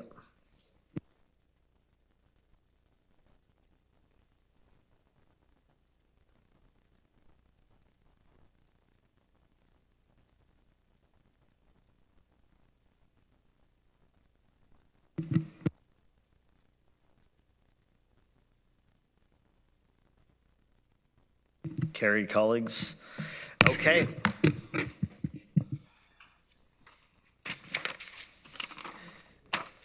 Continuing on with just the discussion.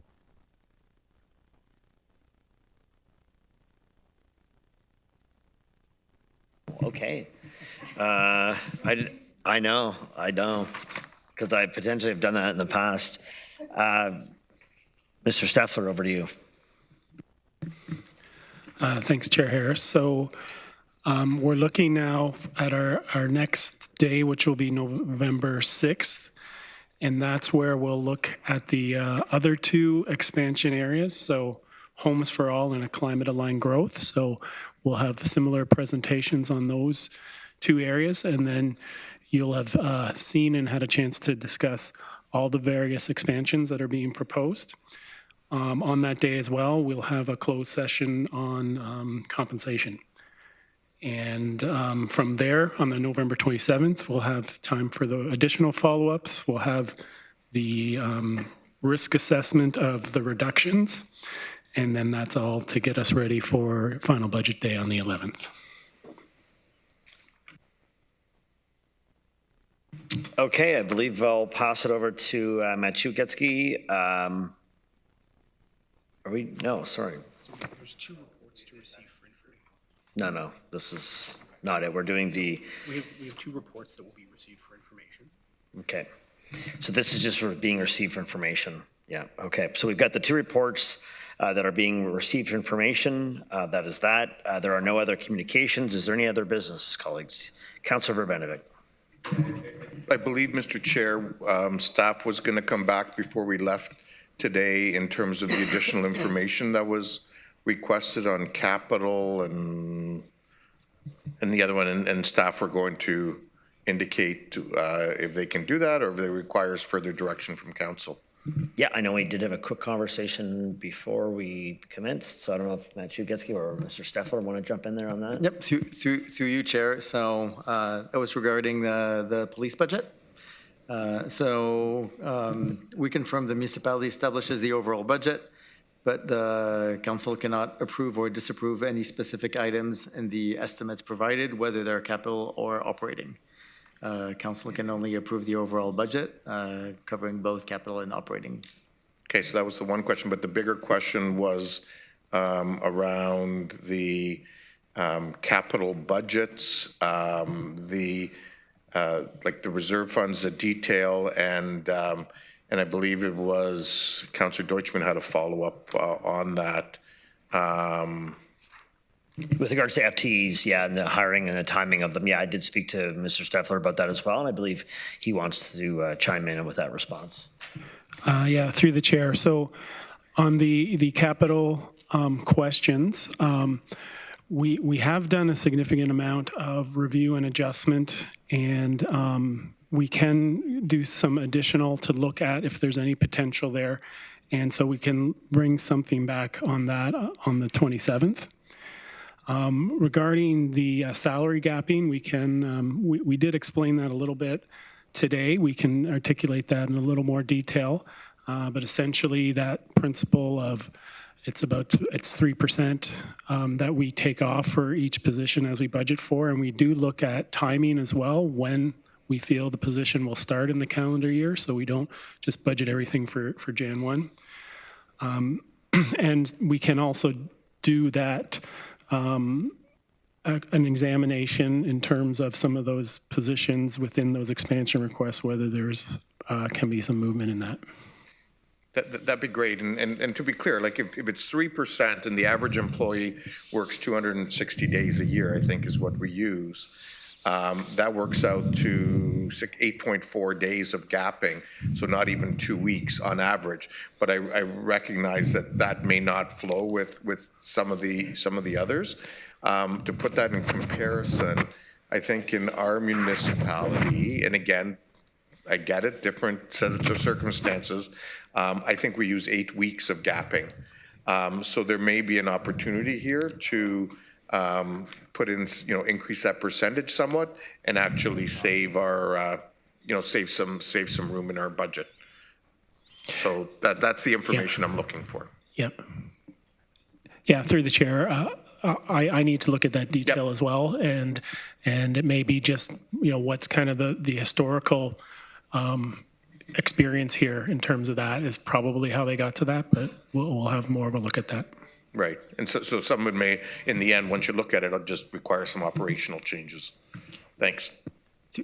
Councillor James, or sorry, Matthew, on this one as well. Through the chair, just adding to that. So the gapping is it's a financial formulaic approach. There is no gapping policy. So we don't have a specific policy that says, for example, you have to, you need to have a 2-month gap or between, someone leaving a position and someone getting there. We know that in some, so today the gapping is based on existing practices and how quickly we're able to recruit, knowing that in many, for most, I would say, positions, because most of our staff is frontline, we actually try to reduce the gap, because if we don't, we end up paying overtime to other staff that is there. So actually in the Resilient and Future Ready organization, in some of the initiatives, in particular in public health and paramedics, the objective has been to try to decrease overtime costs, which are more costly than having regular staff to do that work. So just a bit of context on what that gapping means.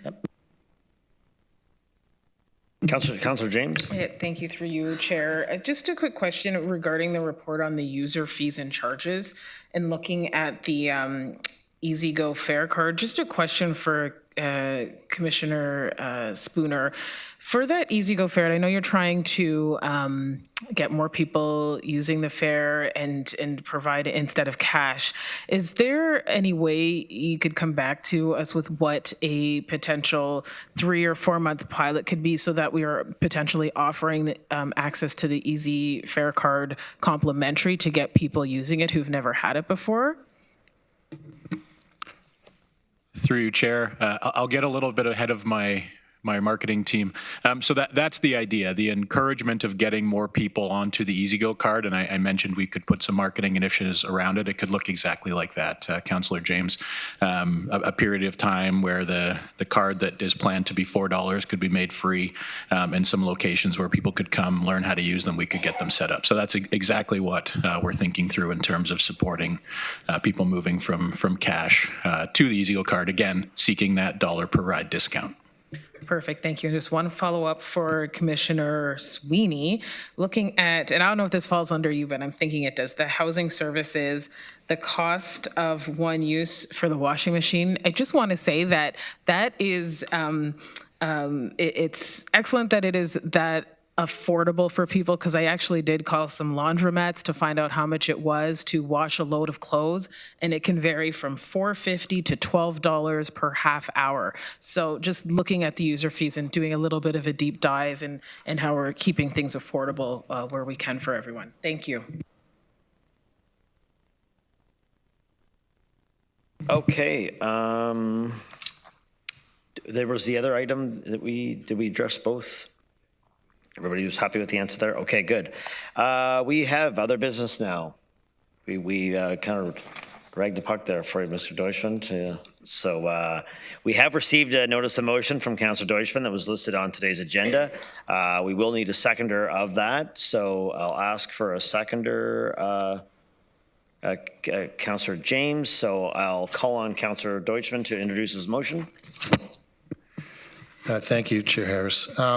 So first off, I just want to mention with respect to 8.2, I'll just withdraw that motion because I'll circulate to council a review that I did of what the 18 officers and staff is over $4 million in savings. And I'll circulate a note about that. But with respect to 8.1, so the whereases basically outline the background. The HR dashboard information that was provided by Waterloo Regional Police Services had been done for years on a quarterly basis so that we could keep track of how things were going. And this year, for whatever reason, I know they've provided reasoning, but I would suggest it's less transparent than it was in prior years. They've gone to an annual review. So now we won't receive this information about where they stand in terms of officers hired, resignations, et cetera, but whether they've filled their complement or not until Q1 of 2025 after budget. I just feel as a councillor, as we're going through our own budget and looking at staff, it's important to have all relevant information.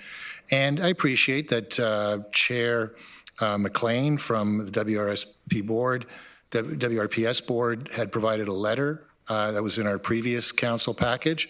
But if you look at that letter, it doesn't say that what information is going to be provided. It says most of the information will be provided. And I just want to point out, it also alleges that WRPS will be at full complement by the end of the year.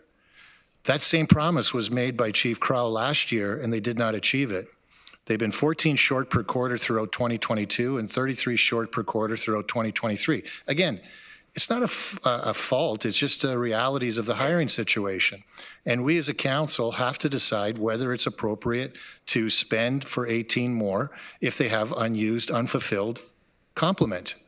And so that's why I'm saying we need this information. This is the information that they've been providing for the past 2 years, and they should continue to provide that information. It's useful and important information for us to make our decisions about whether we feel the budget is appropriate or not in terms of the amount and what it's providing. Thank you. Councillor Foxton. Thank you, Chair. And with all respect, Councillor Doisman, we don't even have those numbers for the region. We've asked for it several times, I believe, in compliments. How can we expect agencies like WRPS to provide numbers that we don't even have ourselves? That's number one. And number two is, let me move my thing here. They used to come periodically. Now, I don't remember them coming multiple times in a year. I know they came when requested. But I'm not dissatisfied with the way things are happening. Also, if we talk about they didn't meet their complements, well, we've already heard that because they didn't meet their complement of officers, it cost a huge amount in overtime. So if we said, okay, so you didn't meet your complements, so we're not giving you the funding for further complements in the other year, then are we even exceeding the amount required in overtime? Which, when you do that, it's a dual impact on cost dollars to the taxpayer because they have to meet the demands, and our world is changing. I've heard a lot of people say, you know, things should go back the way they were. We're not going back. Ever since COVID, and I know people, we blame COVID for a lot, but ever since COVID, the world has become a different place. The region of Waterloo and the municipalities are not the same as what they were prior to COVID. The world has changed, and so has policing changed. And when I grew up, there were no gun violence, there was no death by gunshots, and there was no huge weapons and anything else. It's a different world, and our police are held to a different standard and a different requirement. And on top of that, I think it's harder to recruit because they've been put into such a dark light that a lot of people, like politicians, don't want to step up. So I'm not going to support this. I understand where you're coming from, but I understand also that we need to build a strong police force that is whole and whole in the sense of not just numbers, but attitude and the way they work with our community. Thank you. Councillor Shantz.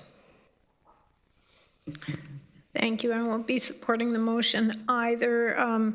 In terms of reporting, the board changed the way they reported it in order to bring a fulsome report of the state of the service. You know, you can reduce the amount of money that goes to the service. You can't tell them how to deploy that money.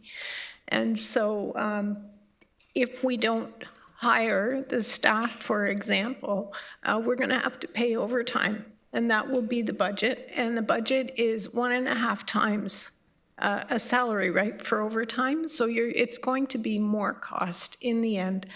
I think it's just sort of wrong-headed to go down that road. We've had discussions today around this table about overtime versus staffing appropriately.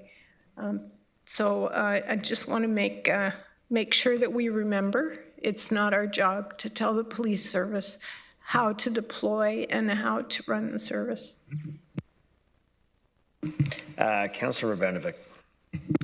Well, thank you very much. And, you know, this has historically been a hot topic around this horseshoe, and no doubt will continue to be a hot topic. I think nobody's surprised to hear that and knows my voting record on this issue in the past, and in terms of being supportive of police and making sure we had the appropriate investments that were necessary to support our community. and I stand by those decisions. And in fact, if I look at, information that's been made available, in terms of citizen expectations, crime continues to be a significant concern and one that we need to invest in.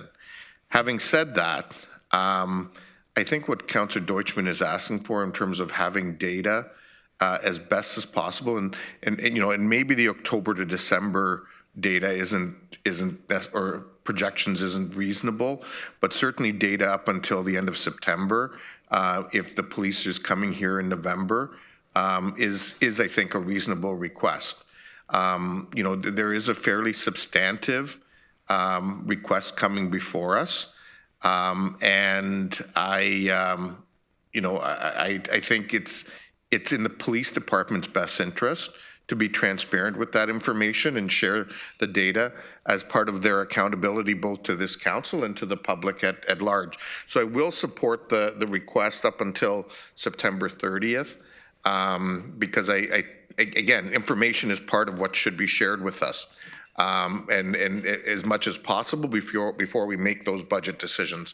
I will tell you that, I continue to have requests for additional policing resources in the community. I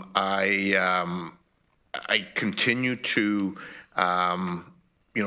hear from people who, particularly in terms of calling the either the non-emergency line or at times the 911 line, and I've experienced it myself, where there are delays at times. And that can be problematic, particularly when people are, in an emergency situation, because it doesn't only impact the police response, it impacts the ability for a fire or ambulance response as well. And so I think that is, when the discussion comes to this table ultimately, I do believe that additional resources are necessary, and so we'll debate that when that day happens. But I think giving us as much information as possible is an important part of that discussion. Okay, we'll carry on through the list, but there obviously is a pretty straightforward request here in this motion. So, Chair Redmond. Thank you, Chair Harris. I too will not support this request. I find it interesting that the first half is, I think, asking for actuals, and the second half of this motion is asking for projections. I would suggest that those are conversations that this council can have when the chief of police comes to present the budget, and they're absolutely fair game to ask. I know that we've already had clarified if regional council can specifically talk about their capital budget. I too would suggest that those are things that you should ask when the chief of police comes to present this budget. And I would just reiterate that regional councils right across the province that support police services are facing the similar challenges that we are as well. So this should be a topic of fulsome debate, but I think this is preemptive, and it's the kind of thing that you should ask the chief of police when he comes. Councillor Liggett.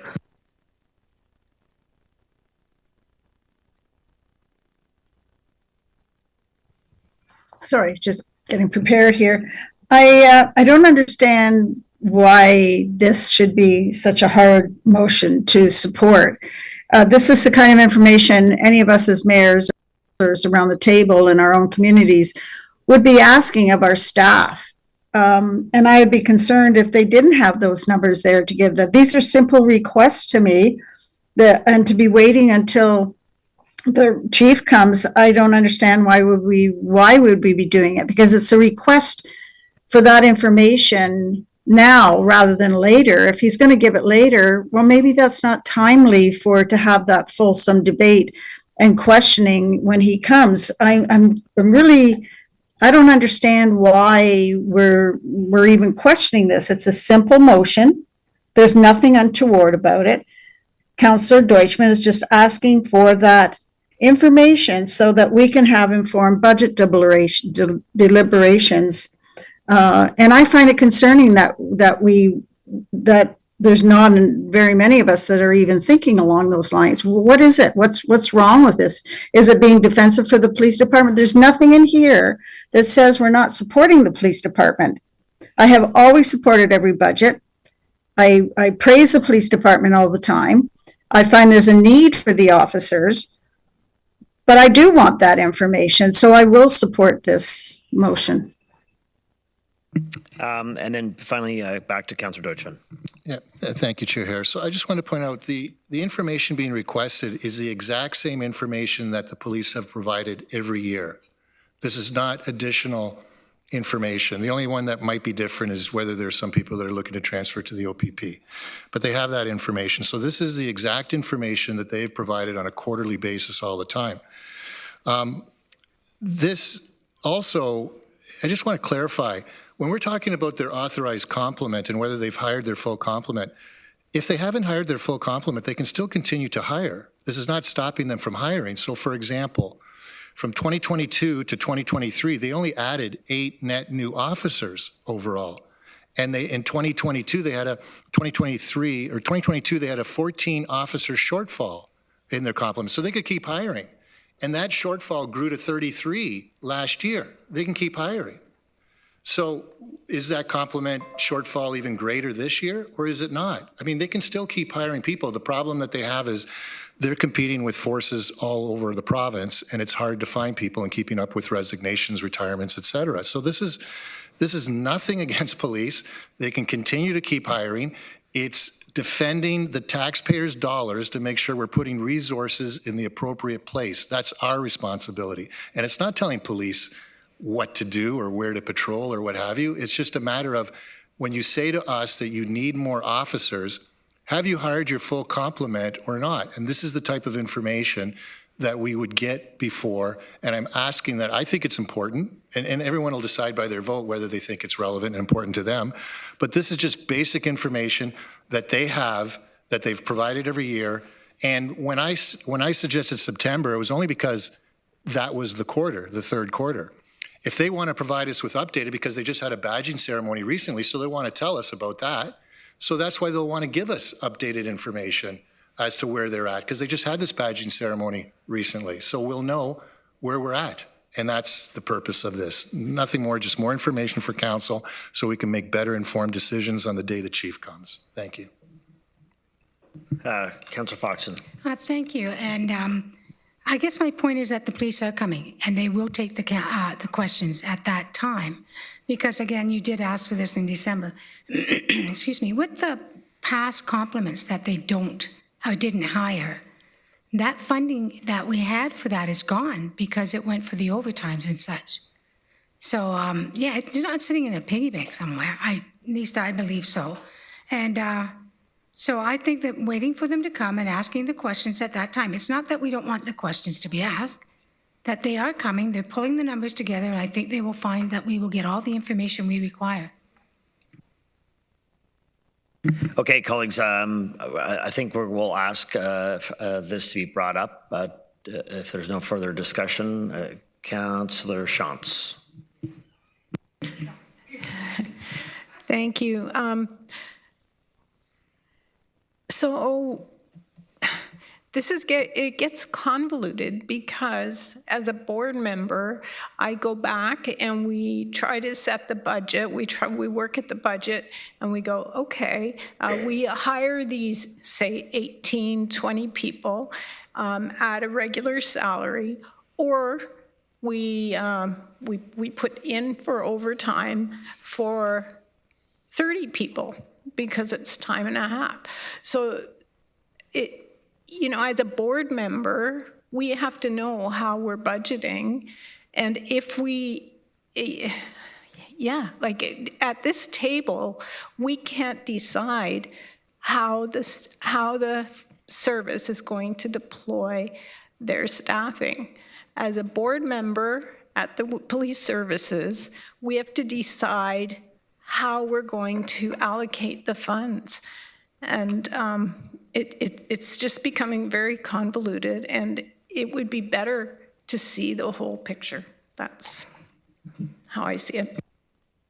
Councillor Craig. Well, thank you, Mr. Chair. My understanding of the legislation is that regional council can only say yes or no to the budget. And the actual line items and everything else are strictly fall under the jurisdiction, Police Services Board. And I don't think anybody is trying to hide anything. The board is not making a decision on its own budget, police budget, until November the 13th. And then the chief is coming on the 20th, and all of that information will be revealed at that time. And I don't see this as I don't want to see this as a conflict again between council and the Police Services Board. But I think you have to be careful of the word transparent too. Because I've often found that when people say we're not being transparent, that's because they're not getting what they want. And I think the transparency has always been there. So I would suggest, Mr. Chair, that call the question and we can move on from this. Okay, question's been called.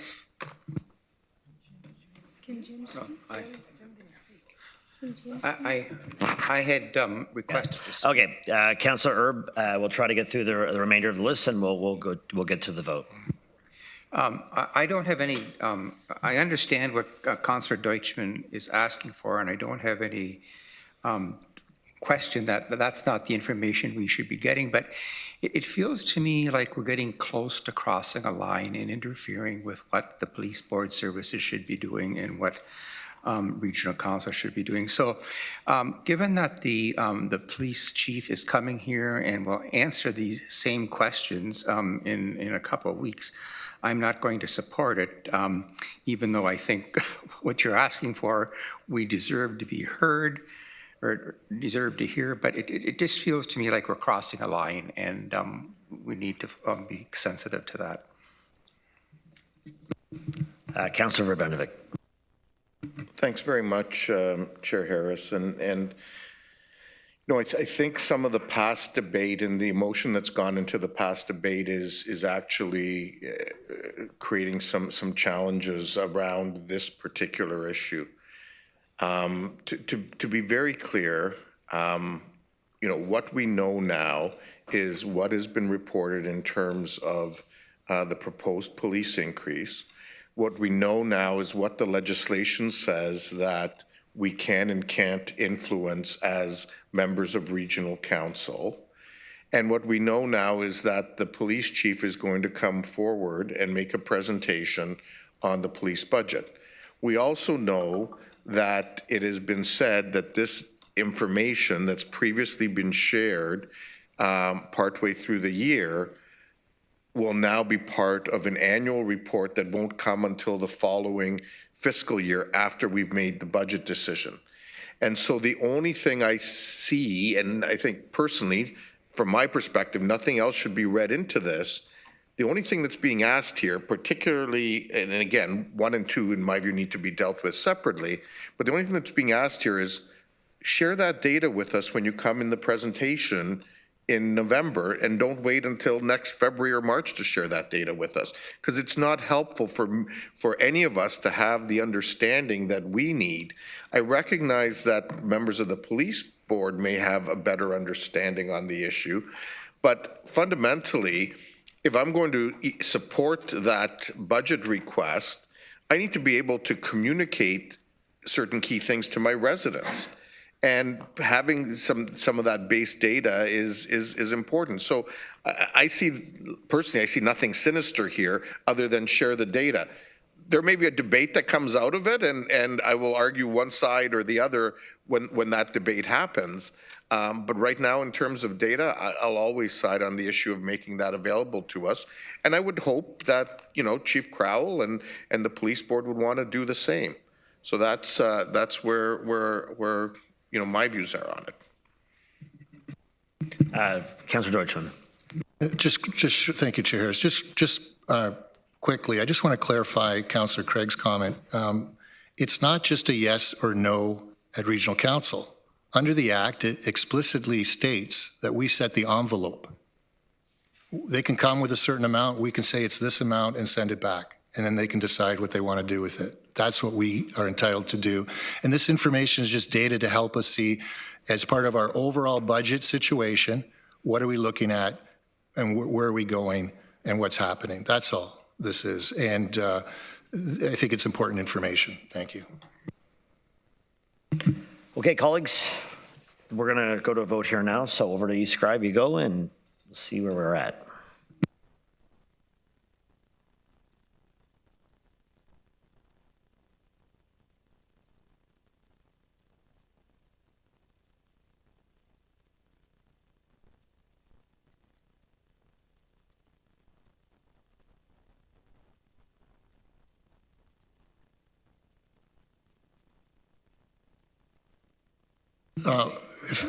We will isolate it if that's okay with you folks.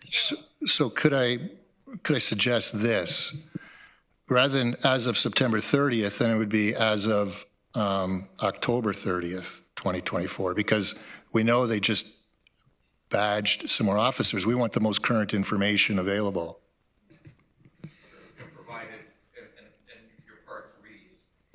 In your part three, it's really provided In advance of. well, or at that session. We'll get their budget report. So with their budget report, it'll come.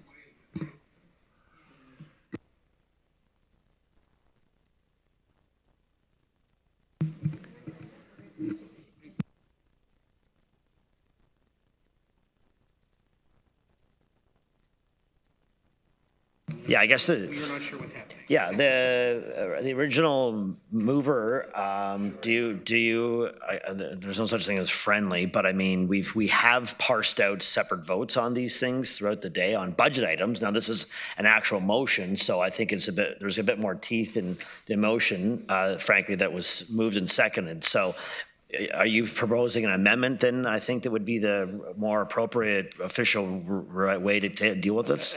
I can do that. I mean, our practice around this horseshoe is to allow for separation of items. But I'll respect your ruling. So my amendment would be that we remove number 2, and that number 3 is that the information be provided either prior to or at the time of the presentation. And October 30th for number 1? Sorry, yes.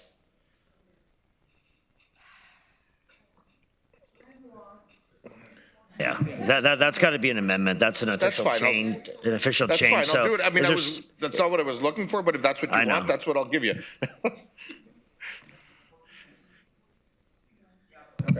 So, through the chair, it is perfectly acceptable to separate the motions. That's allowed in the procedure bylaw with any one request. We apologize, Councillor Urbanovich. We didn't hear the request the first time.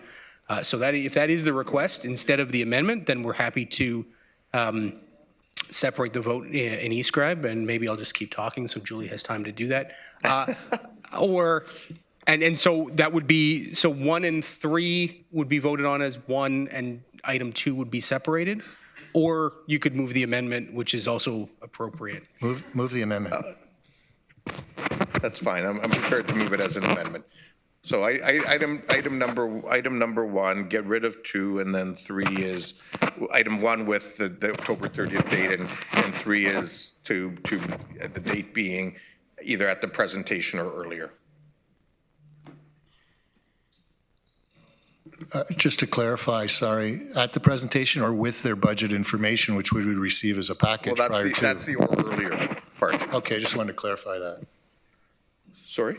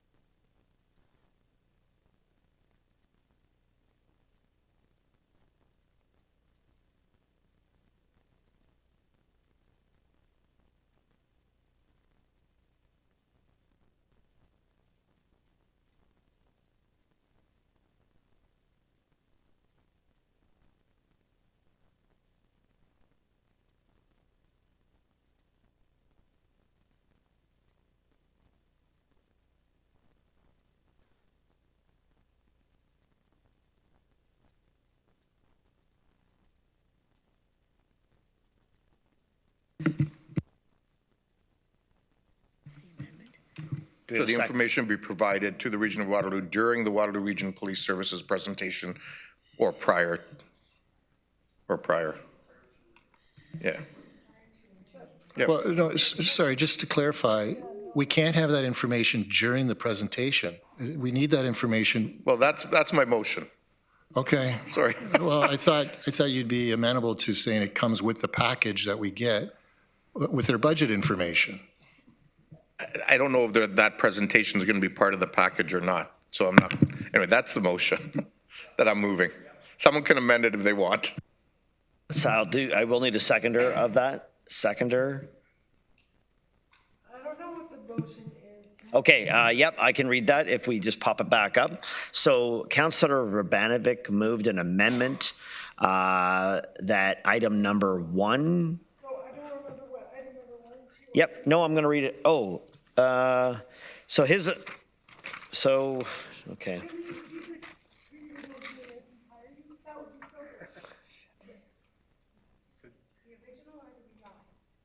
The one that we're voting on.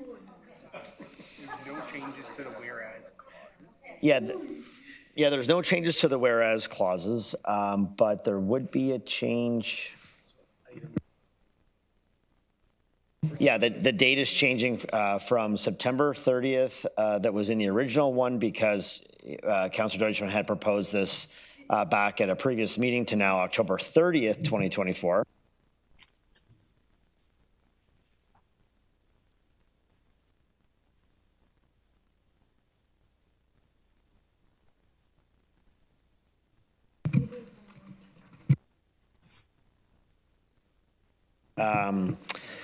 So then he's basically striking number 2. Okay, go ahead. So there's no changes to the whereas clauses.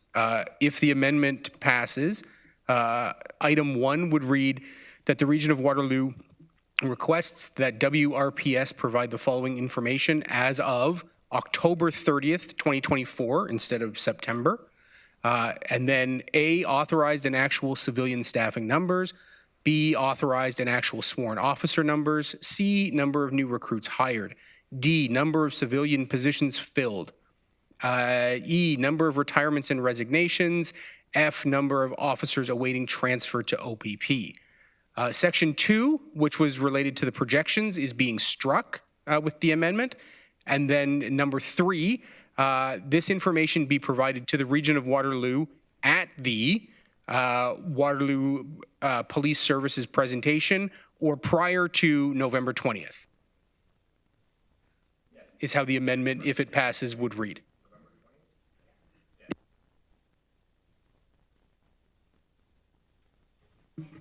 Mr. Chair? I do not have a seconder. Mr. Chair, I have a Yes, question to do with the amendment. Councillor Liggett. So, thank you. Well, we before Councillor Liggett, we don't have a seconder for the motion as of yet. So That's why I'm asking for some confirmation, because I will second it if it's what I think it is. okay, well then yeah. So Councillor Deutschmann had asked for it to be in the package. Is that what we're asking for when we say or prior to? This is the way that the Councillor Urbanovic has asked for the motion to be. If I can respond, Mr. Chair, obviously we don't know if their presentation is going to be in the package or not. Sometimes it is, sometimes it's not, right? And so I'm not speculating on whether it will be or won't be, and that's why I left it, that as long as by the time they make their presentation, we have the data, that's what we should care about. Okay, so do I have a seconder? Councillor Liggett, did you say you would second this? I would like to, but I want to make sure we have it prior to them getting up to the podium so that we've at least got something to go by. Sure, okay. Okay, then I will second it. All right, Councillor Huenick. Can I just make the point that if it's going to be in the presentation, then some of us do need to receive it in advance for accessibility reasons, and I think that should apply to everyone. Okay, well, it's now there. So colleagues, this is the amendment that we're going to now vote on to the main motion, the amendment only. I don't know what's going on here properly. I don't understand what he's trying to do.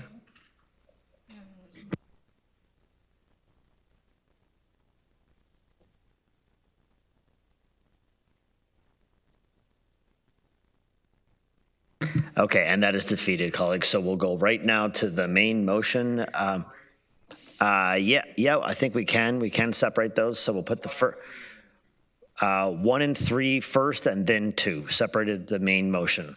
Okay.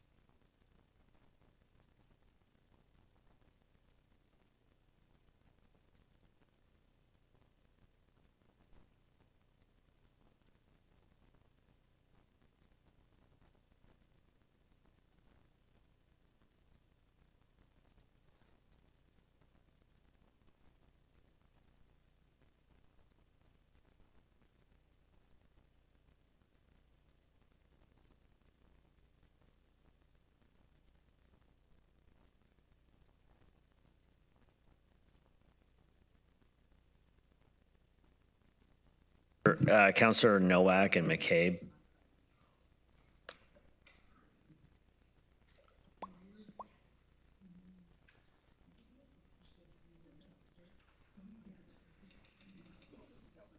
Councillor McCabe, yes or no? No. Okay, and that is defeated. Colleagues, our next meeting will be Wednesday, November the 6th. We will also have our first public input meeting that evening. Of course. Oh, yeah. I'm jumping ahead of myself. Sorry. The whole separation. Okay, so 1 and 3, now we put up 2, correct? Yes, I'm sorry. Number 2.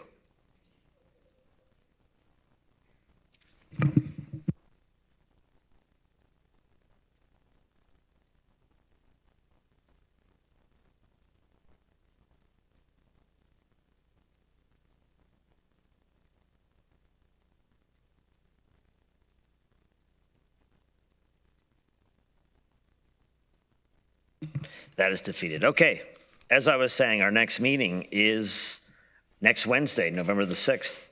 We're going to have our first public input meeting that evening. Hearing from residents is obviously critical to the process, and I want to thank all the residents in advance for sharing their feedback. We will now start a vote to adjourn the strategic planning and budget meeting today. Is there a mover and a seconder? Moved by Councillor Fox, seconded by Councillor Shantz. All those in favor? Or opposed? No problem.